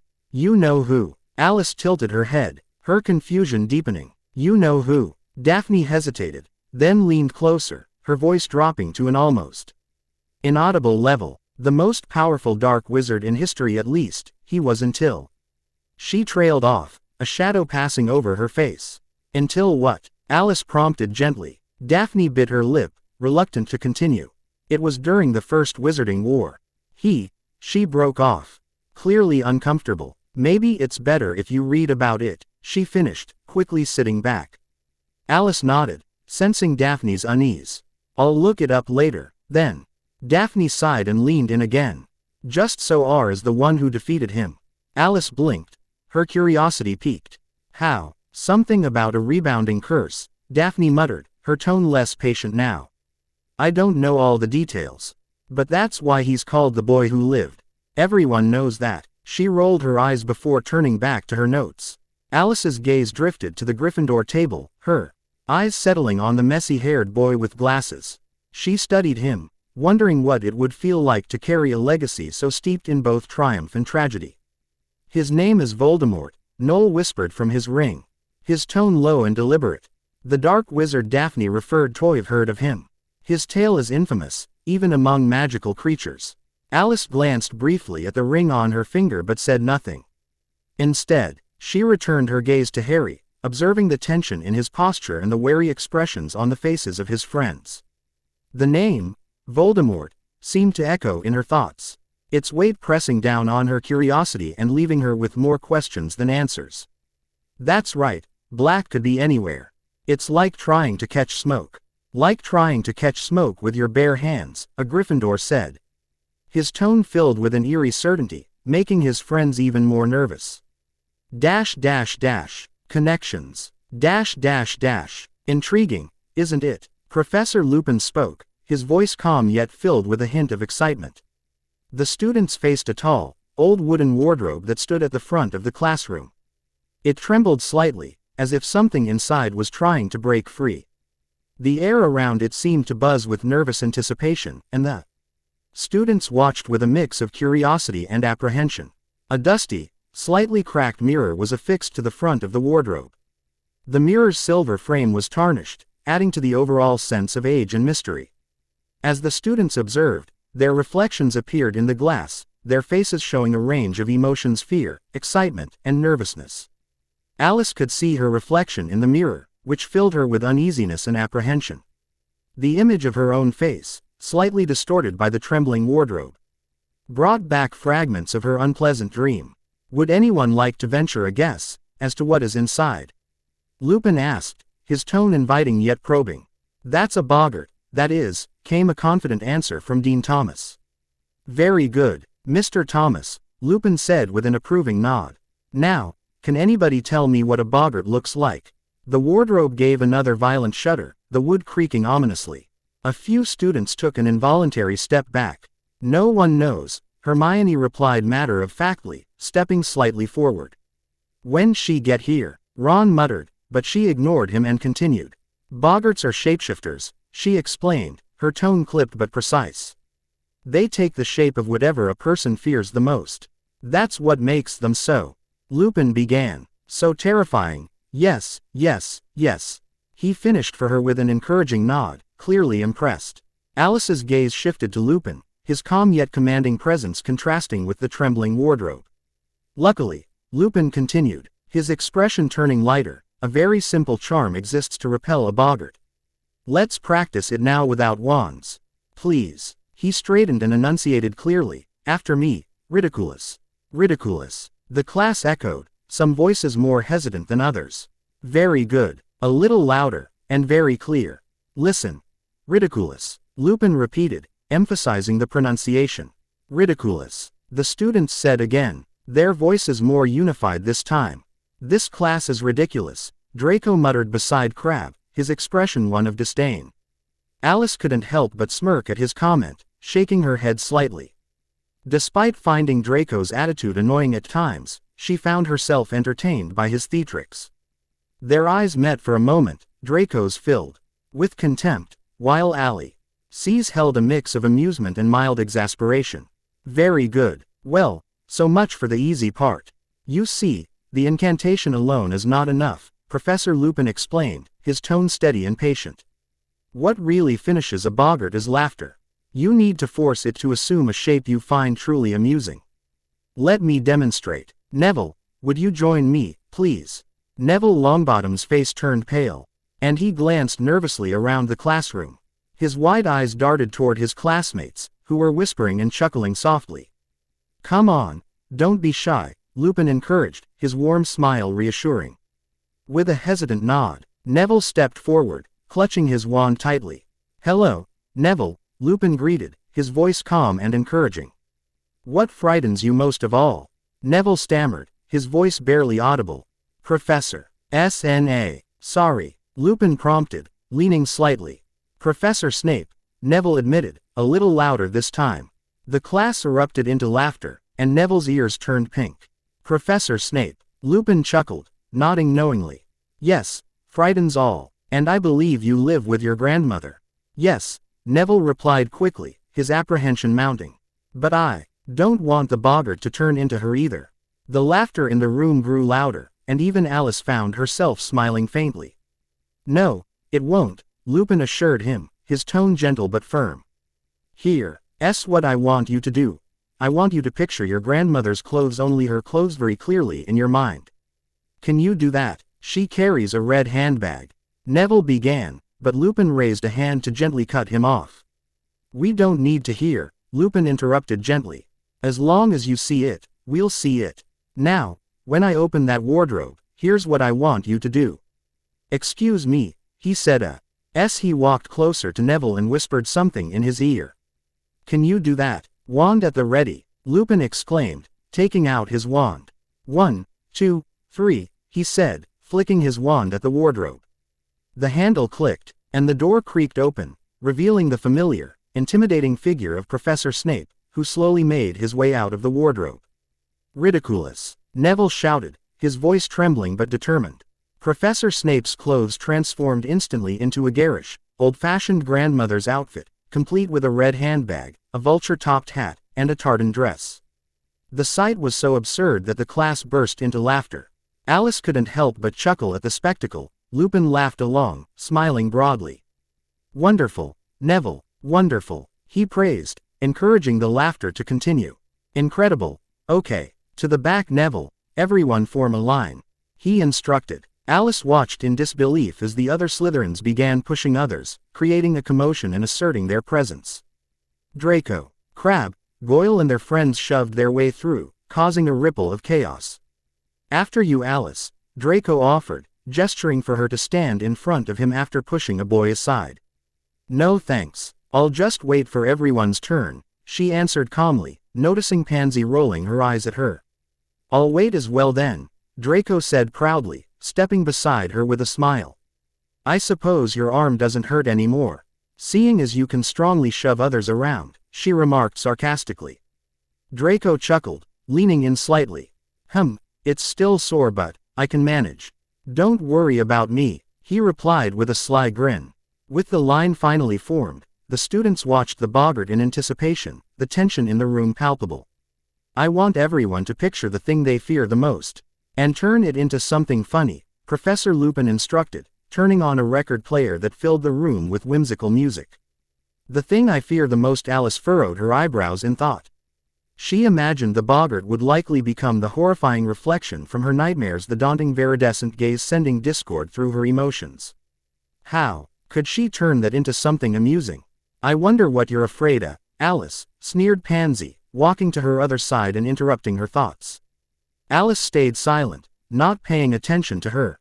You, Pansy, but I'm sure you'll manage when it turns into your own shadow, Daphne teased beside her, making Pansy scoff in annoyance and earning chuckles from the girls behind them. Next, Ron, Lupin gestured with his wand, indicating the red-headed boy to step forward. Ron stepped up, his face tense with fear. The boggart transformed into a huge, dark spider, its fangs moving fiercely, making Ron squint in terror. Wand at the ready, Ron. Be brave, Lupin encouraged. Ridiculous, Ron finally managed to say, pointing his wand at the spider. The spider's legs suddenly sported roller skates, causing it to wobble and struggle to stay upright. The room burst into laughter, the tension easing as the ridiculous sight lightened the mood. Yes, very good, marvelous, absolutely very enjoyable. Parvati. Next, Lupin cheered, his enthusiasm infectious.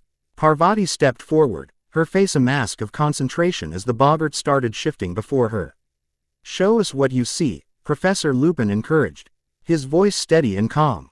The boggart finally took the shape of an enormous king cobra, its scales shimmering menacingly as it hissed and swayed before her. Parvati's eyes widened in fear, her breath catching in her throat.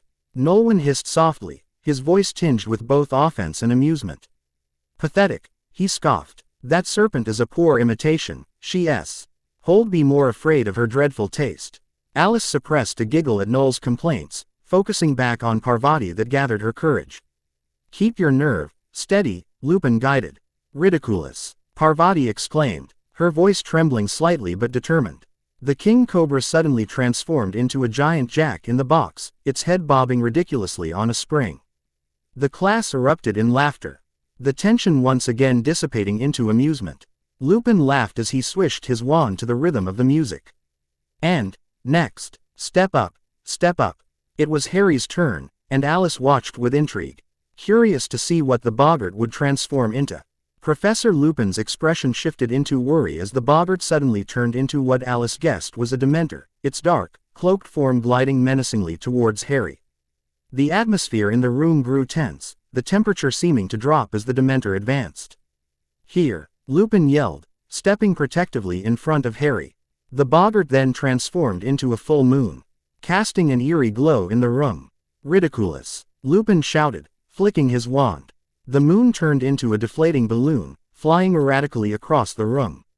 Several students ducked to avoid it, laughing nervously. With a final swish of his wand, Lupin directed the balloon back into the wardrobe, closing the door with a decisive snap. "Right, sorry about that. That's enough for today," Professor Lupin said, sounding slightly flustered. "Collect your books from the back of the class. That's the end of the lesson." "Thank you. Sorry. You can't have too much of a good thing," he added, noticing the disappointed sounds from some students. Alice, on the other hand, felt a wave of relief wash over her. She gathered her books and made her way out of the classroom, the tension from the boggart lesson slowly dissipating. As she stepped into the hallway, Noel softly hissed, "Well, that was certainly an interesting display. Though I'm still insulted by that lamentable excuse of a snake. I suppose people from this world are not fond of your kind either." "We were right to keep you hidden," she answered, walking through the hallway. She suddenly heard footsteps hurrying toward her. "Alice, wait!" Daphne exclaimed, quickly catching up to her. "Are you going to Hogsmeade with us?" Daphne asked as she came to a halt, her blue eyes bright with anticipation. Alice glanced at Pansy, who slowly joined them with her usual displeased expression, followed by Millicent. "I don't know," Alice answered, her voice hesitant. "Daphne, you need the permission form signed by a parent to go," Pansy said pointedly, her tone dripping with mockery. Daphne turned back to Alice, her face hopeful. "Well, surely someone could sign it for you?" she asked. Alice thought for a moment. She was still under supervision from the ministry, and they had not established a guardian for her yet. "It's fine, Daphne. You go," she said, shaking her head, forcing a small smile. Pansy's face lit up with a smug expression. "All right, let's hurry up. We still need to change and then gather at the entrance," she said, pulling Daphne hurriedly. "But," Daphne began, concern evident in her eyes. Alice nodded reassuringly. "Really," she insisted. Daphne gave her a final worried look before letting herself be pulled by Pansy, who wore a triumphant smirk, not sparing a second glance at Alice. Millicent hesitated for a moment, as she nodded slightly to Alice before following them. Alice stood looking at them for a moment, her thoughts swirling. Normally, she didn't care much about making friends, preferring Noel's in her own company. But Daphne's recent care and concern had slightly touched her. It felt nice to be wanted, to have someone think of her as a friend. She smiled softly at the thought. As the three girls walked away, Alice decided to head back to the common room. She changed into a black, chunky knit sweater with a braided cable pattern running down the sleeves and front. The material is thick and cozy, perfect for colder weather, and the slightly oversized fit adds to its relaxed and comfortable look. She thought that maybe she could catch up on her reading or explore the castle a bit more. There was still so much to learn about this place, and solitude would give her a chance to reflect on her strange new life at Hogwarts. As she wandered through the castle, she found herself heading towards the entrance hall. The grand space was filled with the echoes of her footsteps against the stone floor. In the distance, she spotted a raven-haired boy standing next to the front doors. He held a piece of parchment in his hands, and as he turned towards her, she noticed his face marked with a mix of frustration and longing. His round glasses sat slightly askew on his nose, and a small lightning-shaped scar peeked out from beneath his untidy hair. His clothes hung loosely on his thin frame, giving him a somewhat forlorn appearance. He raised his head to meet her gaze, and they both looked a bit surprised. Alice walked slowly towards him. "You're not going either?" she softly asked, curious. "No, he stopped, raising his hand to show her the parchment. "No one signed my form," he said, looking disappointed. "What about you?" he asked, genuinely curious as well. Alice shrugged her shoulders, putting her arms behind her. "No parents, no guardian," she said, faking a smile. Harry stayed silent for a minute, then awkwardly nodded as he looked down at his feet. "So, Alice started hesitantly. "Harry, is it?" "Yes, Harry Potter," he introduced himself. Alice Silverscale. She stepped closer and extending her hand for him to shake. He hesitated for a moment before shaking her hand. "I've heard a lot about you, you know," she said as they started walking. "You're quite famous." "So are you," he replied, looking at her with a hint of amusement. "That scar on your forehead," she said, leaning towards him to get a better look, "is it because of Voldemort?" Harry looked slightly taken aback. "What?" she asked, raising her eyebrows. "Nothing. Just, people don't usually say his name." "Oh, right. Lots of rules here. I'm still learning." "It's all right. I was the same. I still am learning," he clarified. They walked through the castle, the ancient stone walls echoing their footsteps. Alice found comfort in Harry's company. Someone who understood the strangeness of their world. "Do you miss them? Your family?" he hesitantly asked. She fell silent for a moment before answering. "I miss my little sister the most," she said softly. Harry nodded, understanding the pain of separation. I grew up with my aunt and uncle. They weren't exactly kind," he said quietly. Alice looked at him, her of empathy. "What's your sister like?" Harry asked, genuinely curious. Alice smiled faintly, her eyes softening with the memory.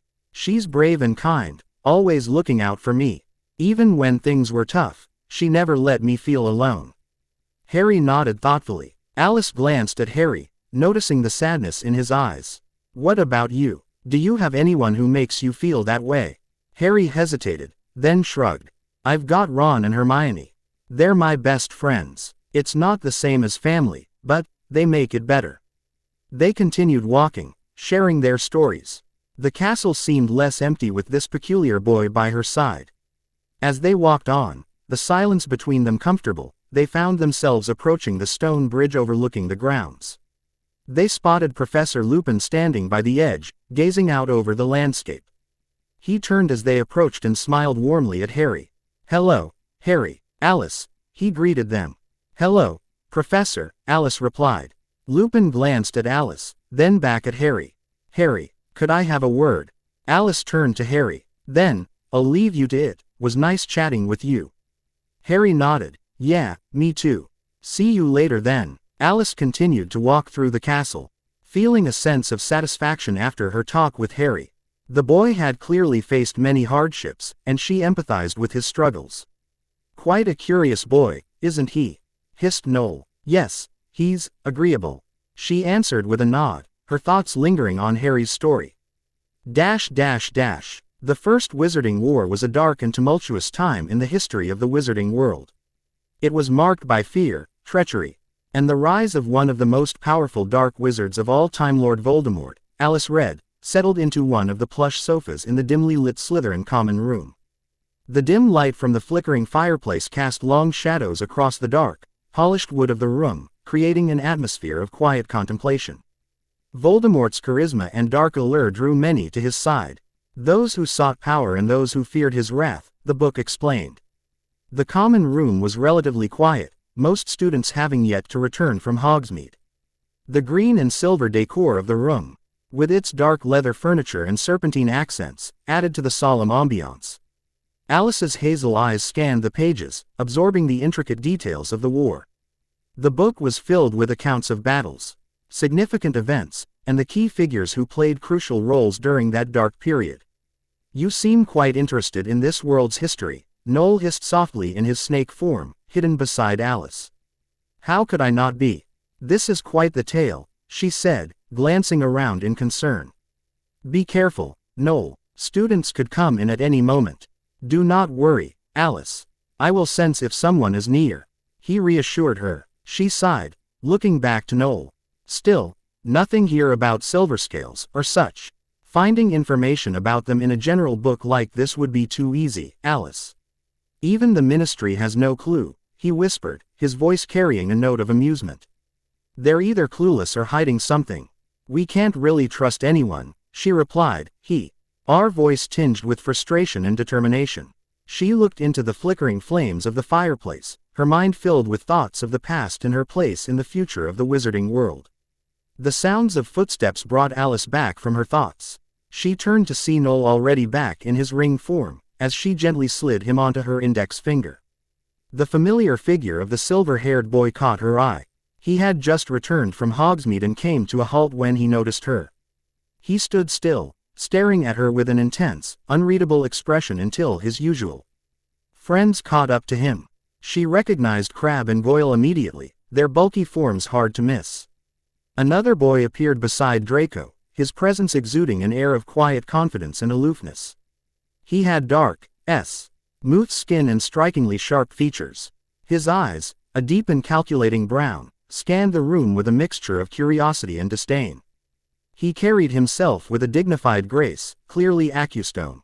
Due to the attention his looks and demeanor garnered, Draco smirked at Alice, but instead of heading straight to their dorms, he paused. You lot, go on ahead, he said to Crabbe and Goyle, who nodded and lumbered off. Along with the other boy who took a moment to glance curiously at Alice before leaving. He took a few steps toward Alice, leaning on the back of the sofa. I didn't see you at Hogsmeade, he remarked, his tone casual but curious. I think you can guess why, she shrugged, her voice tinged with resignation. He nodded, a soft smile playing on his lips, his gaze shifting to the open book on her lap. What are you reading? He asked, raising an eyebrow in curiosity. Alice looked up from her book, her hazel eyes meeting his steel-gray ones with a calm composure. The Rise and Fall of the Dark Arts, she replied, glancing back at her book. Oh, illustrious history, Draco said, removing his coat and folding it neatly before placing it on a nearby chair. He made his way to the front of the sofa and sat next to Alice, who barely acknowledged his presence. There was a moment of silence before she flipped to the next page with her right hand. Fancy ring you've got there, he remarked, noticing Noel's ring. Yes, she replied softly. Snake-shaped. Does it have any special meaning? He asked, his curiosity piqued. She raised her hand to look at the ring, a soft smile playing on her lips. More than that, in fact. I'd say it's a part of who I am, she said, thinking of her loyal companion. She turned to meet his silvery gaze. Draco's expression was one of mild curiosity, his steel-gray eyes examining the ring with interest. He wore a black cable-knit sweater, the dark fabric contrasting sharply with his pale skin. The sweater's intricate patterns added a touch of sophistication to his appearance. His trousers were a crisp, dark blue, neatly pressed and complementing the dark sweater. Alice gazed down to notice that Draco wore a ring as well, a simple yet striking piece of jewelry. It was a silver band adorned with an intricate Slytherin emblem, a serpent coiled elegantly, mirroring the house crest. The ring gleamed softly in the dim light of the common room, a symbol of his family heritage and pride. Interesting choice as well, she commented, nodding towards his ring. Draco glanced at his ring, a faint smile curving his lips. Family heirloom, he said with a touch of pride. It's been passed down through generations. A reminder of where I come from and what I have to uphold. Alice nodded thoughtfully, her gaze lingering on the ring. What about you? What do you know about silver scales? He asked, his eyes filled with genuine curiosity. Not as much as you do, Alice replied, closing her book and turning to face him with a swift motion. You're quite the prying type, aren't you? She added, raising an eyebrow in amusement. Draco smirked at her remark, a flicker of something softer behind his eyes. Well, I admit, I'm curious about you, and I'm not the only one here. Right, she said, leaning back and staring at the crackling fire before her. That I've noticed. For a moment, both fell silent, the warmth of the fire casting a cozy glow. Across the dark room, the flickering flames danced in the fireplace, creating a rhythm that seemed to sync with their thoughts. I know what it's like. Everyone judging you by your ancestry, Draco said hesitantly. His voice softer, almost vulnerable. You do. You seem rather proud of yours, she replied softly, her curiosity piqued by his unexpected candor. I have to be, he admitted, his tone more subdued. Alice was taken aback by his sincerity. She turned to see his serious expression, the reflection of the flames in his eyes adding depth to his statement. For the first time, she saw a glimpse of what is hidden beneath his usual bravado. I'm a bit surprised. Didn't know you could feel that way, she said, her voice gentle, and Fayako chuckled softly, though his voice carried a hint of worry. Right, you thought I was a spoiled brat, didn't you? More like I didn't think you'd share this with someone you haven't known for long, she clarified, her eyes searching his. She felt like I could talk about this with you, he confessed, his gaze unwavering, filled with a mix of vulnerability and trust. Alice nodded, feeling a sense of connection she hadn't expected. The crackling fire continued to provide a soothing backdrop, its warmth wrapping around them as they shared this quiet, profound moment. More students started to enter the common room, filling the space with chatter and laughter. The tranquil atmosphere shifted as the room buzzed with life. Alice and Draco exchanged a look, understanding that their private moment was coming to an end. Well, it was nice talking to you, Alice said softly. Her voice tinged with sincerity. Right, I'll see you then, Draco replied, a hint of embarrassment coloring his tone. The vulnerability of their exchange lingered in his eyes. Alice nodded before picking up her book and making her way to her dormitory. As she walked away, she felt the weight of their conversation, the unexpected connection with Draco adding a new layer to her understanding of him. Alice opened the door of her dormitory, only to be met with Pansy's annoyed expression. Pansy hurriedly walked past her, deliberately bumping Alice's shoulder as she left. Alice entered the room, meeting Daphne, the usual blonde girl, who stood up with an elegant smile to greet her. Alice, you're here, Daphne exclaimed as she approached her, her eyes sparkling with excitement. Alice glanced back over her shoulder, still perplexed by Pansy's behavior. Is she all right? She asked, gesturing behind her. Oh, don't worry about her, Daphne replied, waving her hand dismissively. She can be quite excessive sometimes. Alice nodded, though she couldn't quite shake off the encounter. Never mind that, Daphne continued with enthusiasm, I brought you something from Hogsmeade. Alice's curiosity was piqued as Daphne reached into her bag and pulled out a small package wrapped in parchment. She handed it to Alice with a grin. I thought you might like this, Daphne said, her tone warm and friendly. Alice unwrapped the package carefully, revealing a beautifully crafted quill set and a small box of Honeydukes, best chocolate. She looked up at Daphne, her hazel eyes wide with surprise and gratitude. Thank you, Daphne, Alice said softly, touched by the thoughtful gesture. Daphne shrugged modestly. I just thought you'd appreciate a little something from the trip. Although Alice wasn't particularly fond of sweets, she politely took a bite of the chocolate. To her surprise, the dark chocolate was exquisite, its rich and slightly bitter taste perfectly balanced. She savored the flavor, feeling a small sense of delight that brought a rare smile to her face. Have you heard? Sirius Black attacked the fat lady's portrait at the Gryffindor common room entrance. Millicent shared the news, her voice tinged with excitement as she sat on her bed. Sirius Black? Alice asked, curiosity piqued as she settled onto her own bed. It's quite worrisome. I heard the Gryffindors now have to sleep on the Great Hall floor, Daphne added, her tone filled with concern. Serve them right. They always act so mighty, like they're better than everyone else, Millicent said with disdain. Her eyes narrowing. Didn't you have a crush on Fred Weasley last year? Oh, and I think you still do, Daphne teased, raising an eyebrow at Millicent, who acted like she did not hear her the first time. Me, Fred Weasley. Ooh, please, I've grown up since, she stammered, waving her hands. Daphne threw Alice a knowing look, which Alice returned with a smile as she took another bite of the bittersweet chocolate. 394. You seem rather satisfied with your spells. I thought you didn't fancy using your wand, remarked Noel as they left the charms classroom. Well, I'm starting to think it's rather fun, Alice replied. Charms had always come naturally to her, and today was no exception. The summoning charm, Accio, had been effortless to master. She found it quite amusing to cast spells with a wand. Though she preferred using her hands for magic, there was a certain charm to the traditional wand work. She found herself Ulrea, knowing most of the spells taught to her, although she did not know their names and incantations.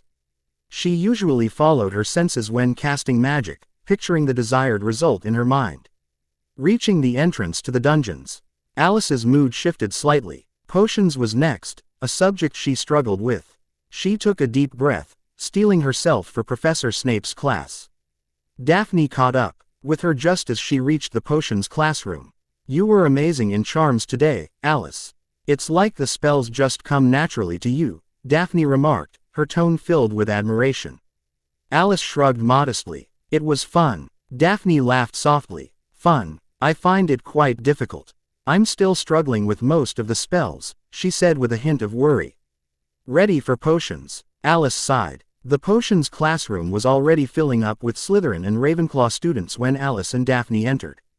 The room was cool and dimly lit, the shelves lined with jars containing various ingredients that seemed to glisten ominously in the low light. The atmosphere was tense, as it always was before Snape's lessons.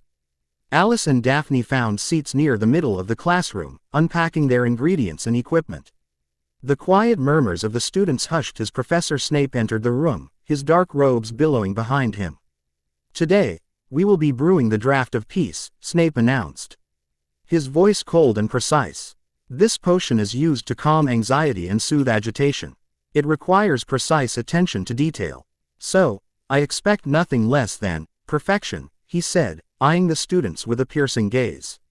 Alice tried her best to follow Snape's instructions meticulously, measuring and mixing her ingredients with precision.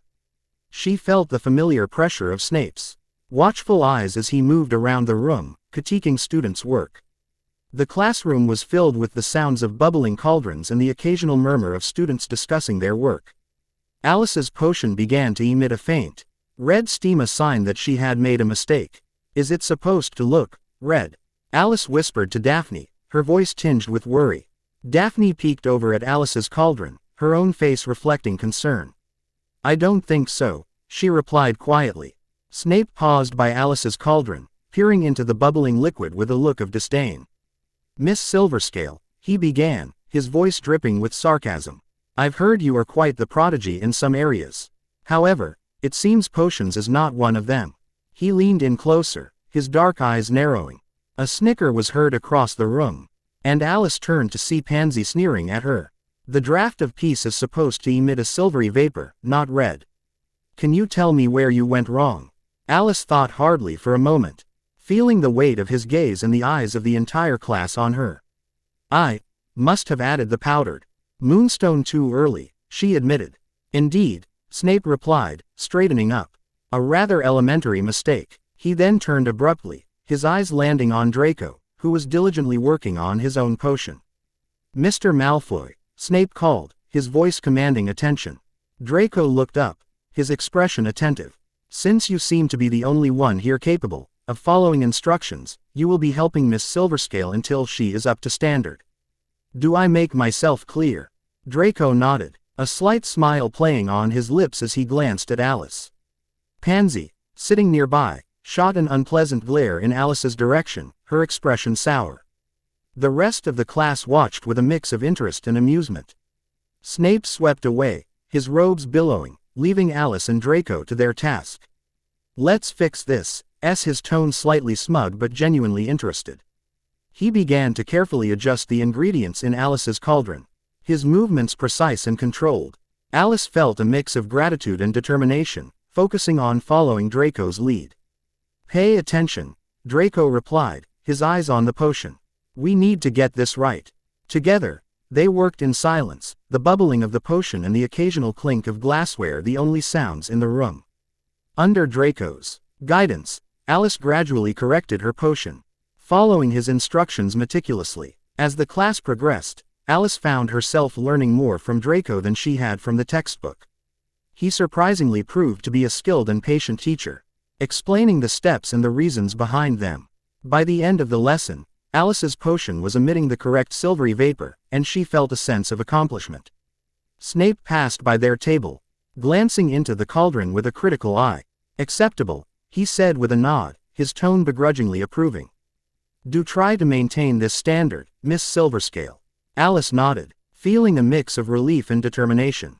As Snape moved on, she turned to Draco, who was packing up his things with a satisfied look on his face. Thanks for the help, Draco, she said, her tone calm and sincere. Draco shrugged, a pleased expression on his face. Anytime. Just remember what I showed you, he replied confidently. As they gathered their things and left the classroom, Daphne walking beside them. Draco glanced at Alice. I didn't know you struggled with potions, he remarked. You could have told me sooner, I would have helped. If I may be honest, she said with a sigh, I hate potions. Something about the smell and the overly complicated ingredients, it irritates me, she explained.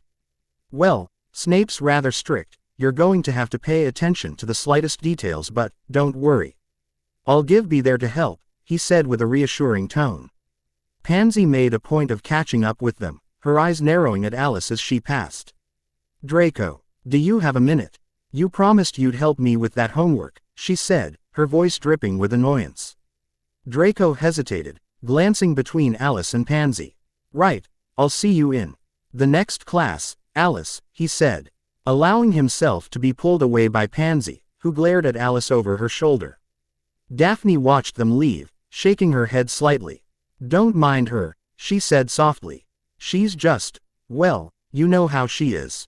Alice nodded, a small smile playing on her lips. Don't worry, I'm used to it by now. Daphne's expression brightened. I'm famished, want to head to the Great Hall. You go ahead, I'll catch up with you, Alice replied with a nod. As Daphne walked ahead, Alice took a moment to gather her thoughts. She felt unexpectedly exhausted, and a sudden ringing in her head made her wince as she pressed the bridge of her nose. Not again, she sighed. Headache? Noel asked with concern, his voice gentle. Alice nodded, closing her eyes briefly to steady herself. I wonder, Noel murmured, his voice thoughtful. What? Alice asked, her curiosity piqued.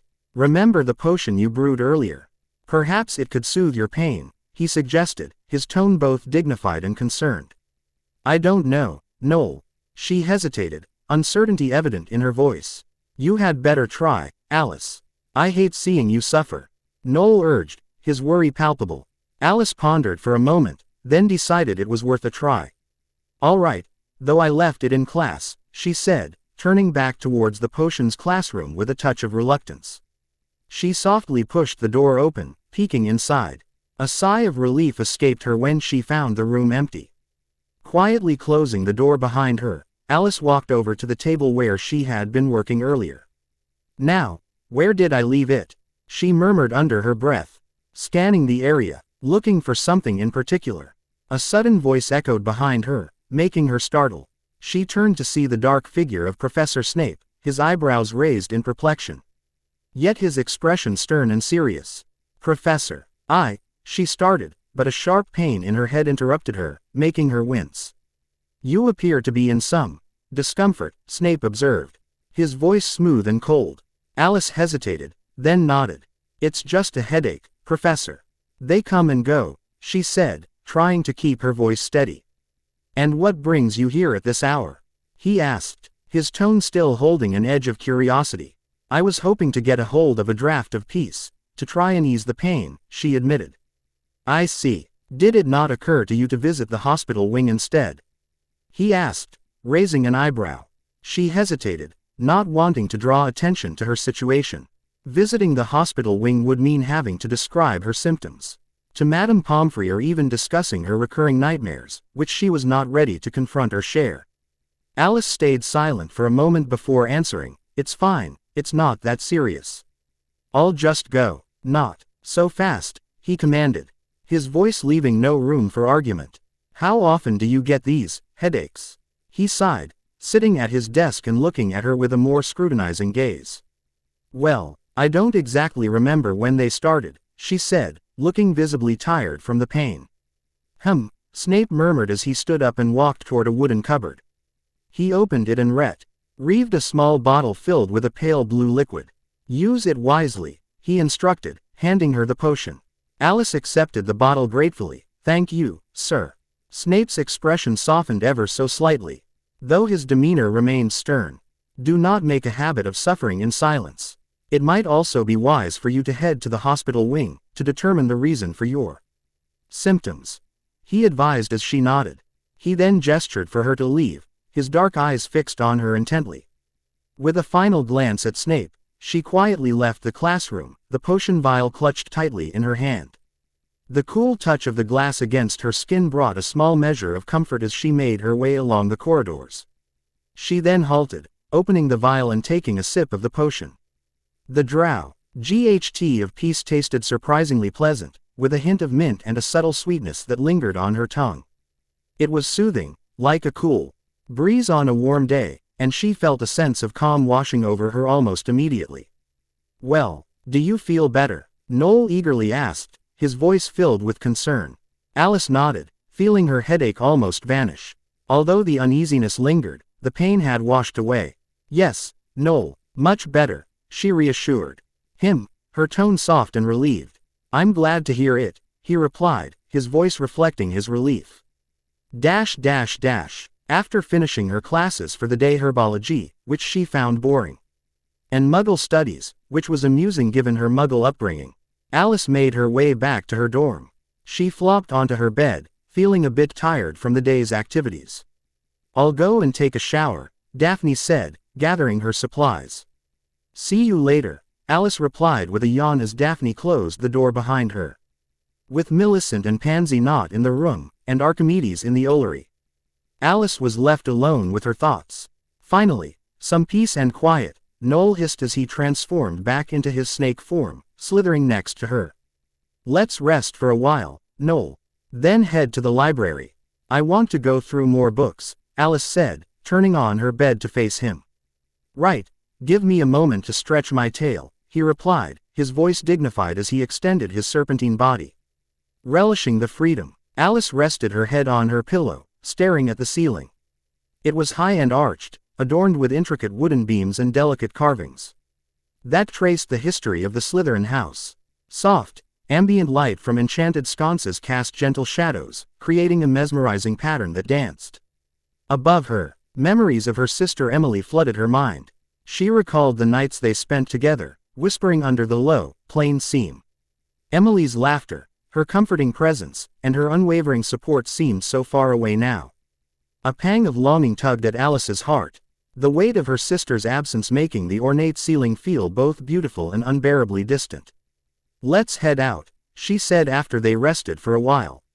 She changed into more comfortable clothes before leaving the dormitory. She opted for a cozy, garnet sweater and a pair of dark jeans. Before heading out, she glanced at herself in the mirror. Her features reflected back at her long, raven black hair cascading around her face and shoulders, framing her pale complexion. Her hazel eyes deep and mesmerizing, her delicate, dark eyebrows arched gracefully over her eyes and her rosy lips contrasted with her fair skin. She adjusted a lock of hair, tucking it behind her ear, before she made her way through the dimly lit corridors of the Slytherin dungeon. The flickering torchlight cast dancing shadows on the walls as the stone floors were cool underfoot, and the faint sound of distant footsteps echoed through the halls, creating a soothing rhythm as she walked. As she ascended the stairs to the main floor of the castle, the ambient sounds of Hogwarts filled her ears, the distant chatter of students, the clinking of armor from a nearby suit of armor that shifted slightly as she passed, and the soft, echoing footsteps of others wandering the halls. The corridors gradually became busier as she neared the heart of the castle, with students bustling about. Some heading to their common rooms, others to the Great Hall. Finally, she reached the grand double doors of the library. The heavy wooden doors were adorned with intricate carvings of mythical creatures and ancient runes. Alice pushed one of the doors open, the familiar creak signaling her entry into the hallowed sanctuary of knowledge.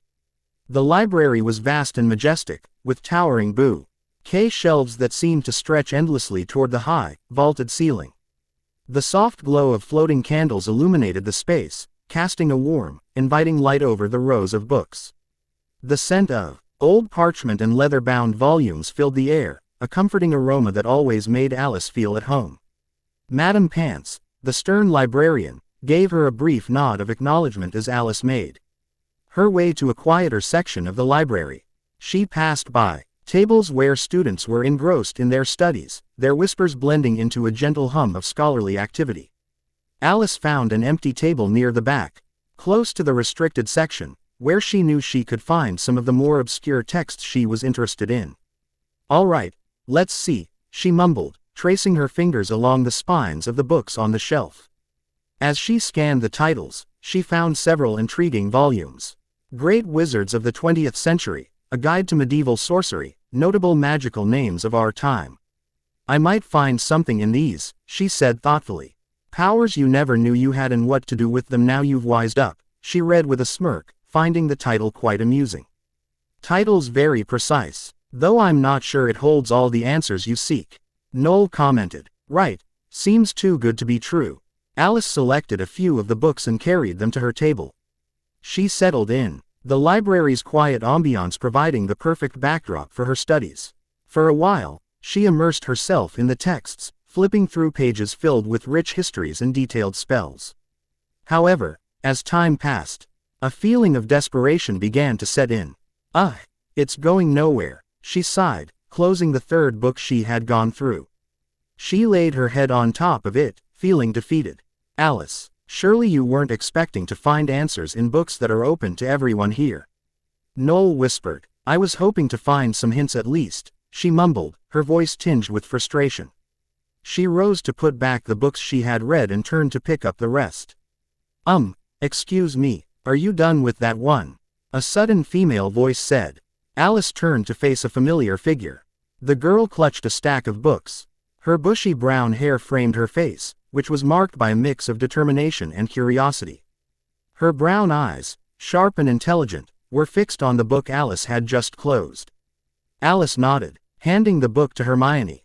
"Yes, you can have it," she said. "Thanks," the girl replied, her voice polite but focused. She was about to leave when she suddenly paused, then hesitantly turned back. She glanced at the other titles Alice had gathered, then her eyes lit up with interest. Are you looking for something specific?" Alice hesitated for a moment, then decided to share. "Just trying to find some information about unusual magical abilities," she said vaguely. Her eyes widened slightly. "That's fascinating. There are so many obscure texts on magical abilities. If you need any help, I've read quite a bit on the subject." Alice was taken aback by Hermione's eagerness to assist. "Thanks, I might take you up on that," she said, genuinely appreciating the offer.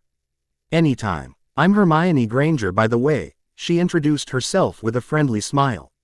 "Alice Silverscale," Alice replied, extending her hand. "Nice to meet you, Alice. Harry's told me a lot about you in a good way," Hermione said, shaking her hand firmly. "Right, you're Harry's friend," Alice recalled. "Yes," Hermione confirmed. "Oh, and a bit of advice, if you're looking for something more interesting. I don't think you'll find it here. All the rare and unique books are kept in the restricted section." Alice's eyes lit up with intrigue. "Are we not allowed there?" she asked. Hermione shook her head slightly. "Not without a signed note from a professor. But if you're really curious, you could ask one of them. They might grant you access, depending on your research." "I see," Alice pondered. "Well, I'll get going. And if you need anything, don't hesitate to ask." As Hermione walked away, Alice turned her thoughts to the new information. "The restricted section. You might find something there," Noel hissed softly, his voice filled with intrigue. Maybe," she whispered, contemplating the possibility. "But let's try some other time. I'm exhausted. Besides, I don't even know which professor to ask for the note," she added, stretching her arms with a weary sigh. "All right. Let's go back. A few weeks had passed, and the end of fall was nearing. Alice and Daphne rushed through the corridors, late for their defense against the dark arts class. They finally reached the entrance, slightly out of breath. Daphne slowly opened the door, sighing in relief when she saw that Lupin hadn't arrived yet. She entered the class, followed by Alice. "Alice, I've saved you a seat," Draco called out across the room, waving his supposedly injured hand in.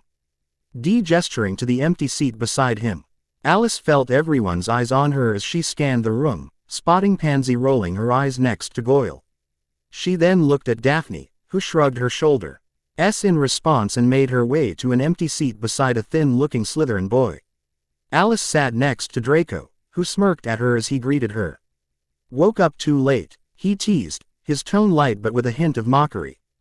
Daphne's book disappeared. "We've been looking everywhere since sunrise," she clarified, a hint of frustration in her voice. "Also, do you enjoy drawing attention all the time?" she asked, hitting his shoulder with her book playfully. "Ouch, careful, I'm still hurt." He faked his pain, protecting his bandaged arm, which made her roll her eyes. "Right, you're still suffering," she replied. As she placed her book on the table, she glanced beside Draco and spotted Harry looking her way. She greeted him with a soft smile, and he nodded in acknowledgement. Draco noticed their exchange, and leaned in closer, seeming to obscure Alice from Harry's view, pretending to lay down.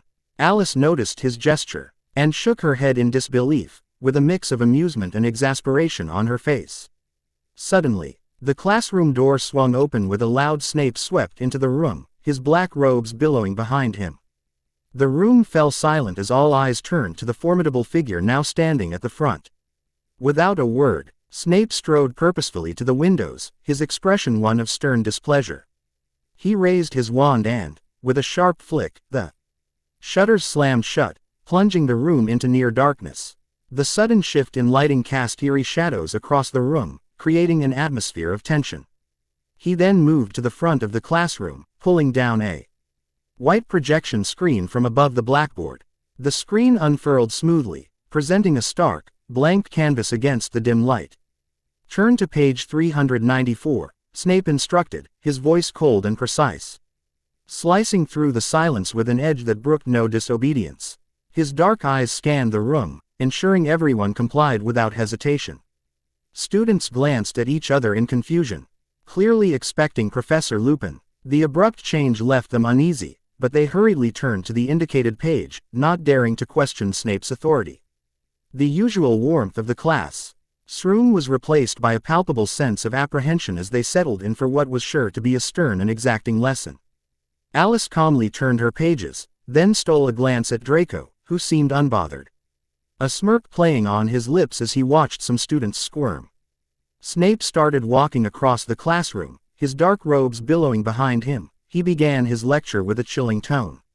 "Excuse me, sir, where's Professor Lupin?" Harry asked politely, his voice cutting through the tense silence. "That's not really your concern, is it, Potter?" Snape responded coldly, continuing his deliberate stride. "Suffice it to say your professor finds himself incapable of teaching, at the present time."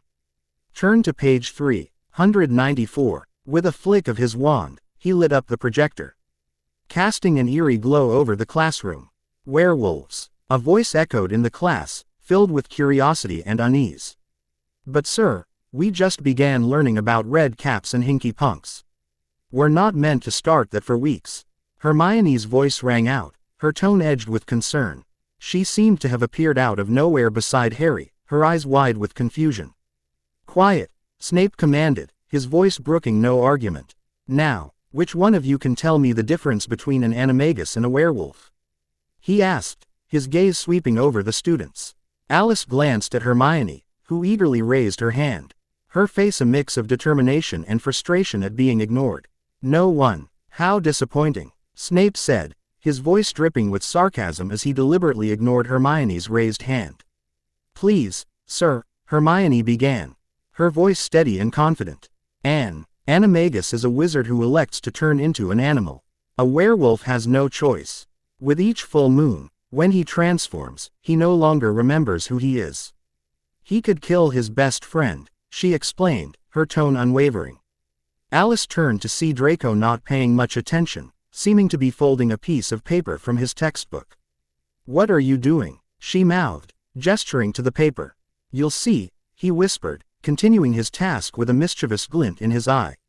"Furthermore, the werewolf only responds to the call of its own kind," Hermione added. At this, Draco began howling like a wolf in mockery, turning towards Alice, his eyes sparkling with mischief. Alice raised an eyebrow in mock disbelief, though slightly amused. Laughter erupted from Crabbe and a few other Slytherins, their snickers filling the room. "Thank you, Mr. Malfoy," Snape said sarcastically, his gaze icy as he glared at Draco. "That is the second time you've spoken out of turn, Miss Granger. Are you incapable of restraining yourself, or do you take pride in being insufferable? Know-it-all," he said mercilessly. Hermione's face fell, clearly hurt by his harsh words. 5 points from Gryffindor, he added coldly. Draco proudly showed Alice the paper bird he had folded. With a sly grin, he blew on it, and the paper bird began flapping its wings. Flying towards Harry's table, Harry caught it, looking puzzled, while Alice watched in confusion. By Monday morning, 2 rolls of parchment on the werewolf, Snape instructed as multiple students groaned in annoyance. With particular emphasis on recognizing it, he asserted, ignoring their discontent. "But sir, it's Quidditch tomorrow," Harry retorted. Snape leaned closer to him menacingly, making Harry lean back in his seat. "Then I suggest you take extra care, Mr. Potter. Loss of limb will not excuse you." Page 194, he said coldly before continuing his instructions. Alice watched Harry curiously as he started unfolding Draco's paper bird. Draco also seemed to be waiting for his reaction. As Harry looked up, his expression was one of disgust, glaring at Draco. Ron shot him a look as well. Draco sneered back with a defiant gaze. Alice shook her head at their exchange, choosing to focus on Snape's lecture instead. "There are several ways to become a werewolf," Snape continued. "They include being given the power of shapeshifting, being bitten by a werewolf." His voice droned on, filling the room with a sense of grim inevitability. Serpent shadows. The atmosphere was electric, filled with anticipation and excitement as the players zoomed across the pitch on their broomsticks. Below, the Gryffindor and Hufflepuff teams were locked in fierce competition, their colors vibrant against the cloudy sky. Alice watched the Quidditch match from the Slytherin Tower, the cold wind whipping through her hair as she sat beside Draco and Daphne. The stands were filled with students cheering for their respective houses, the roar of the crowd echoing through the stadium. Alice could see Harry, Gryffindor's seeker, flying with determination, his eyes scanning the field for the golden snitch.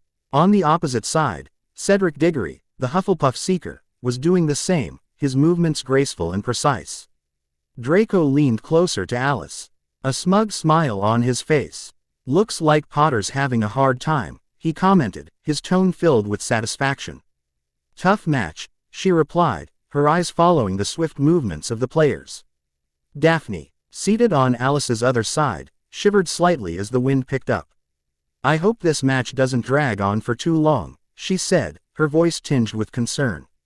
"It's freezing up here." The game progressed and the weather took a turn for the worse. Dark clouds gathered overhead, and soon, rain began to pour, drenching the players and the spectators. The Gryffindor and Hufflepuff teams continued to play valiantly, their determination unwavering despite the adverse conditions. Several students drew their umbrellas, including Draco, who deftly opened his to shield both himself and Alice from the downpour. Alice glanced up at him, her hair glistening with raindrops, and offered a faint smile in return. The two huddled closer under the umbrella, the fierce wind and rain swirling around them. Suddenly, a collective gasp rose from the crowd. Alice's eyes snapped back to the field, where Harry was clutching his head, struggling to stay on his broom. From her vantage point, she could see several dark figures swooping towards him. "Are those?" Draco exclaimed, his voice filled with a mix of curiosity and concern.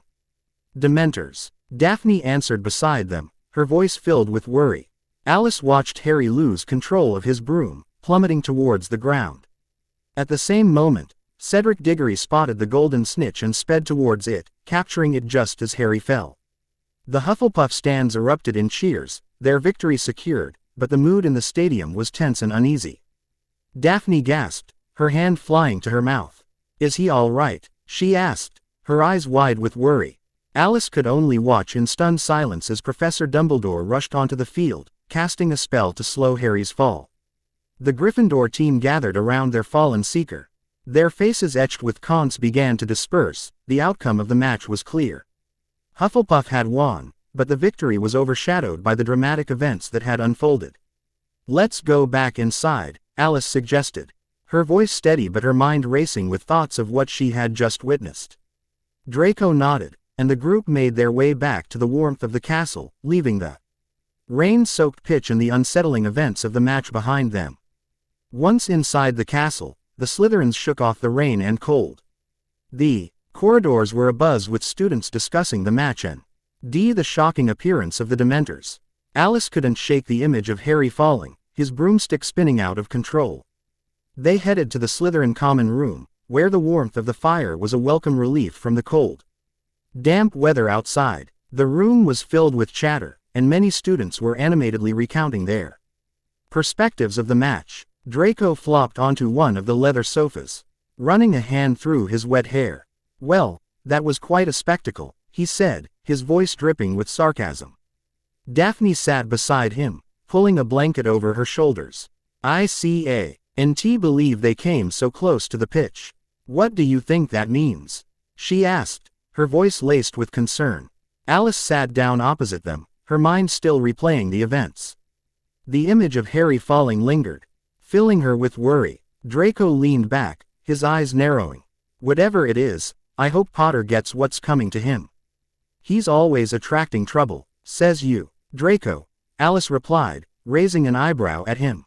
Draco shrugged his shoulders, feigning ignorance. Well, I don't know about you guys, but I think I'll go and brew myself a nice warm hot chocolate, Daphne said, wrapping her blanket and hurrying to the dorms. Alice ruffled through her wet hair, noticing some water dripping from it. She sighed, feeling the chill still clinging to her. Are you cold? Draco asked with genuine concern, leaning forward. He then turned and gestured for her to take the blanket. The common room had quieted, most students having gone back to their dorms to change their clothes and dry off from the rain. I'm good, she said, pointing to the fire behind her. Draco grabbed the blanket, rising and swiftly wrapping it around her shoulders, his expression serious and concerned. Alice looked at him in surprise, then smirked at his gesture. You're worried I might catch a cold, she teased. I'm fine really. He rolled his eyes, then gestured for her to get up and sit beside him on the sofa. As they both sat down beside each other, watching the fire crackle in front of them, Draco remained quiet, his usual bravado replaced by a contemplative silence. What's up with you? Are you worried about Harry? She asked, nudging his shoulder. Me, he scoffed, looking offended. Worried about Potter? Draco's expression softened after a moment, his voice dropping to a more earnest tone. I'm more worried about you. Actually, he said softly. Alice tilted her head in perplexity, her brows knitting together. Me? Draco turned to meet her confused gaze, leaning closer. His eyes, usually filled with mischief or disdain, now held genuine concern. The flickering firelight cast warm shadows across his face, highlighting the seriousness of his expression. Are you getting enough sleep? He asked, his voice barely above a whisper. Alice blinked, taken aback by the unexpected question. She hesitated before answering, her eyes searching his for a moment. I'm fine, she replied calmly. Draco's gaze didn't waver. Your dark circles say otherwise, he remarked, his tone gentle but firm. Alice stayed silent, her gaze shifting back to the fire. She took off the blanket around her, feeling a bit warmer from the fire. I'm just worried, that's all, he explained after a moment, his voice softer. Alice felt perplexed and surprised that he paid this much attention to her. It was as true that she had trouble sleeping for a long time now, plagued by recurring nightmares.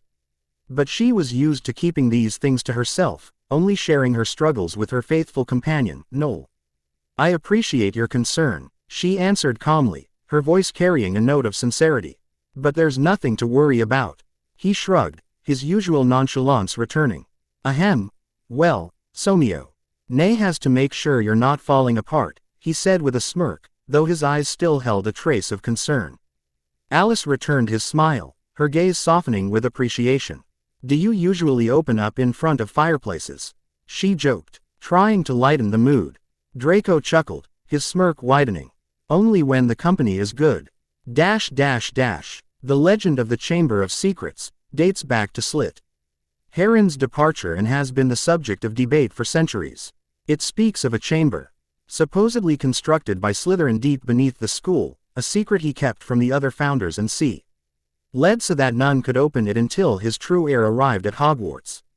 The story goes that when Slytherin's true heir returns, they alone will be able to open the Chamber of Secrets and release the horror within a creature meant to purge the school of those Slytherin deemed unworthy of studying magic. Alice's fingers traced the old parchment, the words echoing softly in her mind. She shifted in her seat, her back aching from hours spent hunched over the book and her eyes strained from hours of reading. The candle beside her flickered, casting a soft, warm glow on the pages of Hogwarts, a History. The vast room was almost empty, the silence punctuated only by the occasional rustle of pages and the soft footfalls of Madame Pants as she made her rounds. The heir of Slytherin, she murmured, the weight of the words sinking in. I suppose Salazar Slytherin was not fond of Muggle-borns, Noel commented, his tone thoughtful. The Chamber of Secrets, do you think it exists? Alice whispered, wonder and curiosity mixing in her voice. She leaned back in her chair, staring at the high, arched ceiling, lost in thought. Are you thinking it might hold some answers? Noel asked, his serpentine eyes narrowing with interest. Perhaps so, Alice replied, her mind racing with possibilities. She glanced around the empty library, the weight of the discovery settling over her. Maybe Salazar's left something in there. She sat up, stretching her arms and feeling the stiffness ease from her back. Picking up the book, she carefully placed it back on the shelf. As she began walking through the dimly lit aisles of the library, her eyes fell on a familiar figure.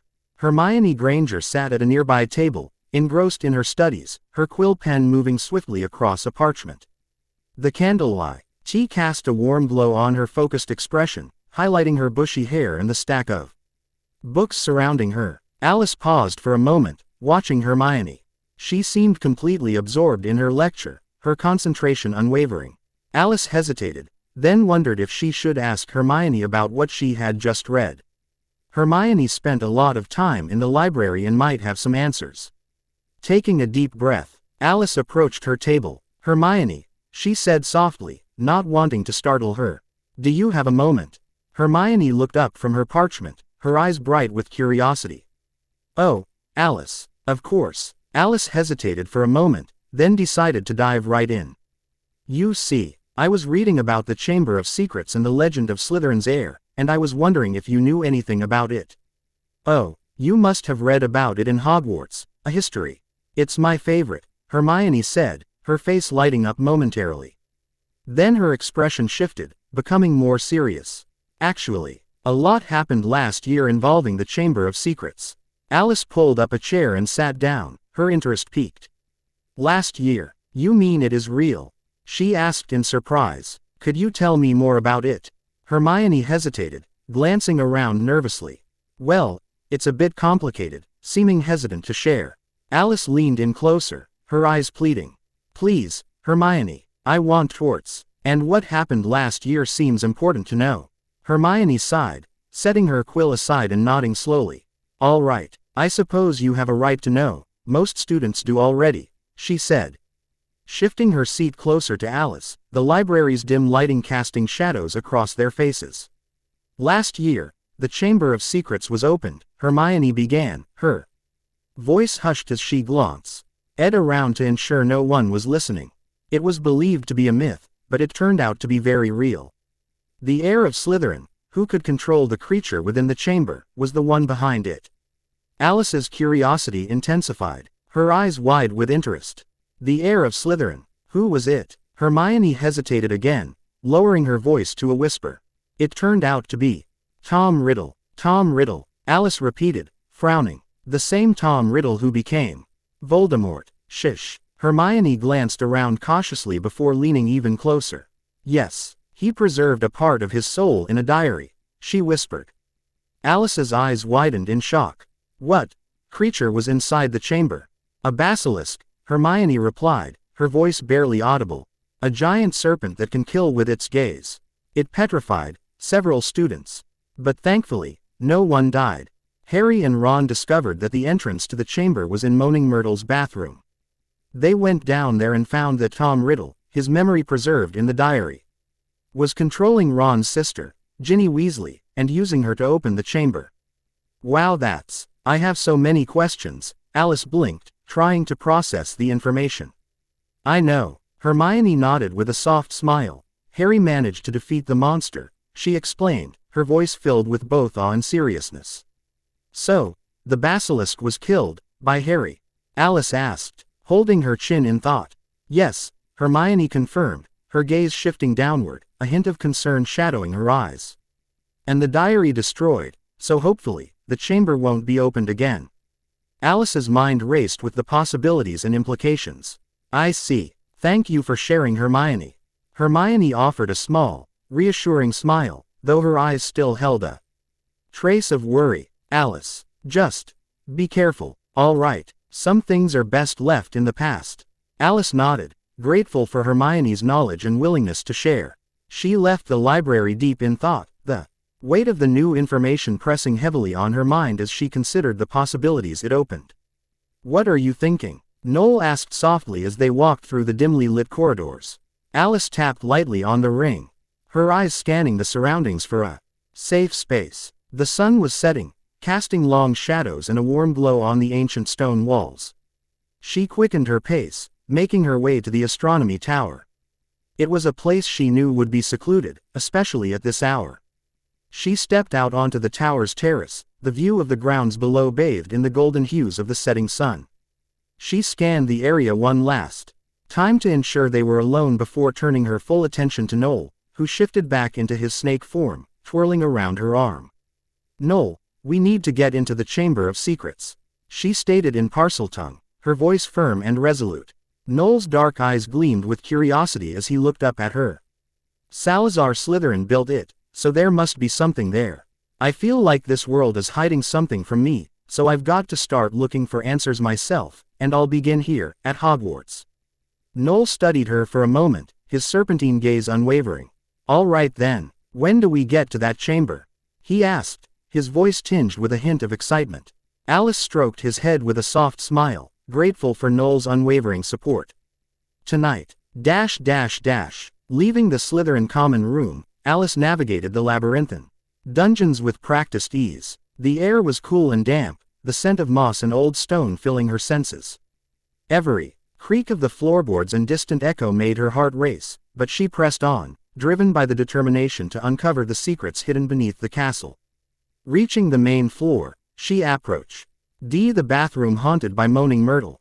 She pushed open the creaky door, the sound reverberating through the empty corridor. The bathroom was dimly lit, and the soft sound of dripping water echoed around her, adding an unsettling rhythm to the otherwise silent space.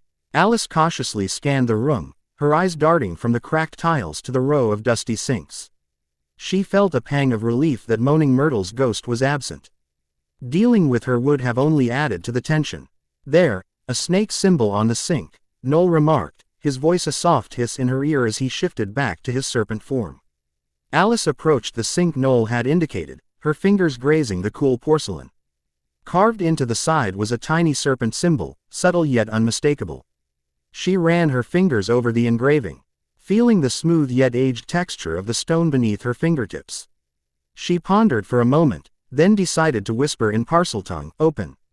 The sink began to tremble, the stone shifting and grinding as it revealed a dark, gaping hole that led into the depths of the castle. The air grew colder as a faint draft rose from the passage, carrying with it the damp, earthy scent of the unknown. "All right then, we're going in," she whispered, a mixture of excitement and trepidation flickering in her voice. Alice cast a final glance around the bathroom to ensure she was alone, then descended into the darkness, her wand casting a soft glow around her. Using a gentle levitation charm, she floated downward, the sensation of weightlessness adding to the surreal nature of the moment. The echoes of dripping water and the faint rustle of her robes accompanied her descent, magnifying the eerie silence that seemed to press in from all sides. The tunnel walls were damp, covered in patches of slimy moss, and the occasional drip of water echoed like a slow heartbeat. As her feet touched the uneven ground, she raised her wand higher, illuminating the space with a warm, steady light. The stones of the tunnel glistened, slick with moisture, and small, brittle bones crunched underfoot as she moved forward. Alice's steps were cautious but steady as she ventured deeper, her light casting long, flickering shadows that danced across the walls. She paused abruptly, her breath catching as her wand's beam illuminated a massive, shed snakeskin sprawled across the tunnel floor. The texture of the scales gleamed faintly, dry and translucent, a ghostly reminder of the enormous creature that had once worn it. "That's quite the skin," Noel hissed softly, his eyes glinting with a mix of awe and caution. Alice nodded, her own voice hushed. "It is. The basilisk must be gigantic," she continued, her heart thudding in her chest. The air felt heavier the further she ventured, charged with a palpable sense of ancient magic. Finally, she reached a massive circular door, its surface adorned with intricate carvings of intertwined serpents. The craftsmanship was extraordinary, each say, pent so lifelike that she half expected them to slither away. "Open," she commanded in Parseltongue. The serpents on the door seemed to come alive, their stony forms writhing apart to reveal a yawning darkness beyond. A cold gust of air rushed out, carrying the scent of decay and damp stone. Alice hesitated briefly, then stepped forward into the unknown. The tunnel opened into a vast chamber, its sheer scale and eerie atmosphere stealing her breath. Towering statues of serpents lined the walls, their emerald eyes glinting in the dim light. The chamber was dominated by a colossal statue of Salazar Slytherin himself. His stone visage severe and imposing, as though he were silently judging all who dared to enter his domain. With Noel coiled securely around her arm, Alice moved cautiously into the chamber. The silence was deafening, broken only by the occasional drip of water echoing through the vast space. Her light fell upon a dark mass sprawled across the chamber hitched. The lifeless body of the basilisk lay before her, its immense size stretching impossibly across the chamber. Its emerald green scales, though dulled by death, still shimmered faintly in the light, and its gaping mouth revealed long, venom-coated fangs. "Noel," she whispered, her voice barely audible as she approached the creature. The creature was colossal, its scaly body stretching endlessly across the chamber floor like a fallen titan. Though lifeless for over a year, the basilisk's form had been preserved, the cold and damp air of the chamber acting as a natural shroud. Its emerald green scales, dulled by time, still retained a ghostly sheen in the dim light, whispering of the formidable power it once wielded. Alice approached the beast with measured steps, her wand casting long, flickering shadows across the chamber walls. The silence was oppressive, broken only by the faint echo of her footfalls on the stone floor. As she drew closer, the sheer size of the basilisk became overwhelming. Its long, serpentine body was coiled upon itself, an ancient monument to both its strength and its demise. The massive head rested askew, its mouth slightly ajar, revealing fangs that curved like daggers, air edges gleaming faintly in the dim light. "The basilisk," Alice murmured, her voice a whisper that seemed to vanish into the cold air. To think it was hidden away for so long, and met such an end. Lowering herself to her knees, Alice reached out tentatively, her fingertips brushing against the rough, time-worn scales. Each one was like a shield, textured and ancient, bearing the wear of centuries spent in darkness. As her hand moved across the creature's body, she felt the weight of its history, its loneliness, its power, and its ultimate defeat. Her gaze drifted upward to its eyes, or where its eyes had been. The empty sockets were haunting, dark voids that seemed to stare back at her. The sight sent a chill down her spine, a grim reminder of the violence that had taken place here. She shivered, not from the cold, but from an ache of unspoken sorrow for the creature's suffering. Overcome by a strange, inexplicable compassion, Alice leaned closer to the fallen beast. She rested her head gently against its massive, lifeless body, the cold, unyielding scales pressing against her cheek. Her arms circled the basilisk's head as if in a silent embrace, her fingers brushing the ridges of its jaw. It was an act of mourning for a creature that had inspired fear in so many but now lay defeated, its magnificence reduced to a relic of another time. Noel slithered down from her arm, his small form dwarfed by the enormous corpse. His tongue flicked out, tasting the air around the beast as if to acknowledge its presence even in death. He moved closer, his serpentine movements fluid and deliberate, pausing near the basilisk's gaping maw. "It deserved more," Noel hissed softly, his tone filled with quiet reverence. Alice didn't respond, her gaze distant as her fingers traced the cold, ancient scales of the basilisk's lifeless body. In the stillness of the chamber, the weight of its history seemed to press down on her, heavy and tangible. Her connection to the creature felt profound, as though the echoes of its existence were resonating through her. But then, a sharp, searing pain pierced her thoughts, cutting through her connection like a knife. She winced, gripping her temples as the whispers began indistinct, ethereal, and unsettling. They coiled through her mind like smoke, growing louder and more invasive with each passing moment. Alice, Noel hissed softly, his tone brimming with concern as he coiled closer. Alice staggered back, clutching her head as she struggled to silence the cacophony in her mind. Her breath came in short gasps as she turned her eyes to the lifeless serpent, its presence now unsettling in a way it hadn't been before. "What the?" she began, her voice trembling as the pain ebbed just enough for her to speak. Noel flicked his tongue, watching her closely, his gaze a mixture of perplexity and worry. "I felt something," she murmured, trying to steady her breathing.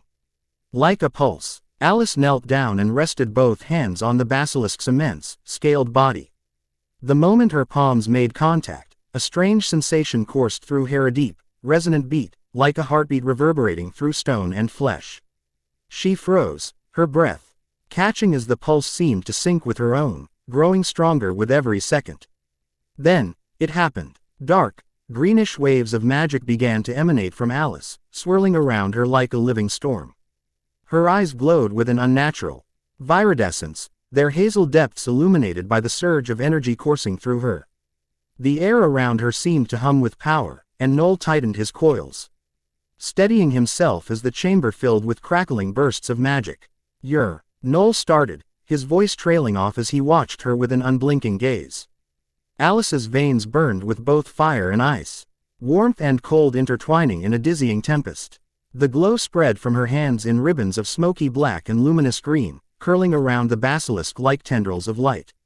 Her skin darkened in places, faint patterns like scales appearing along her arms and face, as though her magic was transforming her.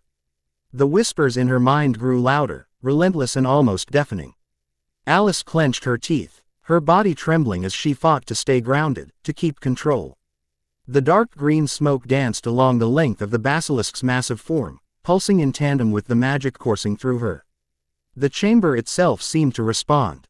The air grew heavier, and the serpentine carvings along the walls appeared to writhe, their movements eerily synchronized with the energy emanating from Alice.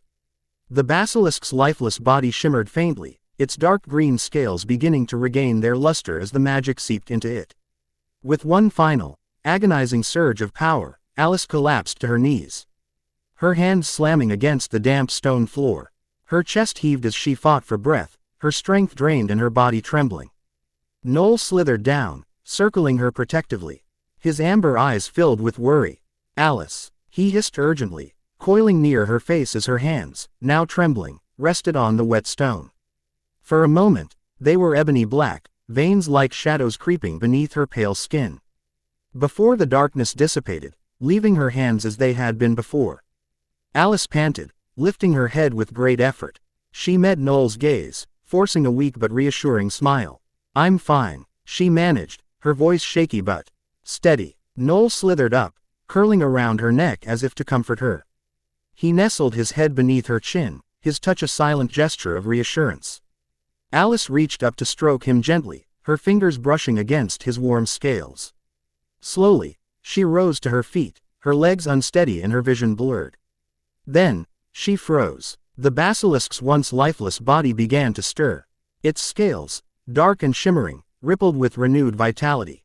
Alice watched, her heart pounding, as the massive creature inhaled deeply, its body expanding and contracting in a slow, deliberate rhythm. The chamber fell utterly silent, the air thick with tension as the basilisk's eyelids fluttered open, revealing piercing yellow orbs that glowed with an otherworldly light. The serpent's movements were fluid and deliberate, its enormous body coiling and uncoiling as it rose. Its head lifted high, towering over Alice with a regal presence that radiated both power and majesty. For a moment, the basilisk's gaze locked with hers, and Alice felt the weight of its ancient, unfathomable intellect bearing down on her. The chamber seemed to hold its breath as the creature surveyed its surroundings. Its rebirth complete, Alice stood frozen, caught between awe and fear, as the basiliskance, a lifeless relic of the past, now loomed before her, very much alive. Noel's dark eyes remained fixed on the towering serpent before them.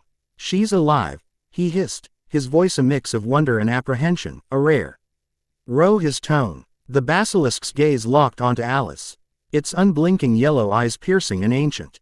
For a moment, the chamber seemed to hold its breath, the flickering light of Alice's wand casting shifting shadows across the serpentine carvings on the walls. The air between them was thick, charged with the weight of something both primordial and profound. Alice felt her pulse quicken as the connection between them deepened, an intangible bond forged through the ancient magic she had just unleashed. Steeling herself, Alice stepped closer, her voice calm and steady as she spoke in Parseltongue. "Can you understand me?" The basilisk tilted its massive head, its movements deliberate and graceful. Its scales shimmered faintly in the dim light, and when it responded, its voice was a low, resonant hiss that seemed to echo from the stone walls themselves. "Yes, I can." The single word reverberated through Alice, sending a shiver down her spine. She opened her mouth to speak again, but the basilisk's voice came first, cutting through silence with a gravitas that stilled her. "I know who you are," it hissed, its tone calm yet weighted with certainty. "You do." Alice's voice betrayed her surprise, her composure faltering for just a moment. "Yes." The serpent's colossal head dipped in a slow, deliberate bow, its eyes never leaving hers. "You are my master. You are the Slytherin heir. Tales of the Silverscales. Alice's breath caught in her throat, her mind racing to grasp the enormity of the basilisk's declaration. The weight of the chamber seemed to grow heavier around her, the serpentine carvings on the walls watching silently, as if awaiting her response. "Slytherin heiress," Alice repeated, her voice laced with disbelief, trembling under the weight of the basilisk's words. She turned to Noel, perched on her shoulder, his sharp, unblinking gaze fixed on the enormous serpent before them. His serpentine form coiled tighter, his demeanor cautious but curious. The basilisk lifted its massive head, its golden eyes glowing faintly in the dim chamber light. "Yes," it hissed, its voice deep and resonant, carrying an air of ancient wisdom. "An honor beyond words, mistress. You have brought me back from the abyss. I am forever grateful." Its colossal body shifted as it bowed low, its movement deliberate and strangely graceful. Despite its size, the scraping sound of its scales against the stone floor echoed ominously. Alice's breath caught in her throat. Her mind raced, her thoughts tumbling over one another in chaos. She had resurrected a creature thought to be lost forever, and the realization sent a cold shiver down her spine. How could she have done this? The implications of such power were dizzying, both exhilarating and terrifying. Noel's voice broke through her spiraling thoughts, a soft yet urgent hiss near her ear. "Alice, you could ask her, she may know the answers you seek." Alice blinked, taking a steady breath. She looked up at the basilisk, her voice quiet but firm. "I don't understand. How was I able to do this? How did I bring you back?" The basilisk regarded her with unblinking eyes, its tone almost reverent. "Your magic, mistress, is older than you know. It courses through your bloodline, a force long dormant, and now, through you, it has awakened." Alice's chest tightened. She felt as though the weight of centuries had settled on her shoulders. "I don't even know what I've awakened," she admitted, her voice faltering. "How do you know about this? Do you know my ancestry?" The basilisk's eyes narrowed slightly, as though sifting through memories long buried. "I knew my master well, and I've met a few of his descendants. Those who sought this chamber in search of its secrets. Salazar had children, and through them, his bloodline entered a one of those children was Jadis Slytherin, who often visited me with her betrothed, Aiden Silverscale." "Silverscale," Alice whispered, her voice barely audible as she furrowed her eyebrows in thought. "What was he like?" "Aiden was a powerful wizard in his own right," the basilisk continued, fascinated by serpents and their magic. "His bond with Jadis united two great bloodlines. The Silverscales were a mysterious family, their magic steeped in arcane knowledge and secrecy. They walked paths others feared to tread." Alice felt her heart quicken, her intrigue mounting. "What else do you know about Silverscales?" The basilisk coiled slightly, its movements contemplative. Their legacy is one of shadows. They chose isolation, distancing themselves from the wizarding world. Their power was immense, but they guarded it fiercely, revealing their secrets only to those they deemed worthy. Alice knelt on the cold stone floor, her legs unsteady as she absorbed the basilisk's words. The sea, Hamber's eerie stillness pressed down on her as though the weight of her lineage had come alive in the ancient walls. Have you met others? The basilisk's tongue flicked briefly, its glowing yellow eyes narrowing as it responded. The last Silverscale I encountered before you, Mistress Levi. Silverscale. Alice tilted her head, her expression a mix of curiosity and anticipation. The serpent's massive form shifted slightly, the coils of its body brushing against the damp chamber floor. Levi stumbled into the chamber of secrets while searching for relics of my master. He spoke of his father, Amenes Gaunt, a wizard who had distanced himself from the Gaunt family. Amenes married Aurora Silverscale and adopted her family name to break away from the darkness that plagued his bloodline. Gaunt, Alice echoed, the name ringing familiar. A twinge of unease settled in her stomach as memories of dark legacies and whispered tales came to mind. She could feel Noel shift slightly on her shoulder, his gaze locked intently on the basilisk. Levi spoke of his family's profound bond with serpents, the basilisk continued, its tone tinged with respect. He too had a serpent familiar, a creature as dark as night with blood-red eyes. The Silverscales, for generations, revered serpents not only as companions but as partners in their pursuit of magic's deepest mysteries. Noel let out a low hiss of approval.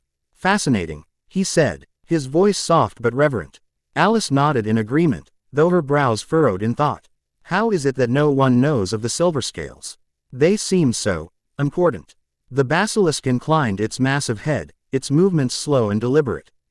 They were masters of secrecy, mistress. They shunned the wider wizarding world, finding more kinship with serpents than with fellow wizards. Their magic was their own, guarded jealously. None of them attended Hogwarts, though a few ventured into the world for brief spells of interaction. I only know what they chose to share with me. The chamber grew silent for a moment, the weight of centuries pressing down on Alice as she digested the basilisk's revelations. The stillness was broken when the serpent's piercing eyes turned to Noel. You, it said, its voice deep and resonant. Have you not encountered any of your mistress's kin? Your kind has roamed this world as long as I have, perhaps longer. Noel hesitated, his emerald green eyes narrowing. I cannot say I have, he admitted, his tone contemplative. I've lived many lives, but the Silverscales, they are unfamiliar to me. The basilisk let out a low hiss, its voice tinged with intrigue. Alice was about to respond when a thought struck her. What about Tom Riddle? Did he know about the Silverscales? The basilisk's body shifted, its immense weight sending a faint rumble through the chamber. Tom Marvolo Riddle, my previous master. No, I believe he was unaware. I never spoke of the Silverscales to him. I respected their wish for anonymity. Alice frowned slightly, her curiosity burning brighter. Thank you, she murmured, for sharing this with me. The basilisk dipped its head, its golden eyes gleaming with ancient wisdom. Alice hesitated before stepping closer, meeting its gaze with newfound determination. Do you have a name? She asked, her voice gentle. Tted slightly. A name, it repeated, its tone thoughtful. I have always been called the Serpent of Slytherin. That is all. Alice's brows knitted together in a mix of disbelief and empathy. You deserve more than a title, she said firmly. You've endured centuries here. I'd like to give you a name. The basilisk remained silent, its piercing gaze fixed on Alice as she pondered. After a moment, a soft smile crossed her face. How about Nimue? Noel flicked his tongue in approval, a faint hiss of agreement escaping him. Fitting, he said, a name of power and legend. The basilisk bowed deeply, its massive coils rippling with the motion. It is an honor to be named by you, mistress. I shall carry the name Nimue with pride. Alice's smile grew warmer. And it's an honor to meet you, Nimue. I am Alice Silverscale, though I would prefer you call me Alice, not mistress. Nimue's massive head tilted slightly, the gesture almost hesitant. I shall try. Alice, it said, the name slow and deliberate on its tongue. She then approached the bowing basilisk and gently placed her hand on its large, cold scales. The contact felt like a connection across time, bridging the gap between her and her ancestors. "Thank you, Nimue," Alice said softly, her voice steady despite the emotions swirling within her, "for sharing what you know about my family. It means more to me than you realize." Alice hesitated for a moment, then asked, "Tell me, I've heard of your ability to petrify anyone who meets your gaze. Is it true?" "Yes," Nimue replied solemnly. "But you need not fear, mistress. My eyes would never harm you."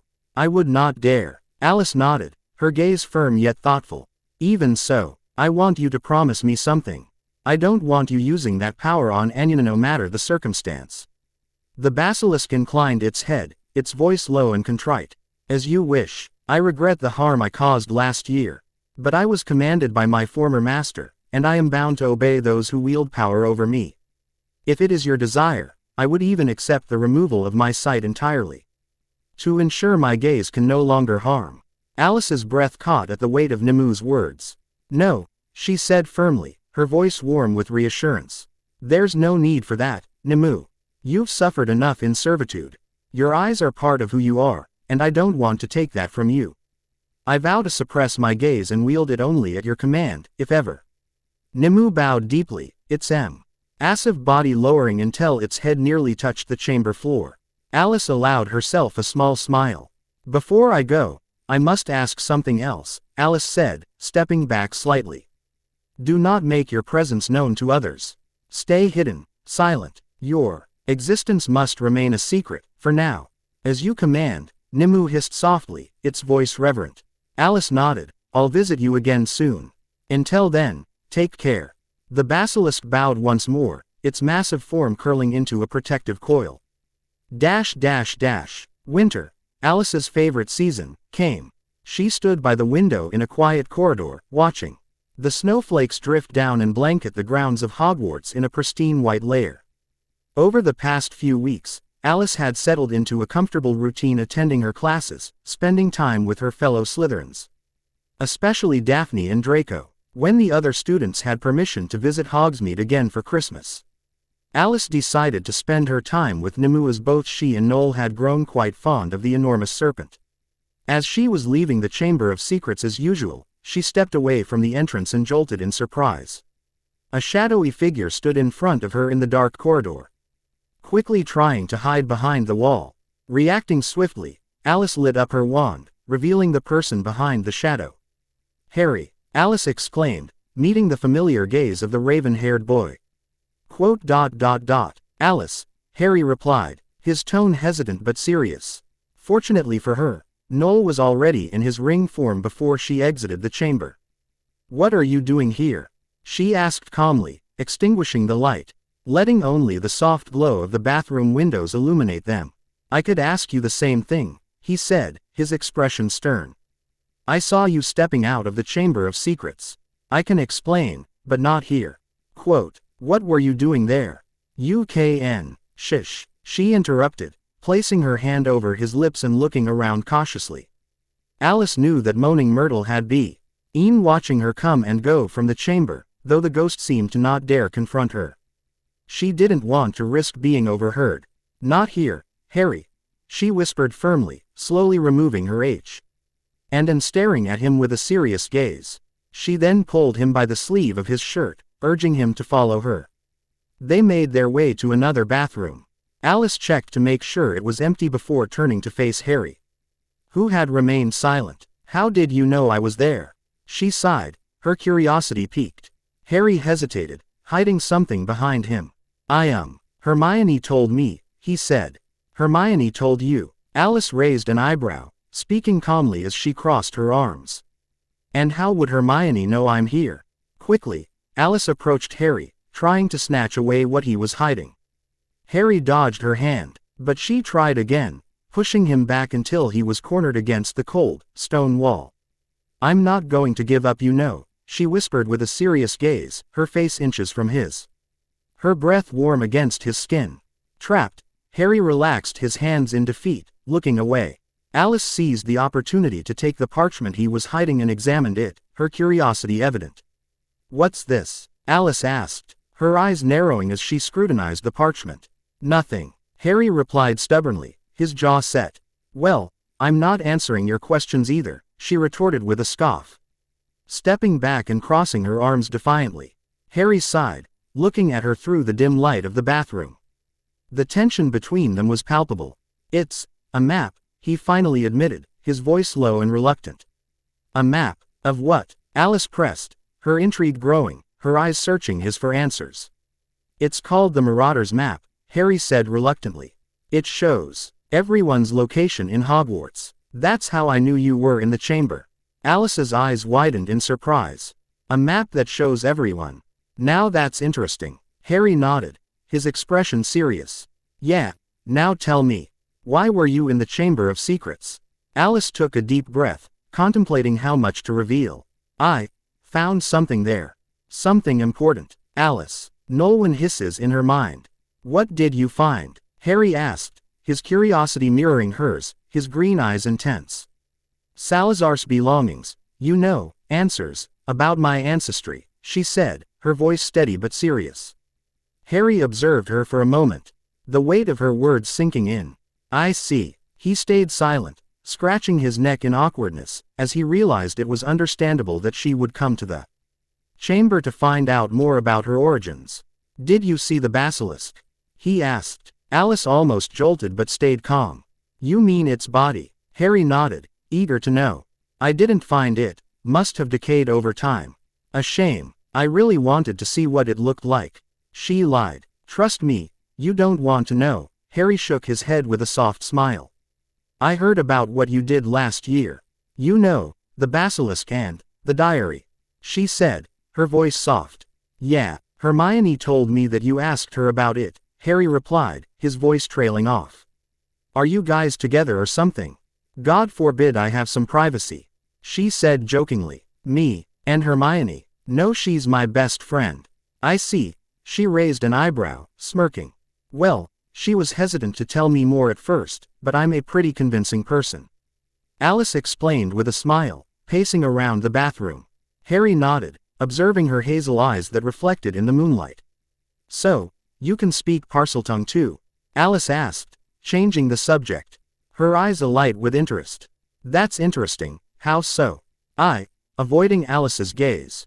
Maybe it has to do with that. She pointed to his scar. I'd consider it a gift. Snakes are fascinating creatures. They have so much to tell. Don't you agree? A soft smile playing on her lips as she stepped closer to him, her presence calming yet intriguing.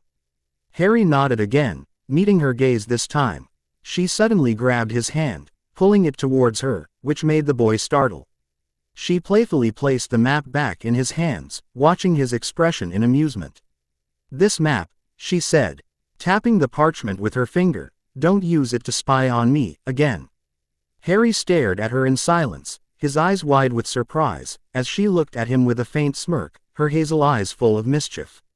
Staring into his. Be careful on your way back, she said, tapping his shoulder before making her way out of the bathroom, leaving Harry standing there. As she walked carefully through the corridor, before using a disillusionment charm on herself to avoid one of the prefects, she let out a sigh of relief. She was worried that Harry would find out about the now very much breathing basilisk. Although she believed that Nimue was very discreet, since he seemed not to have heard her, she only hoped he wouldn't go through the chamber and investigate. Green eyes. Each day grew warmer as spring approached. Alice woke up later than usual, enjoying the luxury of not having any classes that day. After taking her usual shower, she headed to the Great Hall for a late breakfast. Look who's finally awake, Daphne teased as Alice approached and sat beside her. Says you. I'm the one who usually wakes you up, Sleeping Beauty, Alice smirked, taking a bite of toast from her plate. Ah, you think I'm beautiful? Daphne said in awe, holding her face. Alice rolled her eyes in amusement and sat down as Daphne laughed softly, sipping her drink. Where's everyone else? Alice asked, glancing around for the usual Slytherin group. If you mean Draco, he left earlier. Something about a show he couldn't miss, Daphne answered nonchalantly. A show? He meant the Beast, Daphne, a voice exclaimed. Alice turned to see Blaise Zabini approaching, likely back from his early Quidditch practice. Morning, Alice, he said gently before sitting down to eat beside them. Morning. What do you mean? What beast? Alice asked, her curiosity piqued. He didn't tell you. Blaise asked in confusion as Alice shook her head, then looked at Daphne, who also seemed lost. Alice, Blaise leaned closer. It's the hippogriff. It's been sentenced to death, he said, his concern evident. Alice dropped the toast from her hands in shock. What? She asked, her voice sharp with disbelief. Why would it be sentenced to death? Daphne asked Blaise, equally confused. Apparently it was Draco's father. He claimed the creature was deadly and dangerous, and demanded it be killed, Blaise explained. Alice froze in surprise. She felt a surge of betrayal. How could Draco not tell her about this? She abruptly stood up, her expression serious. Where are they? She asked calmly. It's at Hagrid's hut, but wait. You're not. Blaise began, but Alice had already turned on her heel and started walking away before he could finish. Alice, wait for me, Daphne called, hurrying to catch up. Alice made her way out of the castle with a quick pace, her mind racing. She navigated the bustling corridors, dodging groups of students and ignoring curious glances. Slow down, Daphne pleaded. As they approached the stone bridge, they saw the executioner standing ominously, sharpening his axe with a menacing grin. The sound of the blade being stroked sent chills down Alice's spine, as she glared at the man before pressing on. They crossed the bridge, the wooden planks creaking under their feet. Reaching the edge, Alice saw a group of students gathered near stone pillars. She spotted Draco crouching, peering through binoculars at Hagrid's hut, while two of his friends stood beside him. Alice paused for a moment, watching Draco mutter to his friends. Daphne turned around beside her as he heard footsteps approaching behind them. Crabbe, beside him, tapped on Draco's shoulder when he noticed Alice, making him turn and see her, his expression shifting from smugness to surprise. Alice, what are you doing here? He asked, trying to mask his concern. Alice approached them, her gaze fixated on the silver-haired boy. Daphne followed behind. I could ask you the same thing, Alice retorted, her voice cold and demanding. Why didn't you tell me about Buckbeak? Draco hesitated, then shrugged nonchalantly. I didn't think it was important for you to know. Not important. Alice's eyes flashed with anger. You're saying his life is not important to you. Draco's eyes shifted from Alice to behind her. She turned to spot Harry, Ron, and Hermione approaching, their expressions serious and concerned. Alice turned back to Draco, her voice low and urgent. Talk to your father. Don't let them kill him. Draco looked conflicted. You know I can't do that. And it's too late now, he whispered, his voice barely audible. Alice stepped closer, her eyes boring into his. Yes, you can. Draco looked away, unable to meet her gaze. His friends shifted uncomfortably, sensing the tension in the air. She looked at him in disappointment, then walked past him towards Hagrid's hut. Alice, Draco said, his voice tinged with guilt. You know you should have told us, she heard Daphne say, her tone serious. Alice quickened her pace, feeling a deep sense of betrayal. She knew that Draco was afraid of his father, but how could he not tell her about Buckbeak?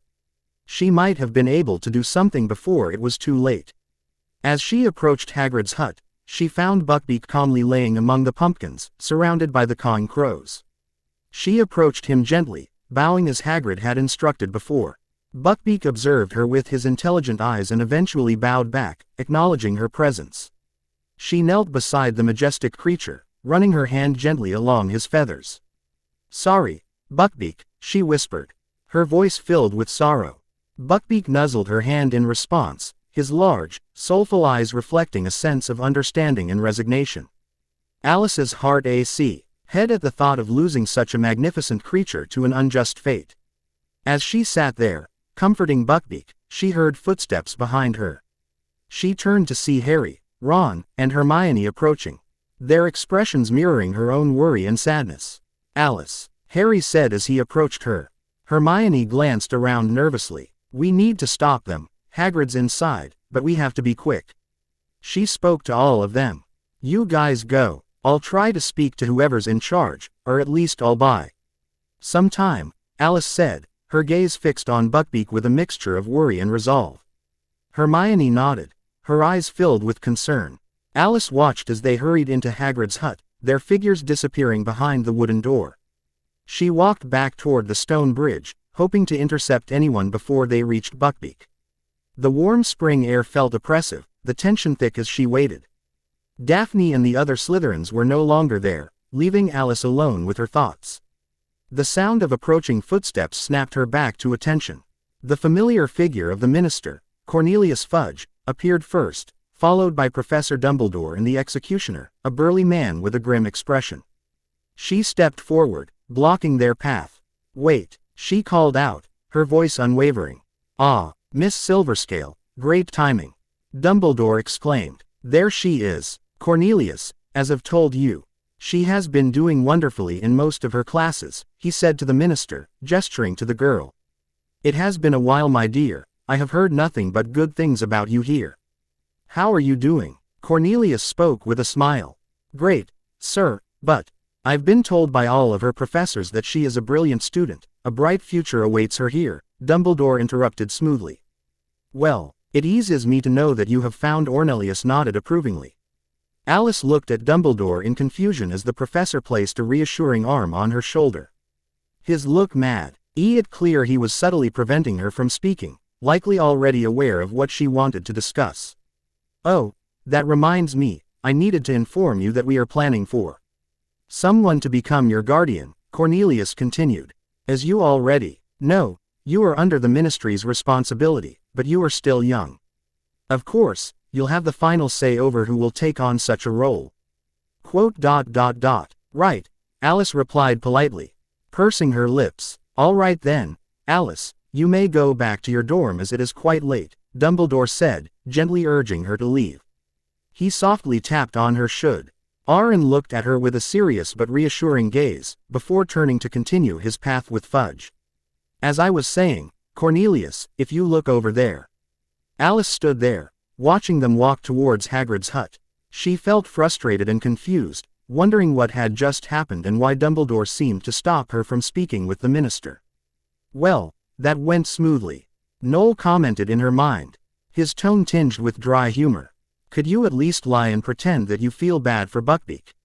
Alice sighed aloud, feeling a sense of helplessness. Despite her perplexity, she couldn't help but feel reassured by Dumbledore. He always seemed to have something up his sleeve. She turned and made her way back to the castle, her steps heavy with unresolved emotions. As she entered the ancient, echoing corridors, she spotted Draco leaning against the wall, waiting. He looked in deep thought. She walked past him with her arms crossed, ignoring him, her anger still fresh. "Alice," he called, following behind her. "Not now," she said coldly, not bothering to look his way. "Just listen to me," he pleaded, catching up to her, but Alice kept her eyes fixed straight ahead. "I'm sorry." "All right," he exclaimed, his voice echoing through the stone walls. A few passing students turned their heads to watch the scene unfold. Alice stopped in her tracks but did not turn around. "Would you just look at me?" she sighed, her anger tempered by a flicker of curiosity, and slowly turned to face him. Draco's face was etched with regret, his silver eyes searching hers for some sign of understanding. Meeting the students' curious gazes, Alice gestured with her head for Draco to follow her somewhere more private. She led him to the Transfiguration courtyard, which looked empty. She sat down by the steps, facing a large tree in front of her. She did not look his way, even as she felt him sit beside her.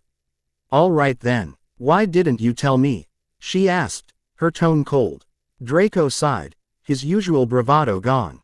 "I knew you'd be mad. I had already told Father about the beast.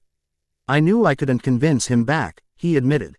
"His name is Buckbeak," she answered, crossing her arms. "Right, Buckbeak, but you have to believe me, Alice, I can't change his mind now. I've told you how it is with him." Draco's eyes pleaded. Alice's gaze softened slightly, but she didn't let her guard down completely. "That's no excuse for not telling me. Buckbeak didn't deserve this. Besides, you looked like you were enjoying it earlier, laughing with your friends." Draco looked down. "I wasn't serious, Alice, you know me.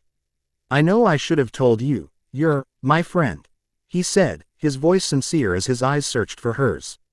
Alice remained silent for a moment, her emotions a tumultuous mix of anger, disappointment, and the lingering warmth of their friendship. She finally looked at him, her eyes piercing into his. It has gone too far. That innocent animal is about to die because of you. And I thought that you could at least be truthful with me. I could have tried to prevent it. I know him. He sighed. I'm sorry. Tell that to Buckbeak. His life is about to end, or maybe it already did by now. She frowned at him. Alice sighed, the weight of his apology tugging at her heart, her gaze shifting back to the tree in front of them. I wish I could talk to him now, but you know how he is. He already spoke to the ministry and it's too late. Draco said. I didn't give it much thought back then, about Buckbeak. I know I messed up. Alice sighed, feeling slightly bad for him. You better hope, for your sake, that Buckbeak is still alive by tomorrow. Then I'd better start looking for a spell to revive the dead, he said, trying to lighten the mood with a weak smile. Alice shook her head, her thoughts turning to Dumbledore. She hoped the headmaster had a plan to save Buckbeak. He reached out and gently took her hand, squeezing it reassuringly. I really am sorry, Alice. Alice looked at him, seeing sincerity in his eyes. She nodded, looking at her hand, then removed it from his grasp. They sat in silence for a while, the tension between them easing. He's alive, Hermione said, glancing around to ensure they were alone, as Alice let out a sigh of relief. And for the rest, try asking Harry about it. I must go now, Alice, please. Alright, okay. Alice raised her hands in innocence. She watched Hermione hurry away, books clutched tightly to her chest. She made her way back to the Great Hall, a serious expression on her face as she sat beside Draco, who was doing a poor job of hiding his anxiety, at least it was apparent to her. He had been waiting for news about Buckbeak, and Alice decided to enjoy watching him squirm a bit longer. Could you pass me some pumpkin juice, Daphne, please? She asked her blonde friend across from her, feeling Draco's intense gaze beside her. Thank you, she said to Daphne, who nodded nonchalantly. Alice took a calm sip from her cup as Draco leaned on the table, supporting his head with his arm as he stared at her intently.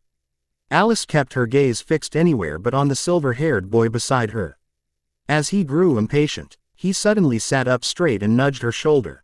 Messy heck, Alice, I'm not going to beg, he whispered, exasperated. You're not. What a pity, she pouted, feigning disappointment. He rolled his eyes, propping his chin on his hand, looking thoroughly annoyed. She smiled, then leaned closer to his ear. He's not dead. Draco turned to meet her gaze, relief flooding his expression before he playfully shoved her with a smirk. Looks like you two made up, Daphne calmly remarked, taking a bite of her meal. I don't know, did we? Alice feigned perplexion, her eyes sparkling with mischief. Yes, we did, he stated firmly. Now, please, can I eat lunch in peace? He said, taking a bite of a green apple, trying to maintain his composure. Alice smiled softly, continuing her meal. She could feel the usual unpleasant gaze of Pansy, sitting beside Daphne, boring into her. Made up. Did they fight? So, what's the drama? Pansy asked, her tone dripping with sarcasm as she looked between Alice and Draco. Nudging Daphne, who paid her no attention. Alice ignored her, focusing instead on her food. Draco, sensing the tension, shot Pansy a warning look. Pansy, just eat your food and mind your own business, he said curtly. The girl huffed, turning her attention back to her plate, but not without casting another disdainful glance at Alice. Daphne, sensing the need to diffuse the situation, changed the subject. So, Alice, are you planning on going to the library later? She asked, genuinely curious. Yes, actually, Alice replied, grateful for the distraction. I have some potions homework to do. As expected of my brightest student, Draco teased. Why thank you, Professor, she answered sarcastically. Draco softly laughed, then turned to chat with Blaise beside him. Reminds me, have you heard? Professor Lupin resigned. He turned out to be a werewolf, Blaise informed. Really? HMPH, didn't like him anyway, Draco shrugged dismissively. The group settled into a more comfortable silence, the tension easing as they focused on their meals. Alice felt a sense of camaraderie with Draco and Daphne. Yet, beneath her calm exterior, a slight guilt gnawed at her for not sharing her secret discovery hoped she would never have to. Alice, You go and take your shower. I still have homework to finish. We'll meet up later, Daphne said, picking up books from her desk. All right then, Alice replied, rising from her bed and starting to look for her towel. The room was filled with the presence of Daphne, Pansy, and Alice. Daphne was preparing her books to go to the library, while Pansy lay on her bed, reading the Daily Prophet, the light from the nearby window casting shadows on the parchment. Can I borrow your ancient runes notes before I go?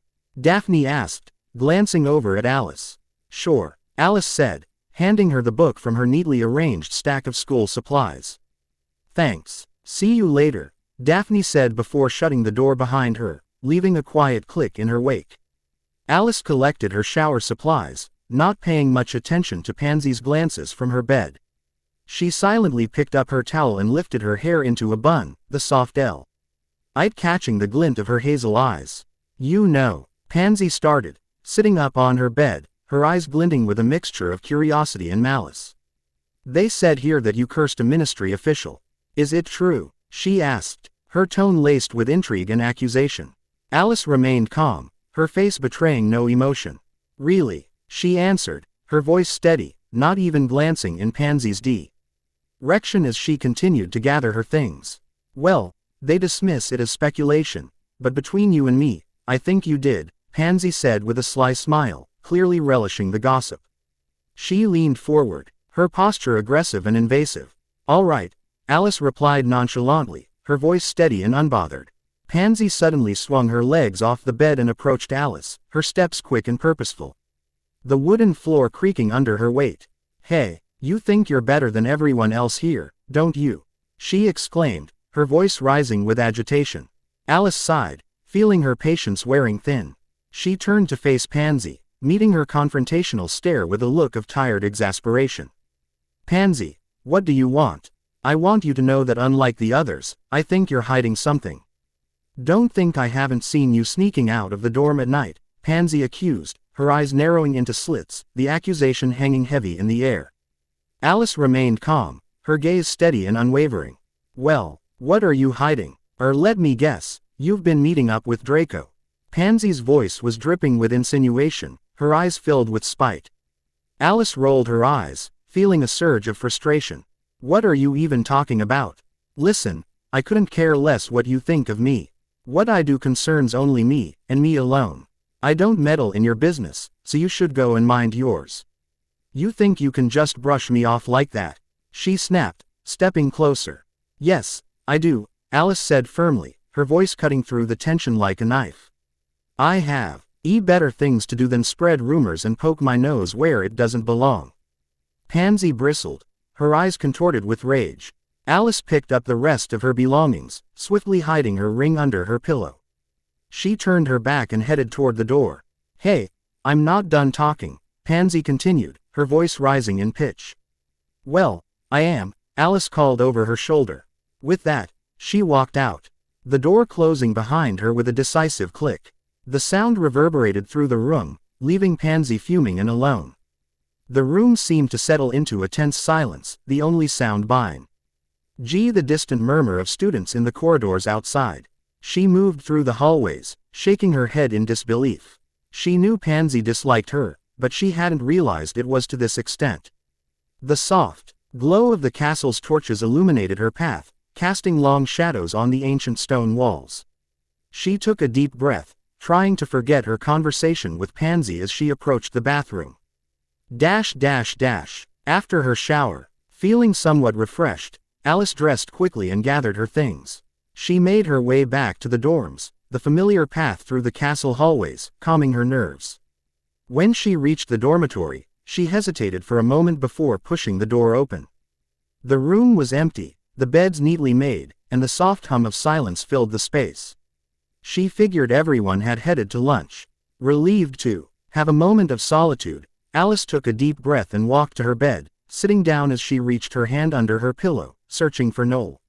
She frowned in confusion as she shifted her hand further, not finding her ring. She sat up, swiftly removing the pillow, her heart racing. The sheets were empty, no trace of it. Noel, she whispered, looking around and under the beds. Her worry growing. Noel, she exclaimed this time, her voice tinged with panic.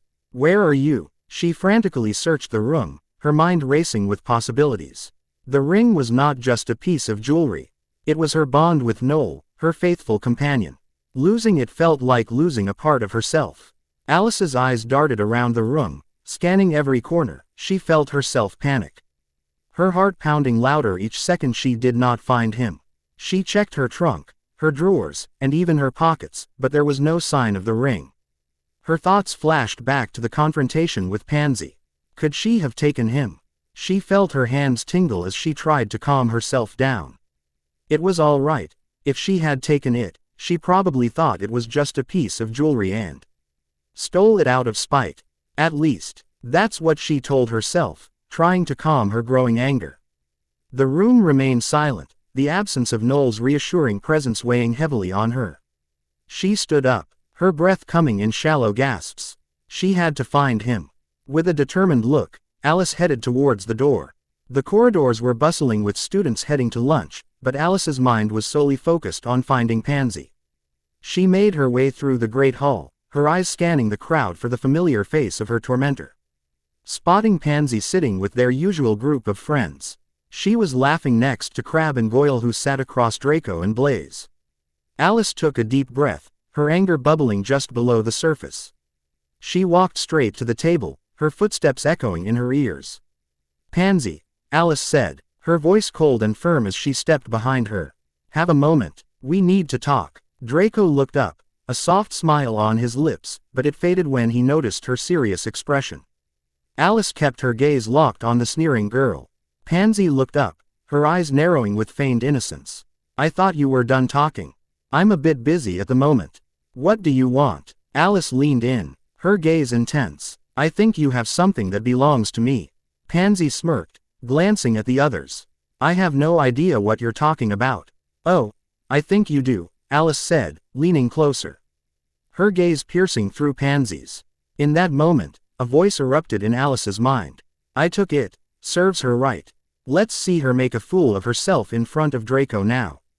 It snickered. She winced, placing her hand on her forehead as the voice faded. The table fell silent, the other students watching the confrontation with interest. Daphne looked as confused as the others, though Draco appeared quite concerned. If you lost something, maybe you should try and look for it instead of blaming me. Pansy scoffed, looking around the table, enjoying the attention. Pansy, what did you take from her?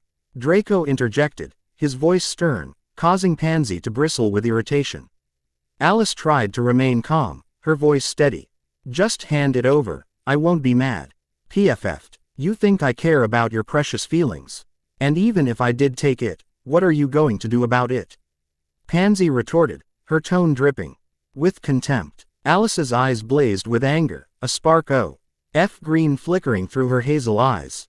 Give it back, now. The entire hall fell silent, all attention shifting to the Slytherin table.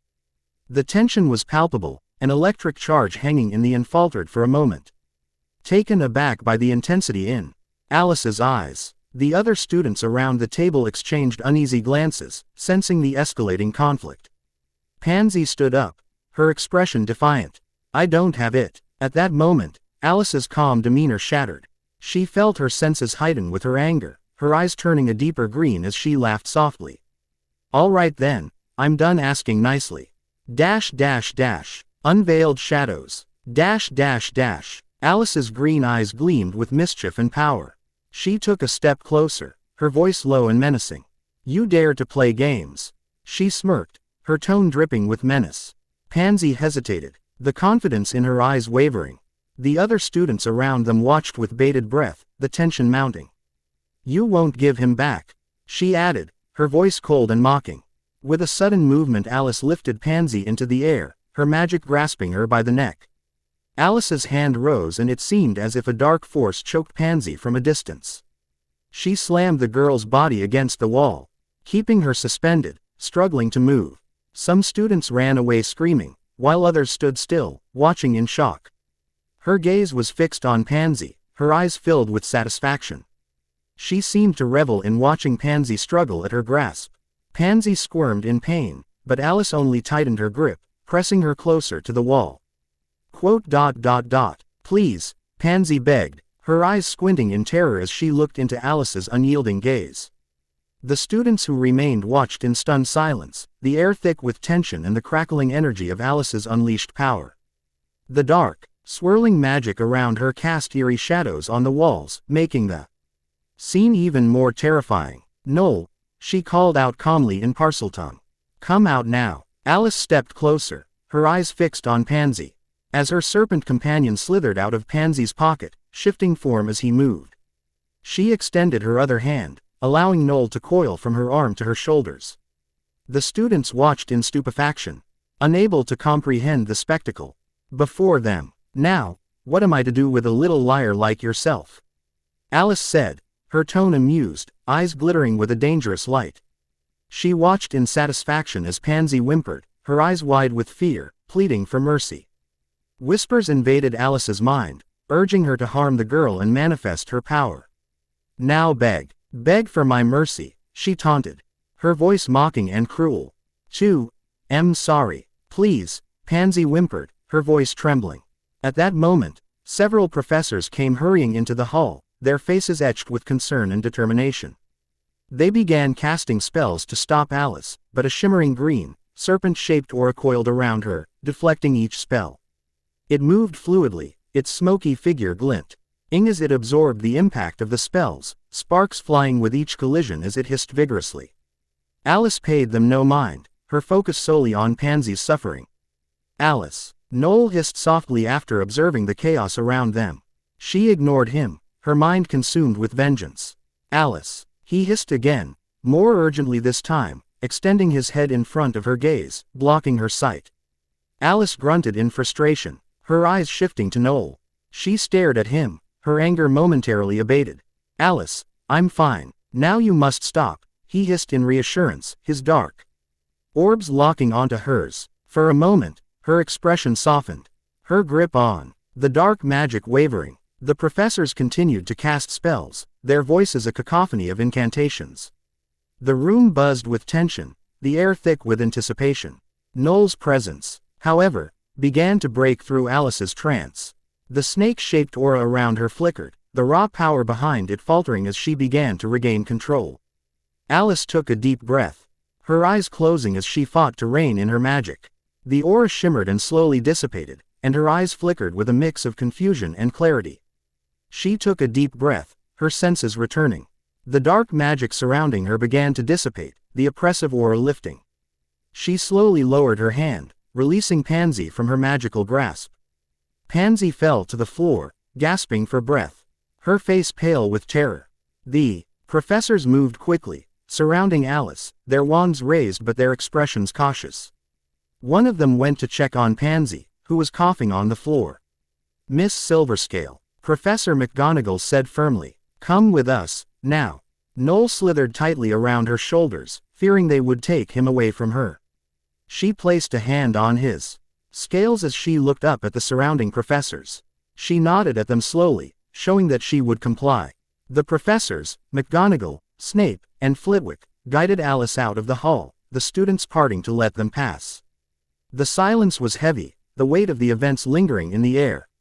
Alice walked with her head held high, but inside, she felt the gravity of her actions. She knew that things would never be the same again. "Have a seat," Dumbledore said, his voice calm but weighted with an unusual gravity. The usual twinkle in his eyes was absent, replaced by a gaze that felt both piercing and concerned. Alice sat down hesitantly, her back straight, her hands clasped tightly in her lap. Behind her, Professor McGonagall and Professor Snape stood, their faces stern yet edged with unease. McGonagall's lips were pressed into a thin line, while Snape's dark eyes were unreadable but intense. "Miss Silverscale," Dumbledore began, his tone measured and deliberate, "could you explain what happened?" Alice lowered her gaze, her lips pressed together. Silence stretched between them, and the only sound in the room was the faint crackle of the fire. Dumbledore's patient expression didn't waver, though he exchanged a glance with the other professors. "Professor McGonagall, Severus," Dumbledore said, his voice steady but firm, "if you would give us a moment." McGonagall hesitated, her brows knitting in concern. Albus, I assure you, Minerva, Dumbledore said gently, this is something I must discuss with Miss Silverscale alone. After a moment, McGonagall nodded curtly and left the office, her robes sweeping the floor. Snape lingered for a beat longer, his dark gaze flickering to Alice.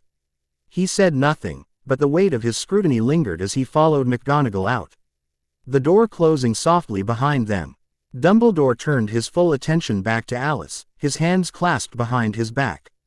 He leaned forward slightly, his gray eyes searching hers. What you've done today is troubling, Alice. It is important that we understand it. Can you tell me, in your own words, what happened? Alice remained silent, her head bowed. She shifted uncomfortably in her seat, her knuckles white from the grip on her hands. Alice, Dumbledore prompted gently, though there was an unmistakable edge of urgency in his voice. I don't, Alice began, her voice barely above a whisper. She glanced to the side, her shoulders tense. I don't know. Dumbledore raised his eyebrows slightly. You don't know. Alice lifted her head to meet his gaze, her hazel eyes filled with both frustration and fear. No, I don't, she said, her voice firm but trembling. I'm sorry, Professor, but I can't explain what happened. If you're going to expel me or send me to the Ministry, just get it over with. Dumbledore regarded her in silence for a long moment, his expression inscrutable. Then, he straightened and paced toward the fireplace, his hands clasped behind his back. Magic, he said slowly, his voice thoughtful, as often a reflection of one's emotions. It can manifest unpredictably when those emotions are left unchecked, leading to unintended consequences. Alice's hands tightened in her lap. She stared at the floor, her jaw clenched. I understand if you don't have the answers right now, Dumbledore continued, his tone gentle but firm. But I will need to find them. The events of today must be explained, not just to me, but to the Ministry. He turned, his gaze steady as he met hers again. Cornelius will demand clarity. Alice, her frustration evident. When will I go back? She asked, her voice sharp with apprehension. You will not be sent to the Ministry, Dumbledore said firmly, his tone brooking no argument. As I have already informed Cornelius, you are under Hogwarts' care. That responsibility is mine to bear. He sighed, deeply, his gaze softening. What happened today is not entirely your fault. In some ways, it is mine. Alice's eyes widened in surprise, and she rose to her feet.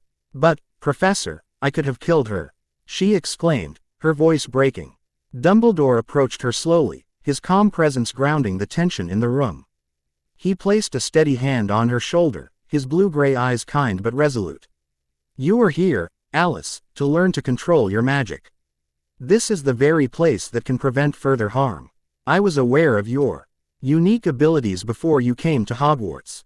That is why you are here so that incidents like today do not happen again. Alice's fists trembled at her sides. And what if it does happen again? She asked, her voice barely above a whisper. Dumbledore paused, his gaze unwavering. We will make sure to prevent any harm. His simple, honest answer made Alice blink in surprise. She shook her head softly, her voice heavy with doubt. I shouldn't be here. On the contrary, Dumbledore said, his voice firm but kind. He turned back to the fireplace, his shoulders heavy with thought. The flickering flames cast long, wavering shadows across the room, accentuating the deep lines of contemplation etched into his face. Alice hesitated, her emotions churning within her. She watched him for a moment, his posture weighed down by the unspoken burden of his thoughts. Slowly, she lowered herself back into the chair, her movements uncertain. Dumbledore's voice broke the silence, quiet but piercing. Has he been with you since you arrived here? Alice froze, her breath catching in her throat. Her eyebrows furrowed as she stared at his back, her thoughts scrambling to catch up. Did he know? Of course, he knew. Sir, she began, her voice faltering. He's my friend. I know he's not allowed but. You may keep your friend, Alice, Dumbledore interrupted gently, turning just enough to glance at her. There was no reprimand in his gaze, only understanding. After all, it seems he was the one who calmed you down. I believe we owe him some credit. Alice's eyes widened in surprise. Relief washed over her, and she let out a small, shaky sigh. Thank you, Professor, she said, her voice filled with gratitude. Dumbledore nodded slightly, his expression softening. I did sense something unusual from the ring, he said, his gaze drifting briefly to her hand. Alice instinctively touched the ring, her fingers brushing over its cool surface. Dumbledore turned fully to face her, his blue-gray eyes sharp yet filled with a profound gentleness. You've been through much today, Alice. The events must have left you shaken. I advise you to rest now. We will speak again, soon. Alice nodded, rising slowly from her chair. Yes, Professor, she said softly, her voice steady despite the lingering tension in her chest. Dumbledore's gaze lingered on her for a moment longer, as if searching for something unsaid. Then, with a faint, encouraging smile, he gestured toward the door. Alice walked down the dimly lit corridor, her footsteps deliberate and heavy, each echo bouncing off the cold stone walls like a haunting refrain of the conversation she had just left. The weight of guilt pressed on her chest, a leaden reminder of her recent actions. Her mind replayed the moment over and over, the surge of anger toward Pansy, the raw, unfiltered desire to punish, and the monstrous reflection of herself that had emerged in that instant. The emotions she had felt were still fresh, coiled tightly within her, like a serpent refusing to let go. They gnawed at her, filling her with a shame that she couldn't quite shake. She had felt powerful, yes, but that power had come with an edge so sharp it frightened her. As she turned a corner, the atmosphere shifted. Students loitering near the walls fell silent the moment they caught sight of her.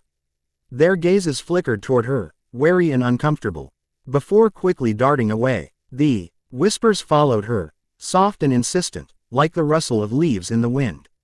Faces turned away, feet shuffled hastily, and the hallway seemed to part like water before her, isolating her in a bubble of uneasy silence.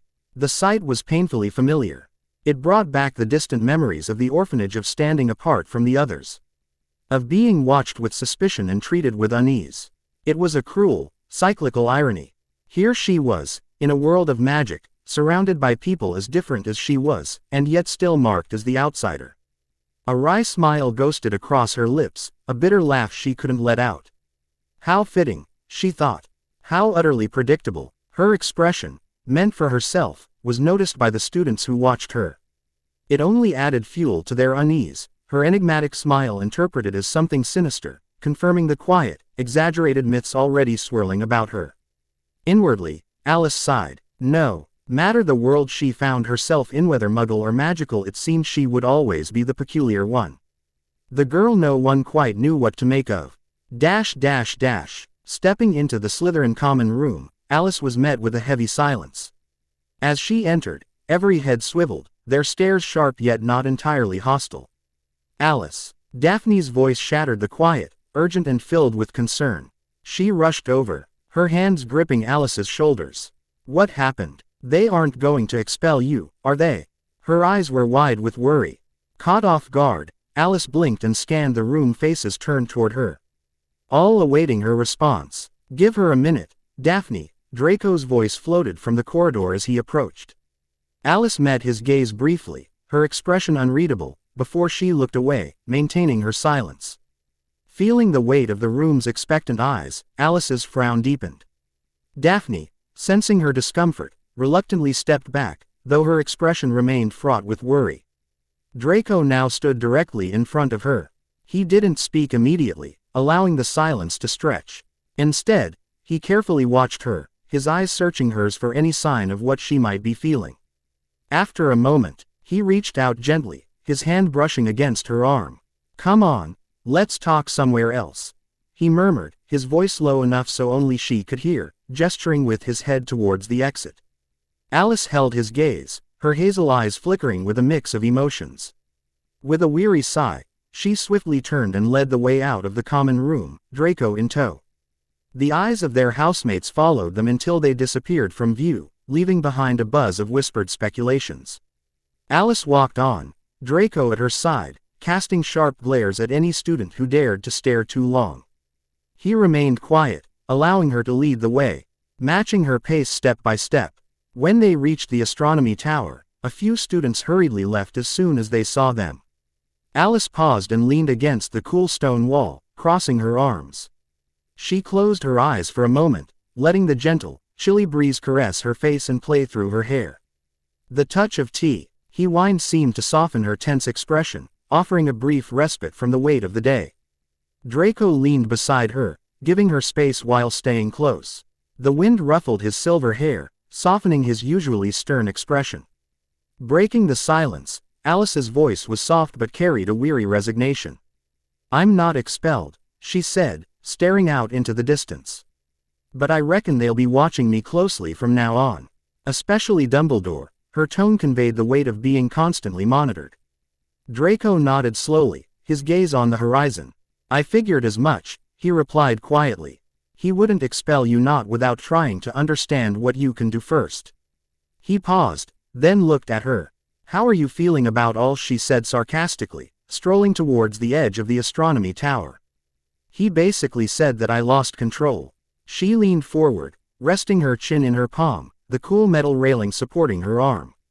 "Lost control?" He smirked. "I'd say you went full bollocks at Pansy." Alice threw a soft glare at him. "I'm surprised you can laugh at this," she remarked, a curious undertone weaving through her words. "I'd thought you'd be scared of what happened there."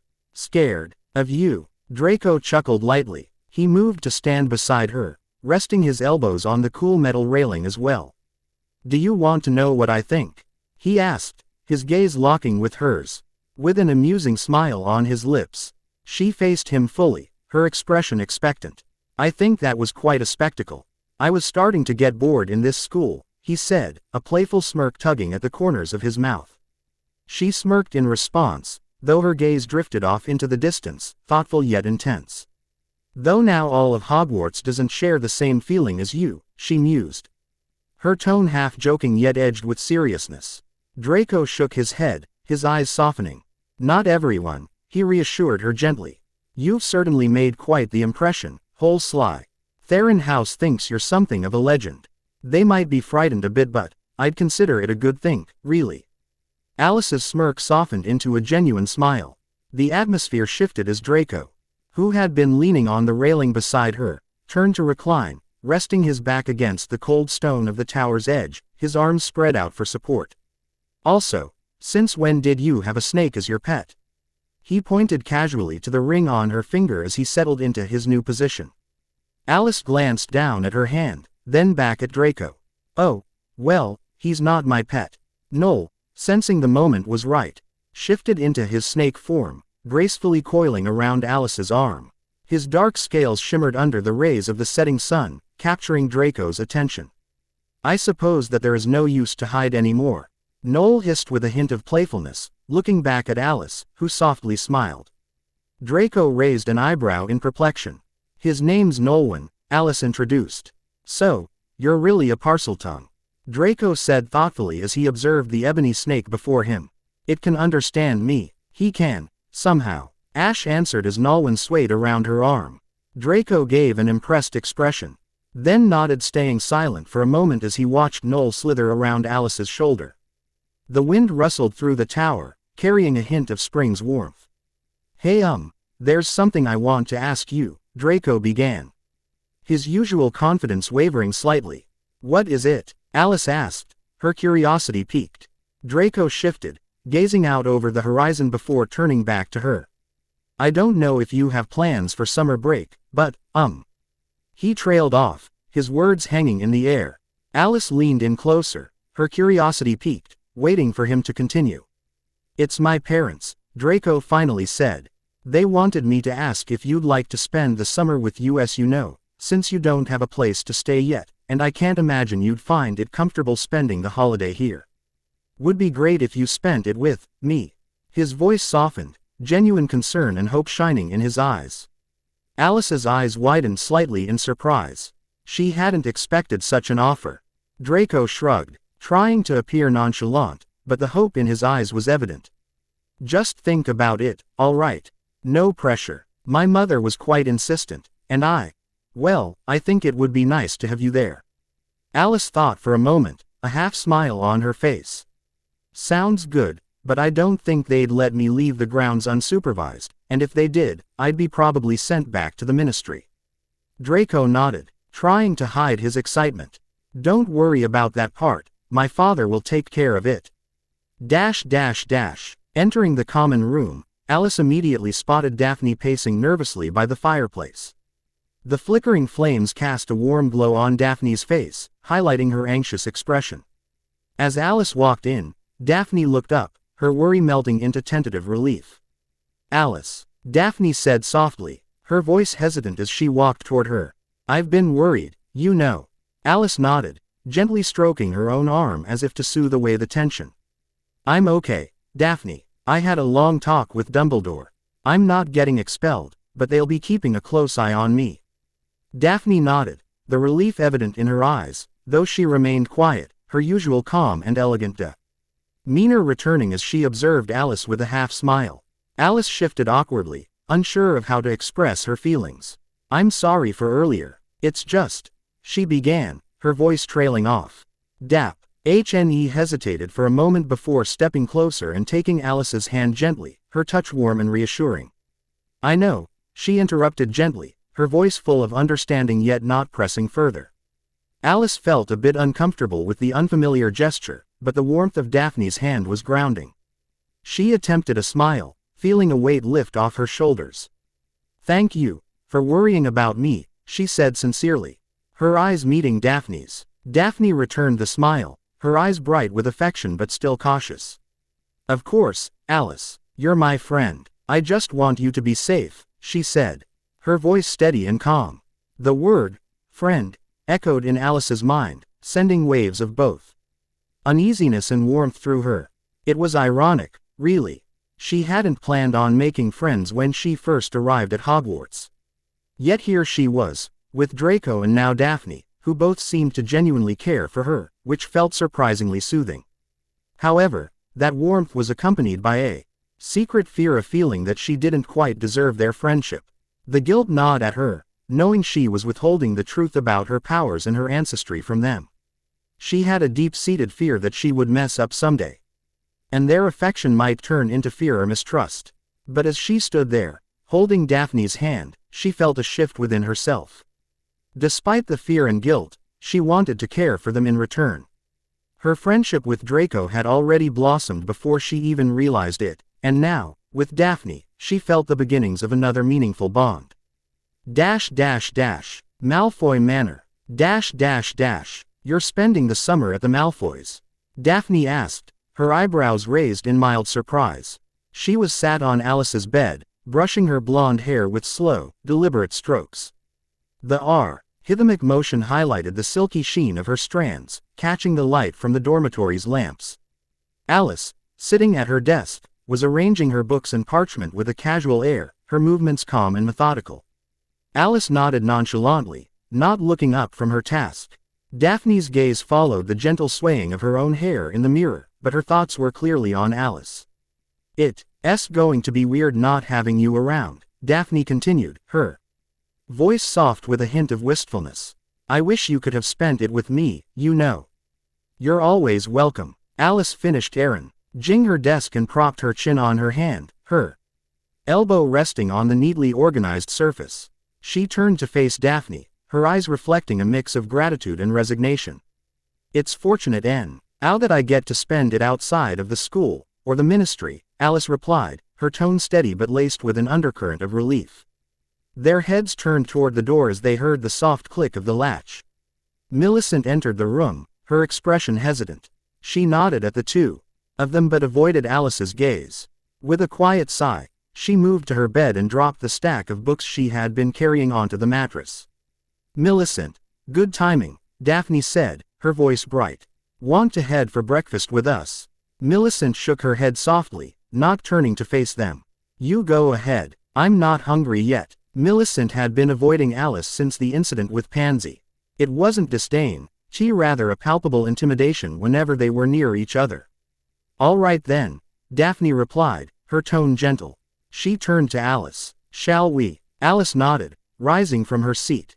She took one last glance at Millicent before following Daphne to the door. As they walked through the corridors, Alice could feel the eyes of other students on her. It was an almost constant backdrop to her life at Hogwarts. I'm craving lemon pie, Daphne mumbled beside her, her voice light and unconcerned. She seemed entirely unaffected by the attention they were receiving. Alice liked Daphne's calm and elegant demeanor. She wasn't easily impressed or rattled, and both shared some similar traits. There was a certain steadiness to Daphne's presence that Alice found comforting. Again, Alice replied with a faint smile, appreciating the normalcy of the conversation. Daphne shrugged, a playful glint in her eye. Both came to a halt when they noticed the familiar figure of Pansy Parkinson standing alone in the hallway. Daphne looked back at Alice with a concerned expression. They stood there for a moment, unsure of what to do. Pansy suddenly noticed them, her gaze shifting between the girls before settling on Alice. She lowered her hand for a second, seeming to gather her thoughts, then finally started approaching them. Eyes on the floor. I guess I'll meet you in the Great Hall, Alice, Daphne said, giving her friend a supportive look before leaving the two of them alone. Alice stood silent, her expression calm. She didn't know what to say to Pansy or how to apologize for what she had done, feeling that any apology might ring hollow. Despite knowing what she did was wrong, her emotions conflicted with that realization. As Pansy drew closer, the corridor seemed to quiet around them. Students passing by eyed them curiously, their whispers filling the air with a low hum of speculation. Pansy stopped a few feet away from Alice, her gaze still fixed on the floor. She shifted uncomfortably, then took a deep breath and finally looked up. Alice, Pansy began, her voice wavering slightly.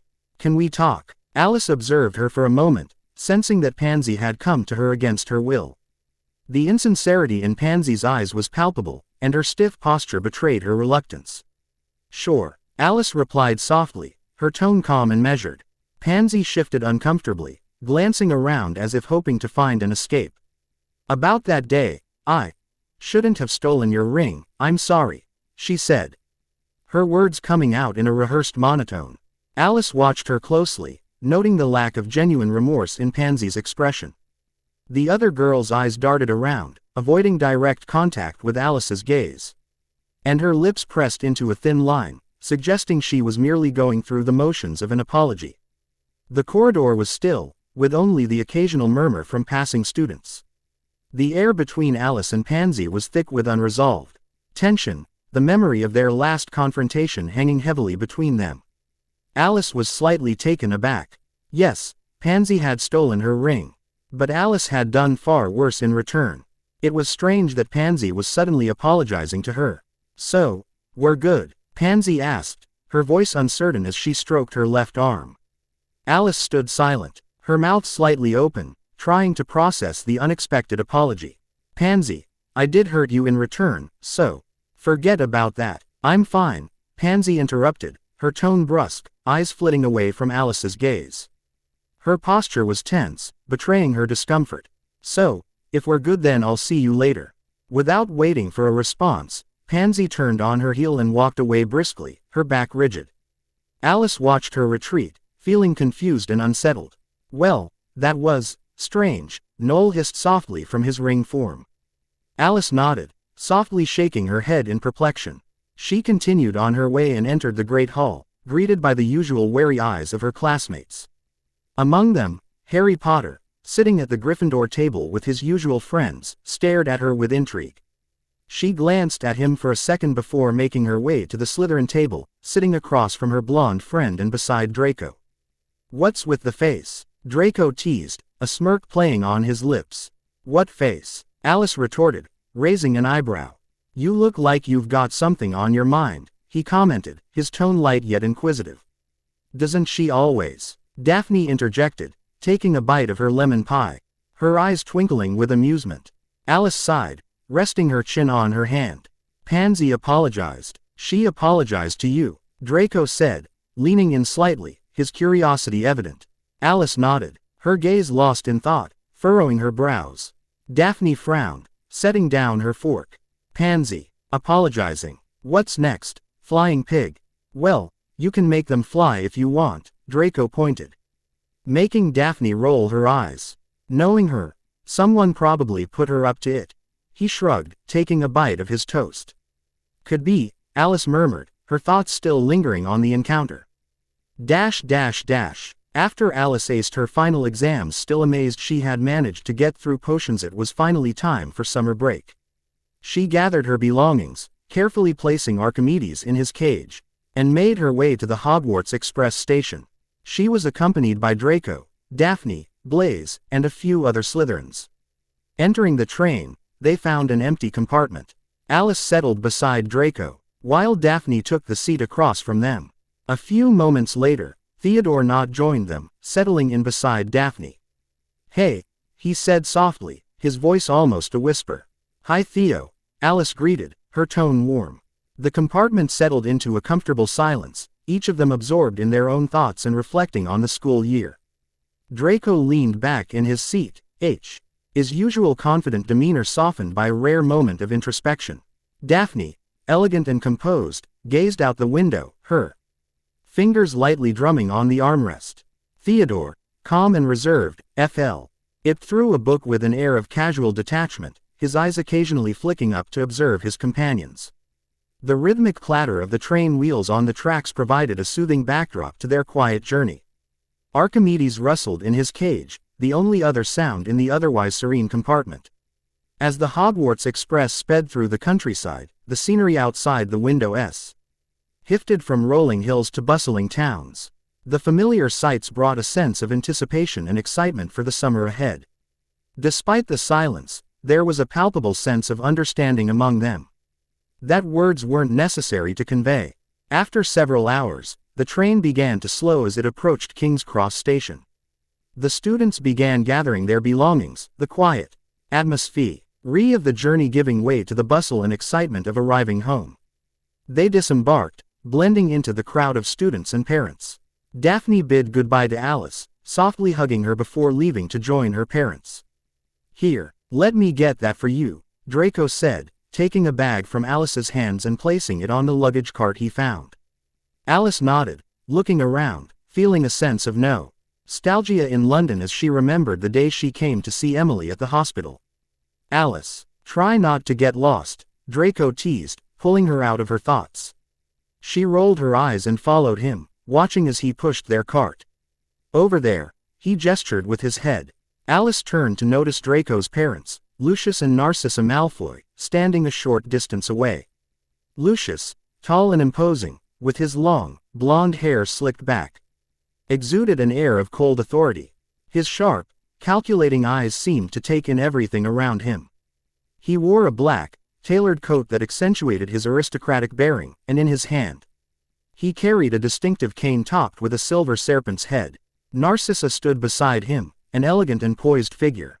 Her own blonde hair, streaked with dark brown, was styled perfectly, framing her pale, refined face. She wore a sophisticated, darmplemented her striking features. Her eyes, though sharp and discerning, softened slightly when they landed on Draco.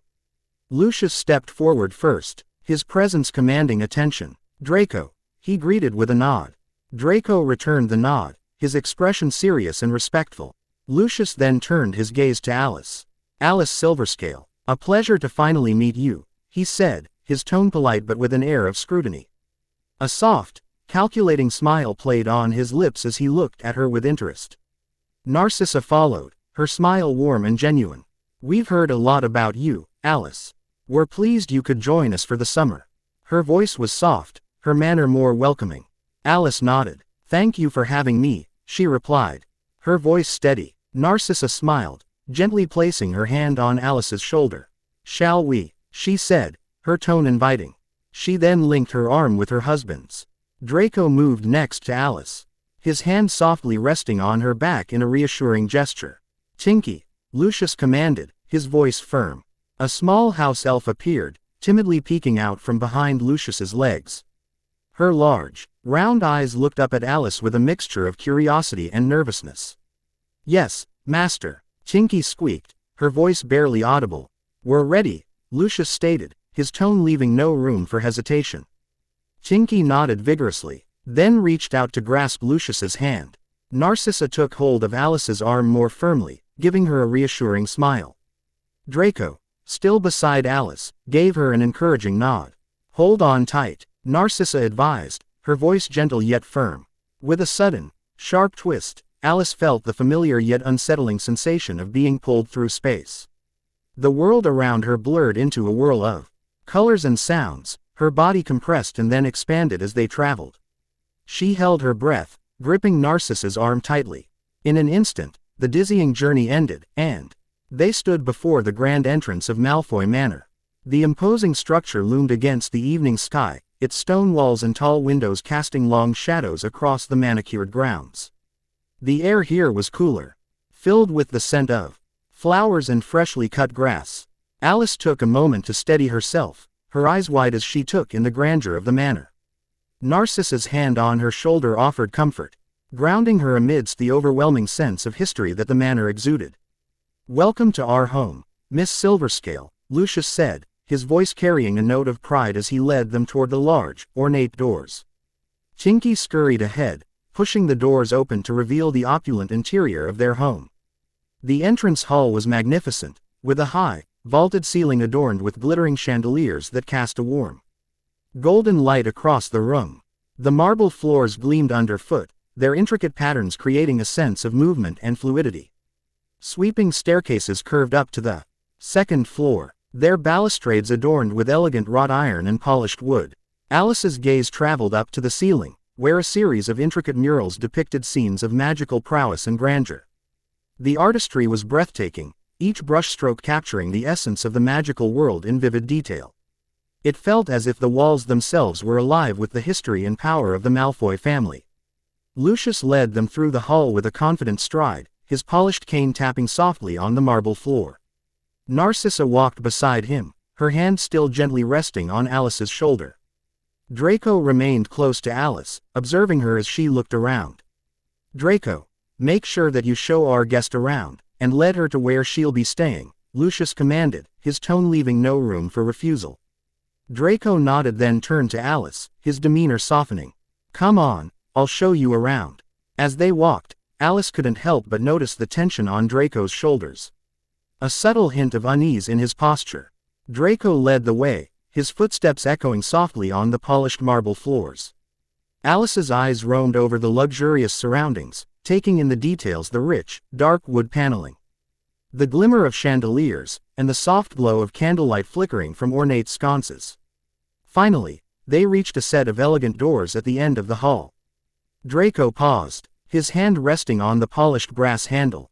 "This will be your room," he said, pushing the doors open to reveal a spacious and exquisitely decorated guest room. The room was a blend of elegance and comfort, with a large canopy bed draped in rich fabrics, a beautifully carved wooden wardrobe, and a cozy sitting area by the window that offered a view of the sprawling gardens. Soft, warm light filled the space, creating a welcoming atmosphere. Alice stepped inside, her eyes wide with appreciation. As she observed around her, "It's perfect," she said, turning to Draco with a smile. Draco managed a small smile in return, though the tension in his shoulders remained.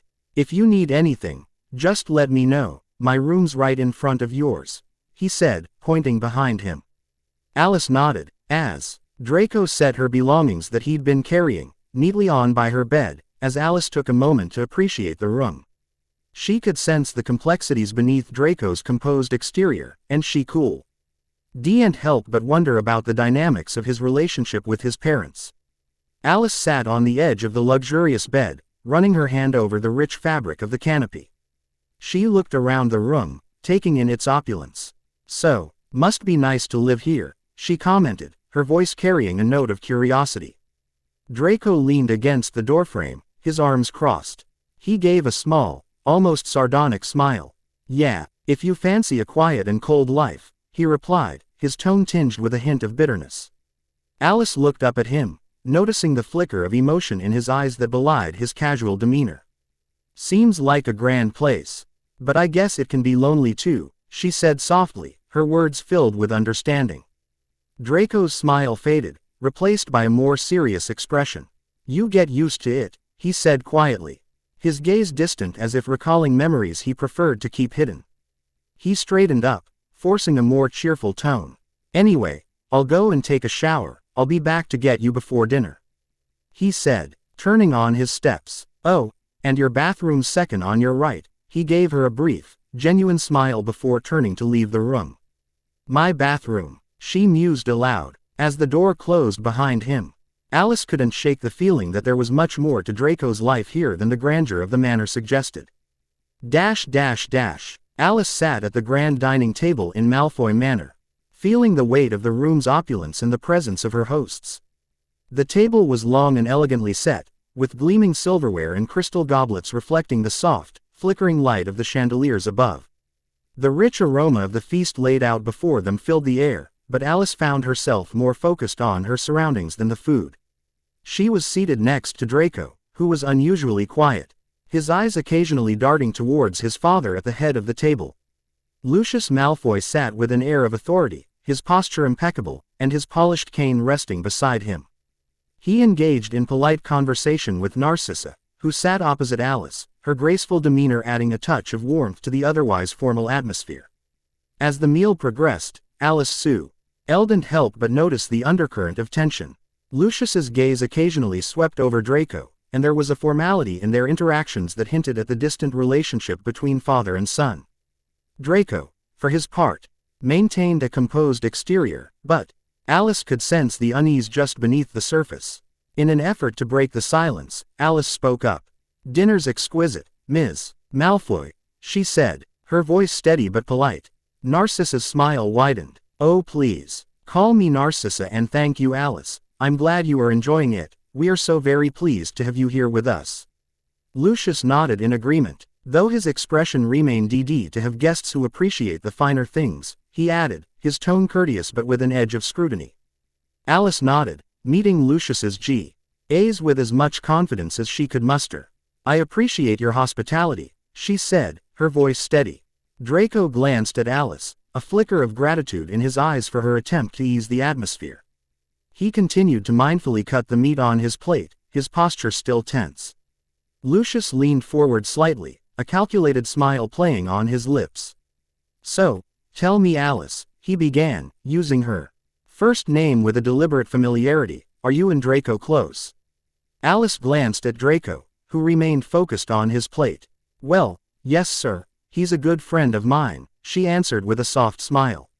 "That's good to hear," Lucius said, his eyes flicking to Draco briefly before returning to Alice.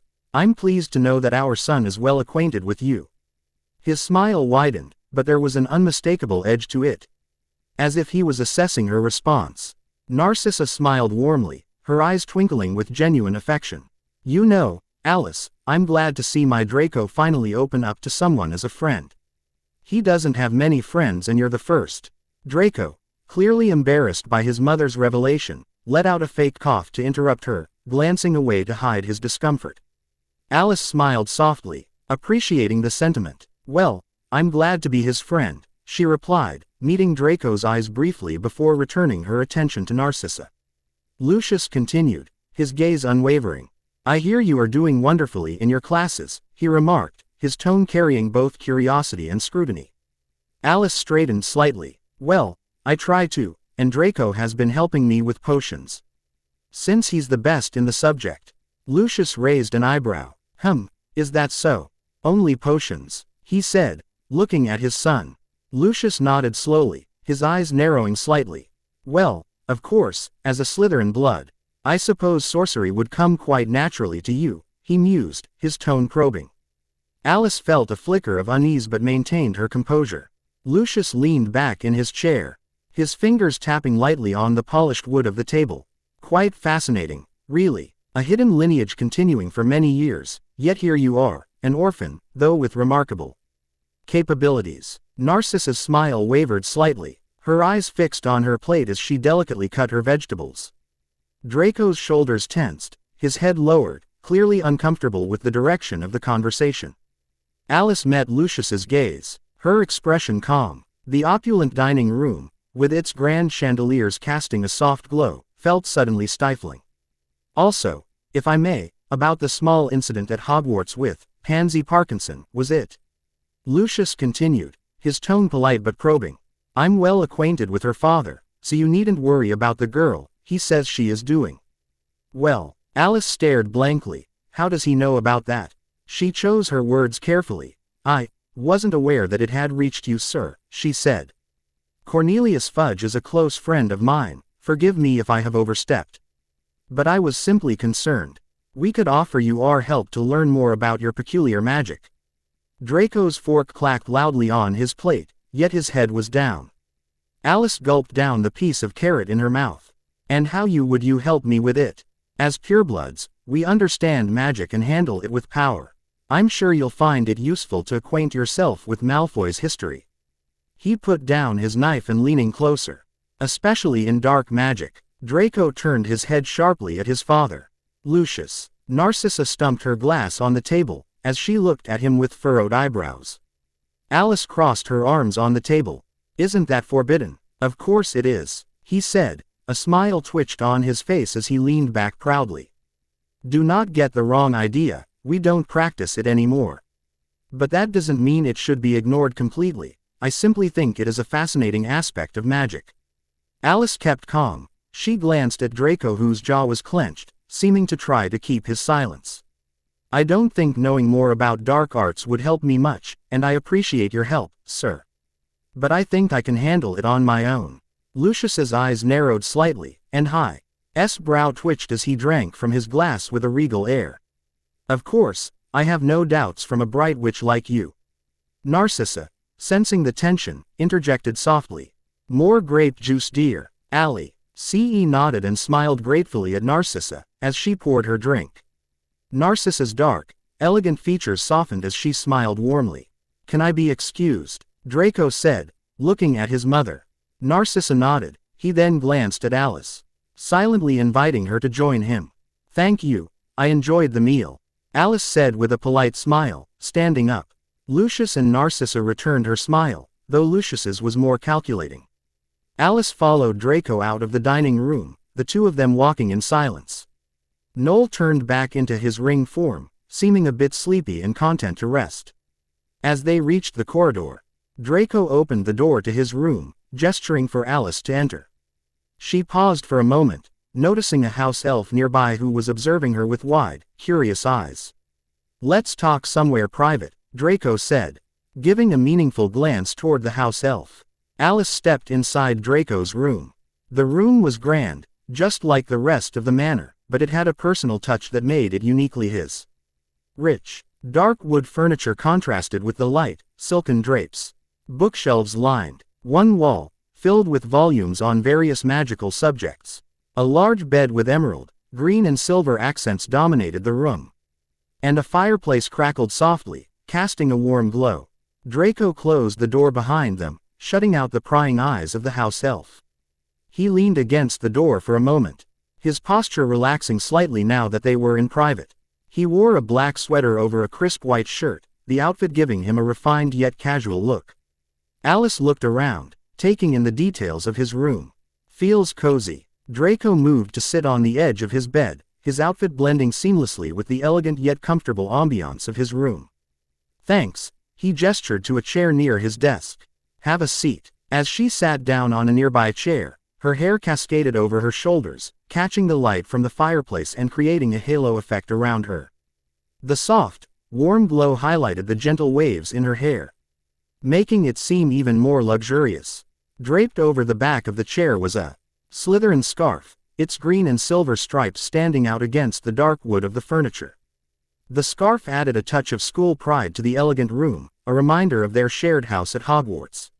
Noel, sensing the relaxed atmosphere, shifted slightly on her finger but remained in his ring form. So, Draco began, his expression serious. I'm sorry about father. He can be. Just don't let him get to you. He's like that with everyone, even me. It's all right, I don't mind, she said with a soft smile. She lifted her head to meet his gaze, noticing the anxious expression on his face. I'm more concerned about you, she said softly.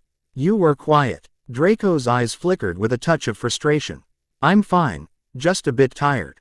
Alice nodded in understanding. The room fell silent for a moment, the crackling of the fireplace filling the space with a comforting sound. Leaning forward slightly, her expression softened. Well, I'm glad I'm here with you, and not in a suffocating room at the ministry. Draco met her gaze, his usual guarded demeanor softening. He shifted on the bed, leaning back on his hands. So, want to explore the manor tomorrow? There's a lot more to see. Alice's eyes brightened at the suggestion. Sure, I'd love that. The summer days passed slowly at Malfoy Manor, each one blending into the next with a peaceful monotony. Alice had spent 2 months within its grand walls, finding an unexpected solace in the daily routines and quiet moments she shared with Draco. Through the rose garden, Draco paused to pick a perfect bloom, handing it to Alice as he rubbed the back of his neck. Alice took the rose, her fingers brushing against his as she accepted it. For me, why thank you. She and Draco found themselves growing closer. The companionship they shared became a steady comfort, grounding them both in ways neither had expected. They had both grown, not just in height but in maturity and understanding. Draco had grown a bit taller, his shoulders broader, and his demeanor slightly more relaxed, while Alice, too, had developed a quiet confidence, more attuned to her powers and their potential. During those summer days, her thoughts frequently drifted to her sister, Emily. She thought that she, also would be much grown, and hoped that she had celebrated a happy 6th birthday. Dark mark. Flags of various countries fluttered in the breeze, and the excited chatter of thousands of fans filled the air. Lucius led the way with a commanding presence, Draco and Alice following closely behind. They approached a tall set of wooden stairs and began the climb up towards the minister's box. As they ascended, the hustle and bustle of the crowds below began to fade, replaced by the rhythmic sound of their footsteps on the wooden stairs. The stairs creaked underfoot, adding to the sense of anticipation building in Alice's chest. Halfway up, they heard familiar voices drifting down from above. "Blimey, Dad, how far up are we?" a familiar voice exclaimed. Alice looked up to find the Weasleys, along with Harry and Hermione, climbing up some stairs. "Well, put it this way," Lucius's voice echoed as he stepped closer, his expression mocking.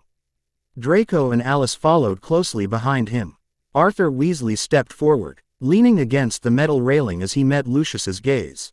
His demeanor was calm, but his eyes were resolute. "If it rains, you'll be the first to know," Lucius mocked. Alice glanced at Draco, who stood beside her. His gaze locked on Harry Potter with a challenging look. "Father and I are in the Ministry's box, with a personal invitation from Cornelius Fudge himself," Draco said proudly as they walked. Before Alice could nudge his side, displeased by his boasting, Lucius stopped him with a tap of his cane on his chest. "Don't boast, Draco. There's no need for these people," he said with a belittling gaze toward Arthur. Alice pulled Draco by his sleeve, giving him a disapproving look. He looked back at her and feigned innocence, rubbing his chest where his father's cane had hit. Alice then met Harry's gaze, who was staring at her intently. She shifted her eyes to Arthur Weasley. The last time he had seen her, his expression was warm and welcoming. Now, it was wary and serious. He nodded at her softly. "Alice, it has been a while," he said gently. "Mr. Weasley," she nodded back politely. As Harry turned to walk away, gesturing for Hermione to follow, Lucius suddenly stopped him with his cane, his expression serious and calculating. "Do enjoy yourself, won't you? While you can," he said, a soft smirk playing on his lips before he removed his cane. Alice crossed her arms, clearly bewildered and perplexed by the scene.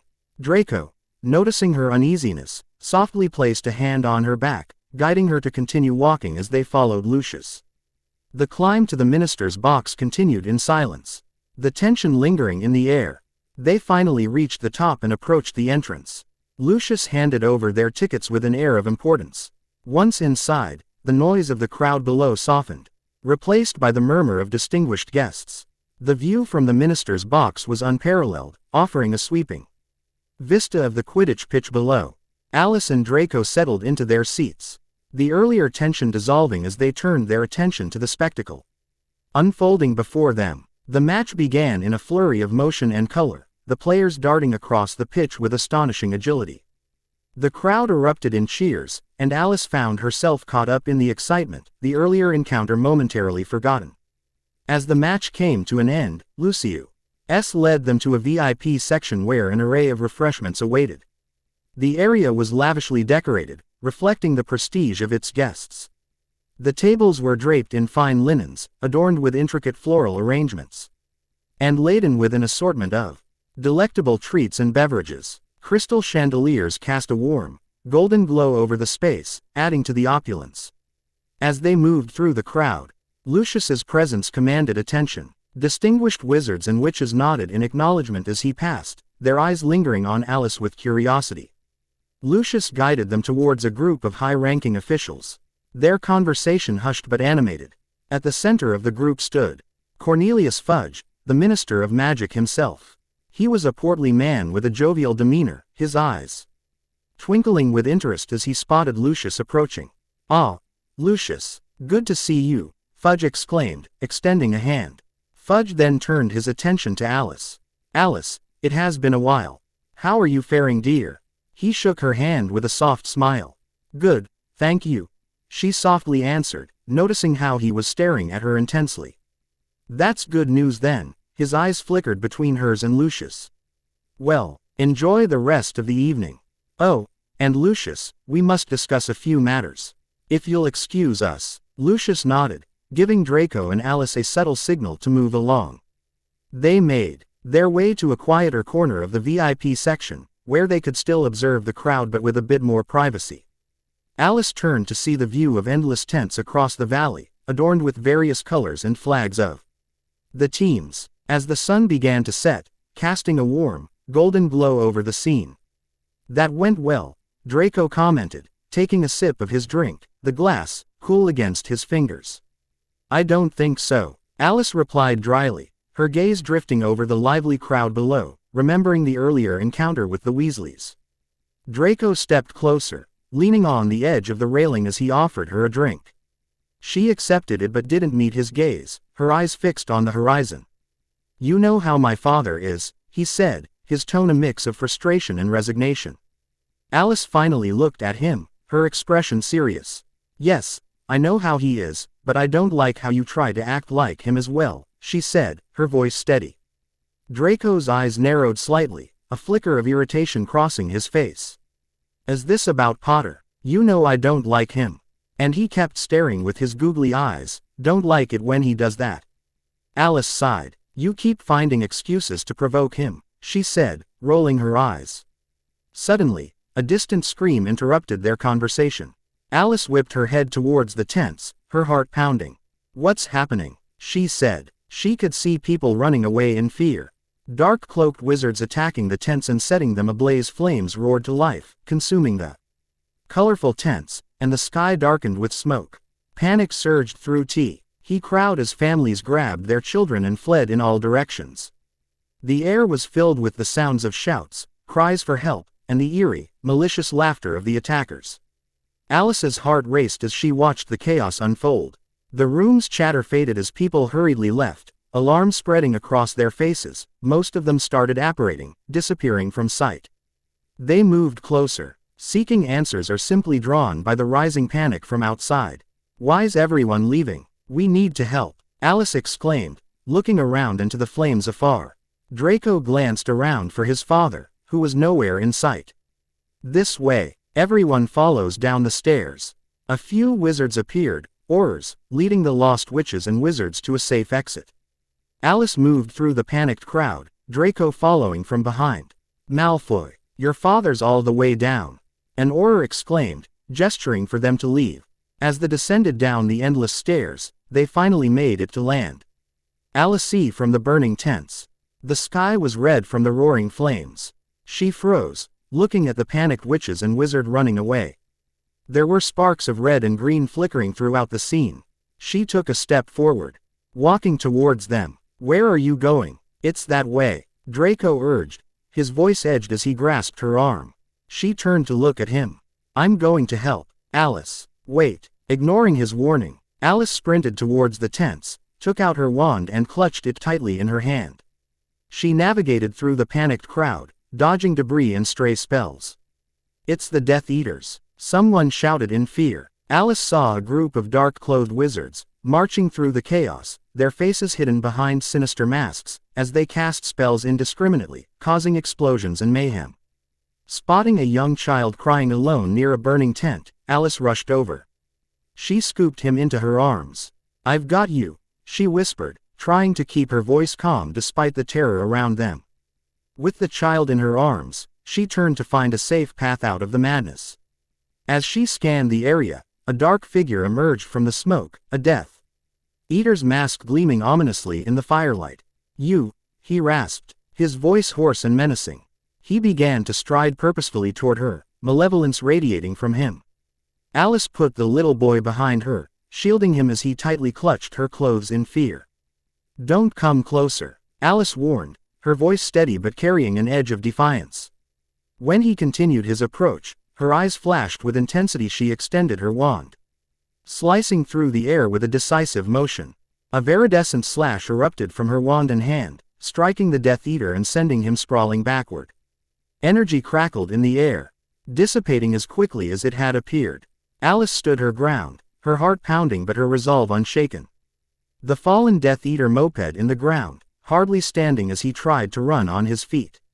Alice rose her wand again at him, taking a step forward. "Mommy, I want my mommy." The loud cry of the boy behind her made her stop in her tracks. She clenched her teeth at the limping dark wizard before her, then turned to face the child. "Come, let's find your mum, yeah." She took her hand in his, turning to glance at the wizard who seemed nowhere in sight. "Ethan, Ethan," she could hear the desperate cry of a woman in the distance. "Mommy." The boy ran over as soon as he saw his mother in the distance. He let go of Alice's hand and grasped his mother's embrace. She quickly lifted him up and left. The immediate danger seemed to have passed. Alice glanced around looking through a fog that seemed to slowly dissipate. The eerie silence that followed was almost more unsettling. The once lively campsite was now a wasteland of charred remains and smoldering ruins. Tents that had been full of life and laughter were reduced to ash and debris.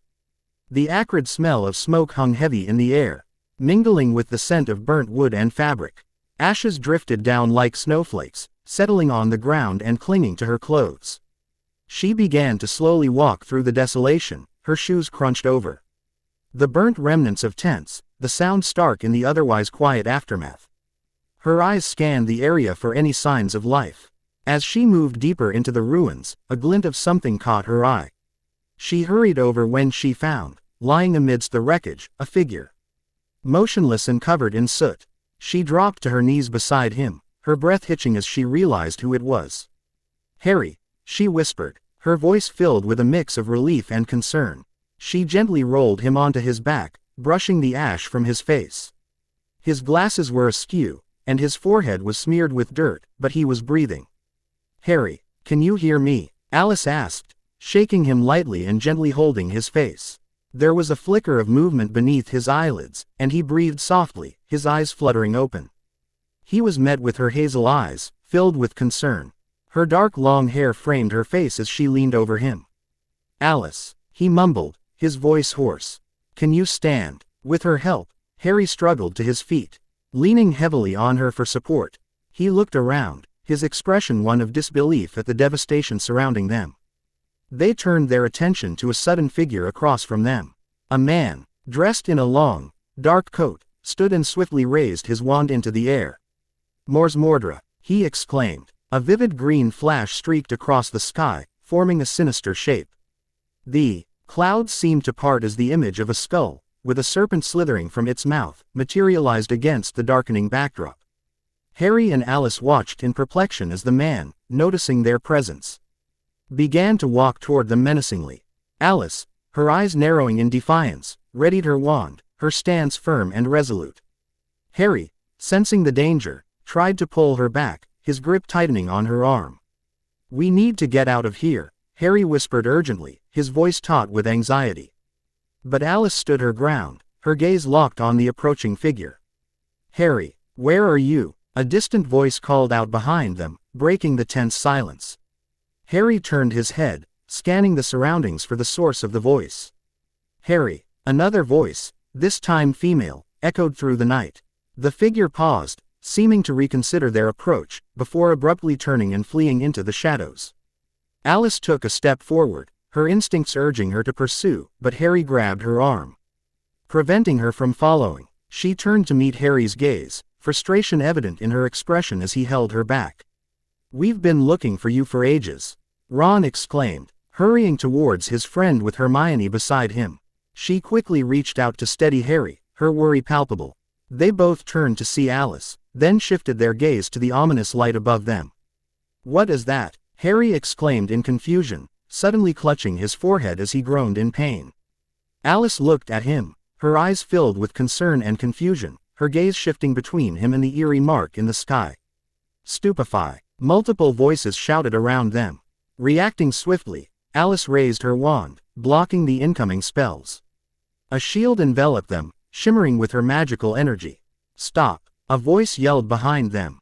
"That's my son!" Arthur Weasley came running up, pushing one of the wizards aside as he hurried to their side. "Ron, Harry, Hermione, are you all right?" he exclaimed, his eyes wide with concern as he held onto his son. His gaze then shifted to Alice, a mixture of relief and worry on his face. "We came back for Harry," Hermione explained, her voice trembling slightly. "Which of you conjured it?" one of the wizards demanded, raising his wand at them. "Crouch, you can't possibly think," Arthur began. "Do not lie," Crouch interrupted, his eyes landing on Alice. "It was you, wasn't it?" he accused, his wand aimed directly at her. "Admit it. You've been discovered at the scene of the crime." "What crime?" Harry asked beside her, his confusion evident. "It's the dark mark, Harry. It's his mark," Hermione whispered urgently. "Voldemort," Harry whispered, the name sending a shiver down his spine. "Those people tonight, in the masks, they're his followers, aren't they?" Arthur nodded grimly. "Death Eaters," he said, his voice heavy with the weight of the truth. "And you're one of them." Crouch stepped closer to Alice, his wand pressing against her throat. She took a step back but held her head high. "No, she wasn't," Harry attempted to defend. "It was not enough that you cursed my niece," Crouch hissed.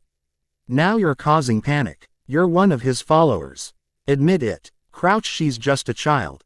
Arthur stepped forward. "I had nothing to do with it," she said firmly, her jaw clenched. Wizards and witches whispered among themselves, their eyes darting between Alice and Crouch. "Crouch, that's enough," a voice said behind him as a man apparated into view. Alice watched as he walked forward, his features his familiar brown eyes seemed darker in the night, and a soft beard gave him a slightly older, more rugged appearance. His presence commanded respect and authority. "Elliot," Alice whispered, recognizing the man. "Thorn," Arthur greeted. "Put down your wand. You know she didn't do it," Thorn said, his voice calm and serious. Crouch glared at Alice for a moment longer before reluctantly lowering his wand, the tension in the air still palpable.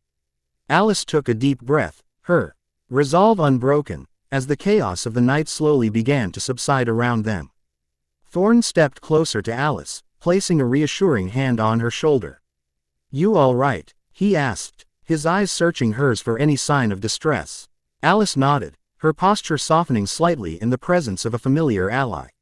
"I'm fine. All right now, follow me," Crouch commanded, his tone leaving no room for argument. "There was a man," Harry interrupted, glancing at Alice for confirmation. "Before, over there," he pointed. "All of you, this way," Crouch exclaimed, urging the group to follow him. "We'll talk later," Thorn said reassuringly, tapping Alice's shoulder before falling in line behind Crouch. "A man, Harry?" Arthur asked, his voice filled with concern. "Who was he?" "I don't know," Harry answered, shaking his head. "I didn't see his face," he admitted, looking at Alice, who seemed lost in thought. "You?" he asked her, his gaze questioning. Alice lifted her head, meeting Harry's eyes. She shook her head softly, her expression pensive. The group fell into a contemplative silence, their eyes drawn upwards to the ominous dark mark hovering in the sky. The green skull and serpent emblem seemed to pulse with dark energy, casting an eerie glow over the field. The Goblet of Fire. Dear Alice, I'm sorry I haven't written since the last time we saw each other. The past year has been incredibly busy. My duties as an Auror and other matters have kept me occupied beyond measure. I wanted to share some exciting news with you. I'm sure you remember Rosie Bennett, and I'm proud to announce that she and I are engaged. She is wonderful, kind, and has a heart as big as Hogwarts itself. I think back fondly on the time you two met, and I'm sure you recall how she instantly took a liking to you. We're both eager to have you over whenever you wish. There's something else I wanted to discuss with you. I've been thinking a lot, out your situation and how much you've grown over the past year. I've heard much about your power and how you've become an incredible witch, and I couldn't be prouder. However, I know it hasn't been easy for you, and I want to be there for you in a more substantial way. I am considering becoming your lawful guardian, if that's something you would want.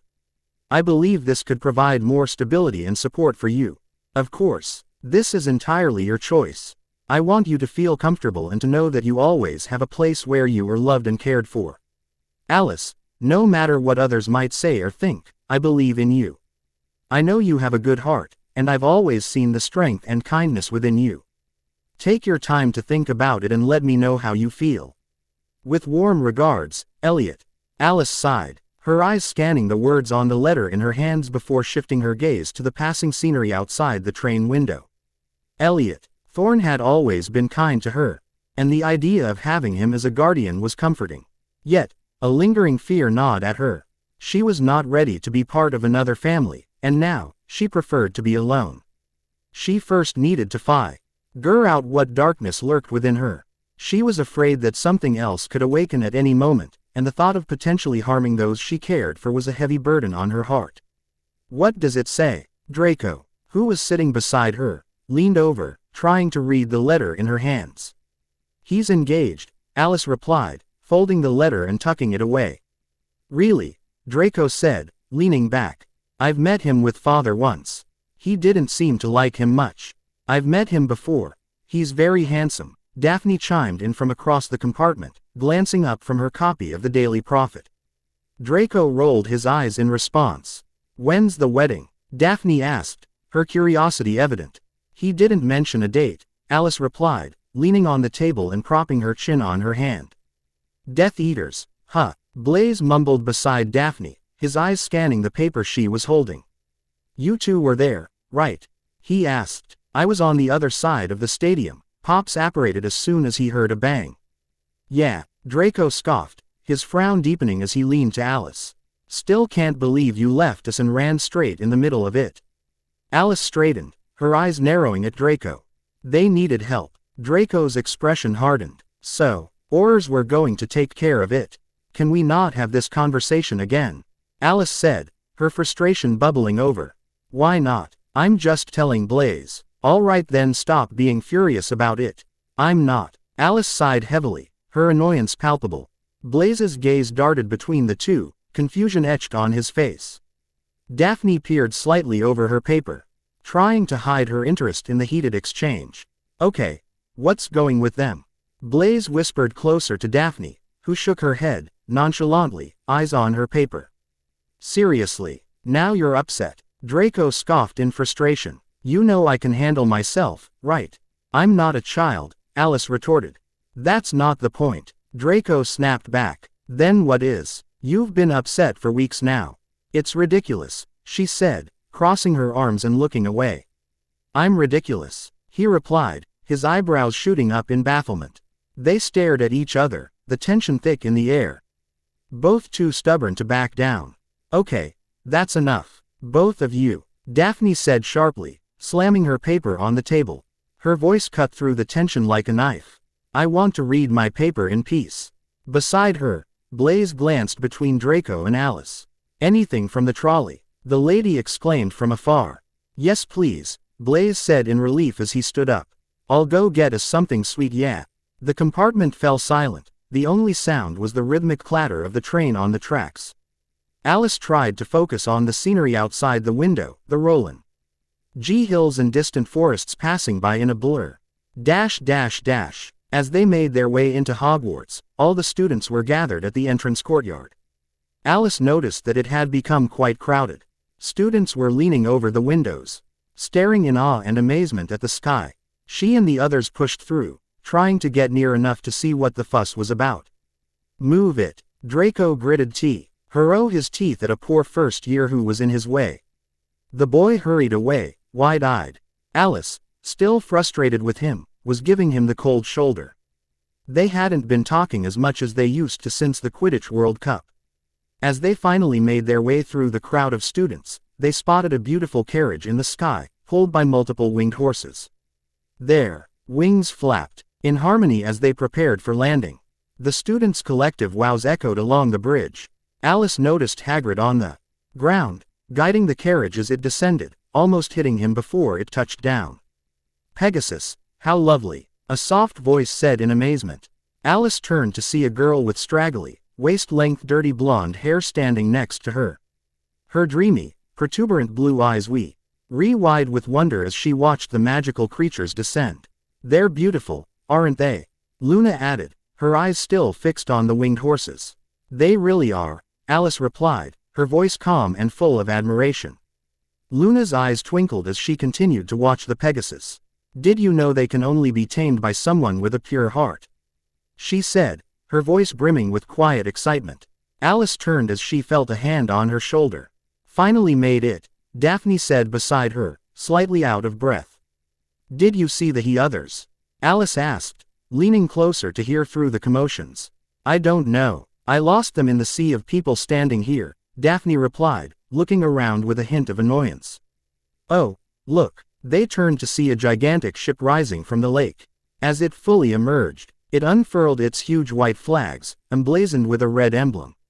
It's the Durmstrangs, Daphne whispered. Another wizarding school, she added, explaining to Alice. Daphne leaned back and noticed the blonde girl from earlier. Hey, that's Loony Lovegood, she said, her tone casual but slightly amused. Who? Alice asked, as Daphne gestured with her eyes. Come on, let's get inside. I'm cold, Daphne said, attempting to move past the crowd, Alice following closely behind her. They finally made it to the Great Hall and joined their group, finding their seats among the familiar faces. Alice sat next to Draco as usual, noticing that he had saved her a place despite the lingering tension between them. Across from them sat Daphne, Blaise, and Theodore, engaged in quiet conversation. Alice glanced around, spotting Pansy near Crabbe and Tracy Davis, a bit further down the table. Draco, though seated next to her, kept his gaze averted, offering her only the sight of his back when she turned to look at him. She mentally rolled her eyes and sighed, directing her attention towards Professor Dumbledore, who seemed ready to begin his announcements after the first years were sorted. The great hall buzzed with the murmurs of students, the enchanted ceiling reflecting the starry night sky above. As the last first year found their place at the Hufflepuff table, Dumbledore rose, his presence commanding immediate silence. Now that we're all settled in and sorted, I'd like to make an announcement, he began. Suddenly, the main door opened, revealing Filch, the caretaker, hurrying towards the front with his peculiar, lumbering gait. Students glanced in confusion as he approached Dumbledore. The castle will not only be your home this year, Dumbledore continued, ignoring Filch as he trotted towards him, but home to some very special guests as well. You see, Hogwarts has been chosen. Filch whispered something to Dumbledore, pointing towards the door. Dumbledore nodded in acknowledgement before turning back to the students. So, Hogwarts has been chosen to host a legendary event, the Triwizard Tournament. The room buzzed with whispers of excitement and curiosity. For those of you who do not know, the Triwizard Tournament brings together 3 schools for a series of magical contests. From each school, a single student is selected to compete, he explained. Ooh, that's exciting, Blaise murmured to Theodore, who smiled beside him. Now, let me be clear. If chosen, you stand alone. And trust me when I say, these contests are not for the faint-hearted. Ha, you should join then. Blaise joked. She smirked back, but Draco shot a serious glare at Blaise. What? Blaise said, amused. But more on that later, Dumbledore continued. For now, please join me in welcoming the lovely ladies of the Beauxbatons Academy of Magic. The door opened, and everyone turned to watch in anticipation. Girls dressed in elegant blue-gray dresses entered, walking in perfect harmony.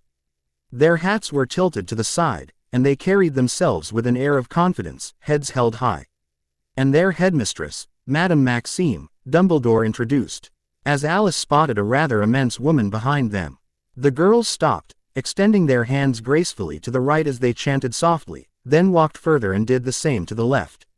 What am I watching? Daphne said, confusion etched on her face as she turned to see the boys enjoying the spectacle.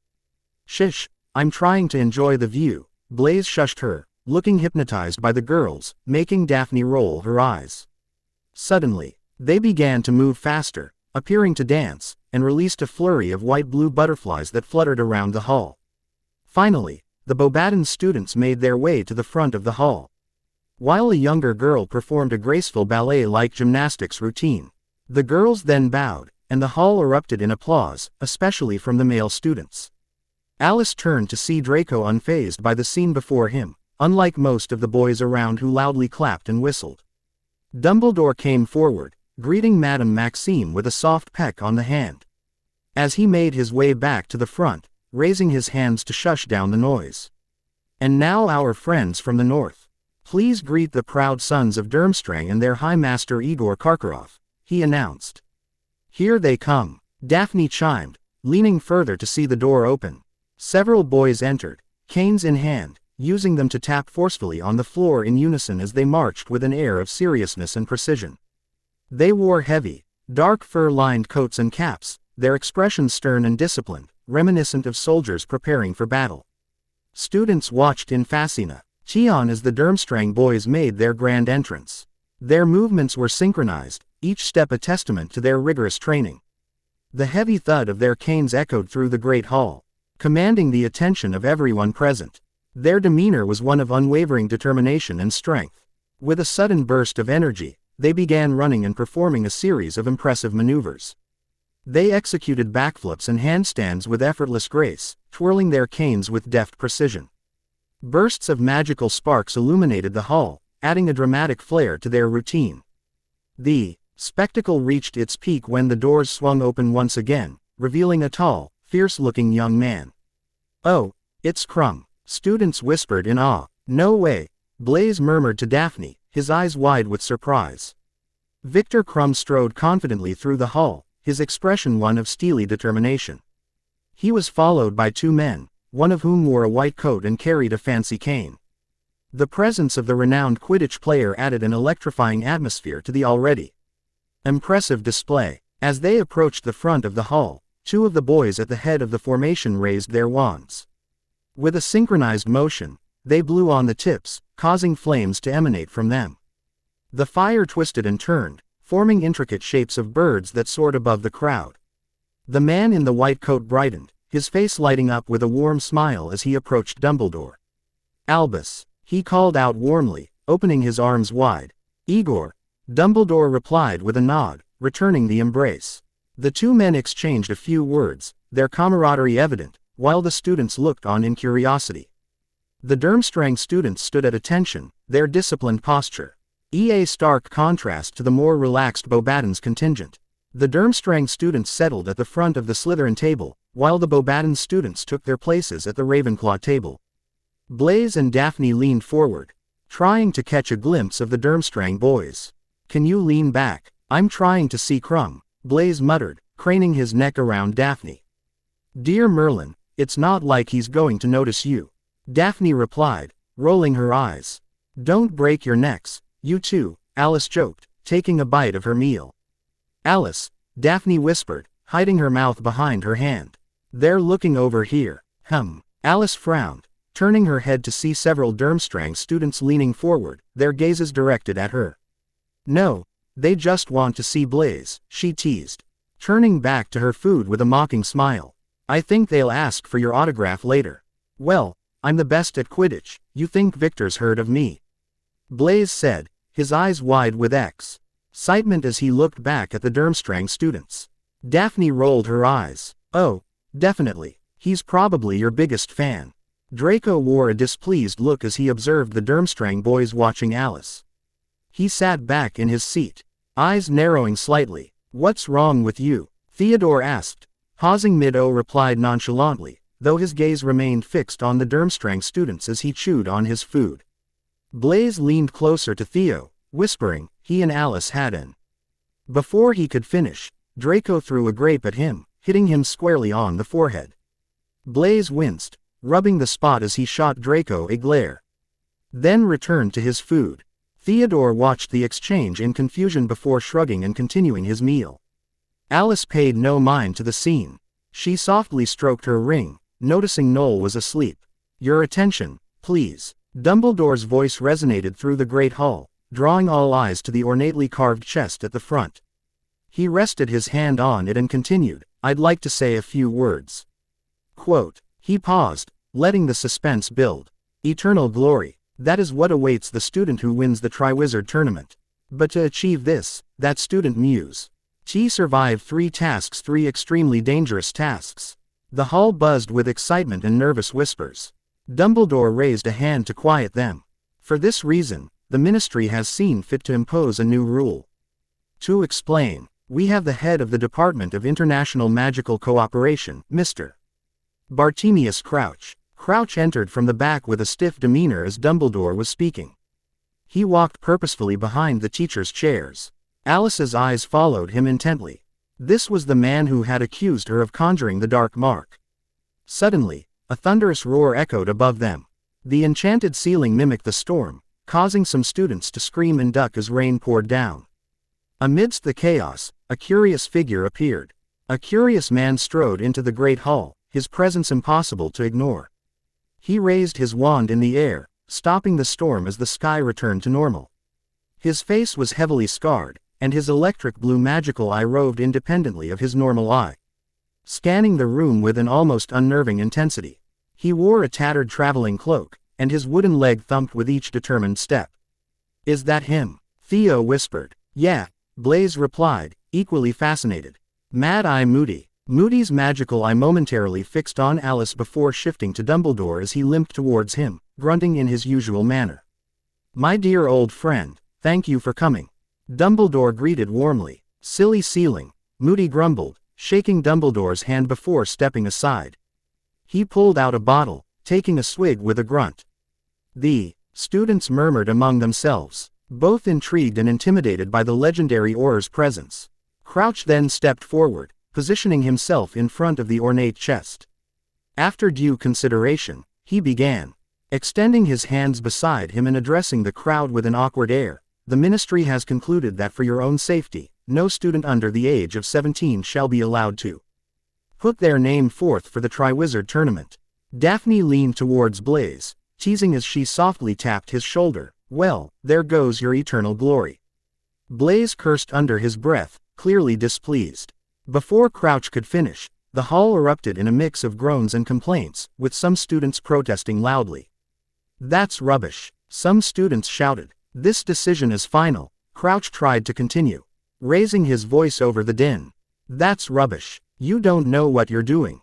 The protests continued. "Boo." Some students jeered as the chatter grew louder and more unruly. "Silence." Dumbledore's voice boomed as he stepped forward, instantly quieting the hall.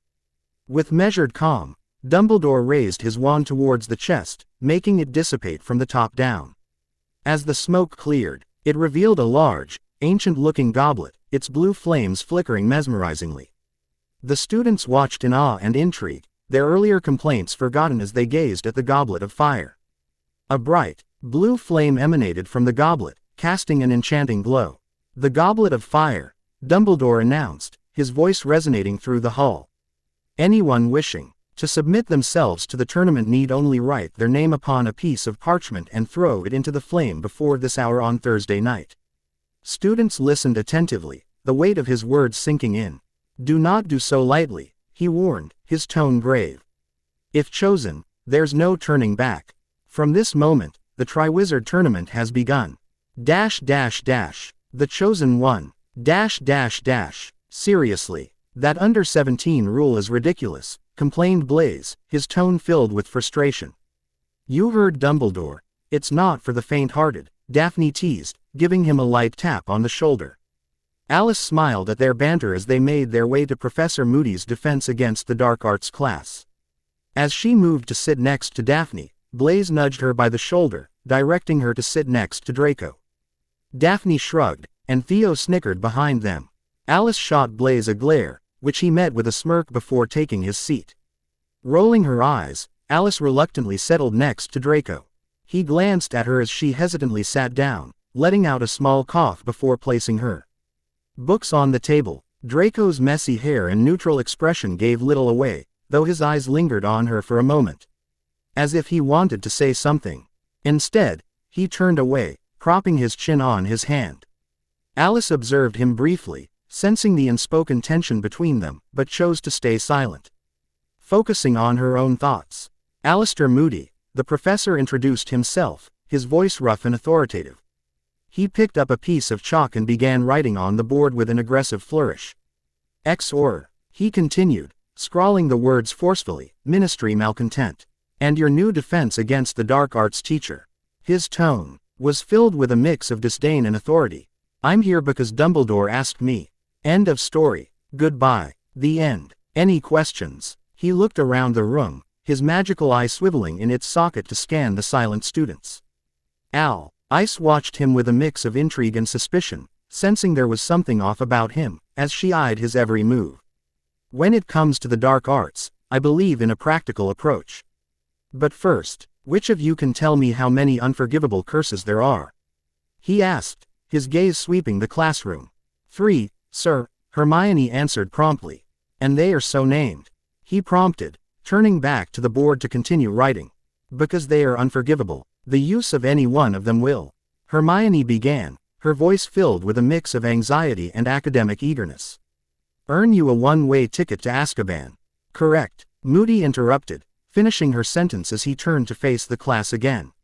Now, the ministry says you're too young to see what these curses do. I say different, he declared aggressively, his voice echoing off the classroom walls. You need to know what you're up against. You need to be prepared. He emphasized, turning back to the board. And you need to find another place to put your chewing gum besides the underside of your desk, Mr. Finnegan. He barked, causing the class to turn and look at Seamus. No way the old codger can see out the back of his head. Seamus whispered, his disbelief evident. Moody swiftly turned and threw the chalk across the classroom, hitting the wall near Seamus. And here across classrooms. So, which curse shall we see first? Weasley, he shouted, making Ron jump in his seat. Why yes, Ron stammered. Stand, Moody commanded, and Ron slowly stood up, looking nervous. Give us a curse. Well, my dad did tell me about one, the Imperious Curse. Ron said hesitantly. Oh yeah, your father would know all about that. Gave the ministry quite a bit of grief a few years ago. Perhaps this will show you why, Moody said as he turned towards his desk. His expression darkening. Alice watched as Moody stopped at his desk, which was cluttered with glass bottles containing various insects and worms crawling within. He opened one of the jars. Extracting a curious creature that looked like a thin spindly little beauty, he muttered, lifting it with his hand. He then raised his wand and pointed it at the creature. Engorgio, he said, and the insect grew larger. Imperio, he added, and the creature began to follow the movements of his wand. It leapt onto Neville's desk at the front, causing him to squirm and eliciting a few laughs from the class. Moody then directed the creature to jump onto Crabbe's head, making him grab at it and whimper in fear, while the rest of the class burst into laughter. Don't worry, it's completely harmless, Moody exclaimed, his voice booming with confidence. The creature then jumped onto the table in front of Alice, crawling onto the girl sitting there, who looked terrified as it made its way to her shoulder. Next, it floated above Ron's head, and then softly landed on his face, causing him to whimper in distress. If she bites, she's lethal, Moody said with a mischievous grin. Before bursting into hysterical laughter, Draco started laughing at Ron beside Alice, his mirth evident in his eyes. Moody, noticing Draco's reaction, swiftly moved the creature to Draco's face. What are you laughing at? He exclaimed. Draco jumped in fear, his laughter turning to panic. The once mischievous grin on his face was replaced with wide-eyed terror as the creature crawled on his face. Alice watched the scene unfold, her emotions a blend of worry and amusement. Unable to resist helping, she subtly moved her hand, using her magic to cause the creature to be pushed away from Draco's face. Draco looked away in embarrassment. Moody's keen eye caught the movement, and he smirked as he tried moving the creature towards Alice. She raised her hand to block it, her eyebrow arc. As she softly smiled in a silent challenge.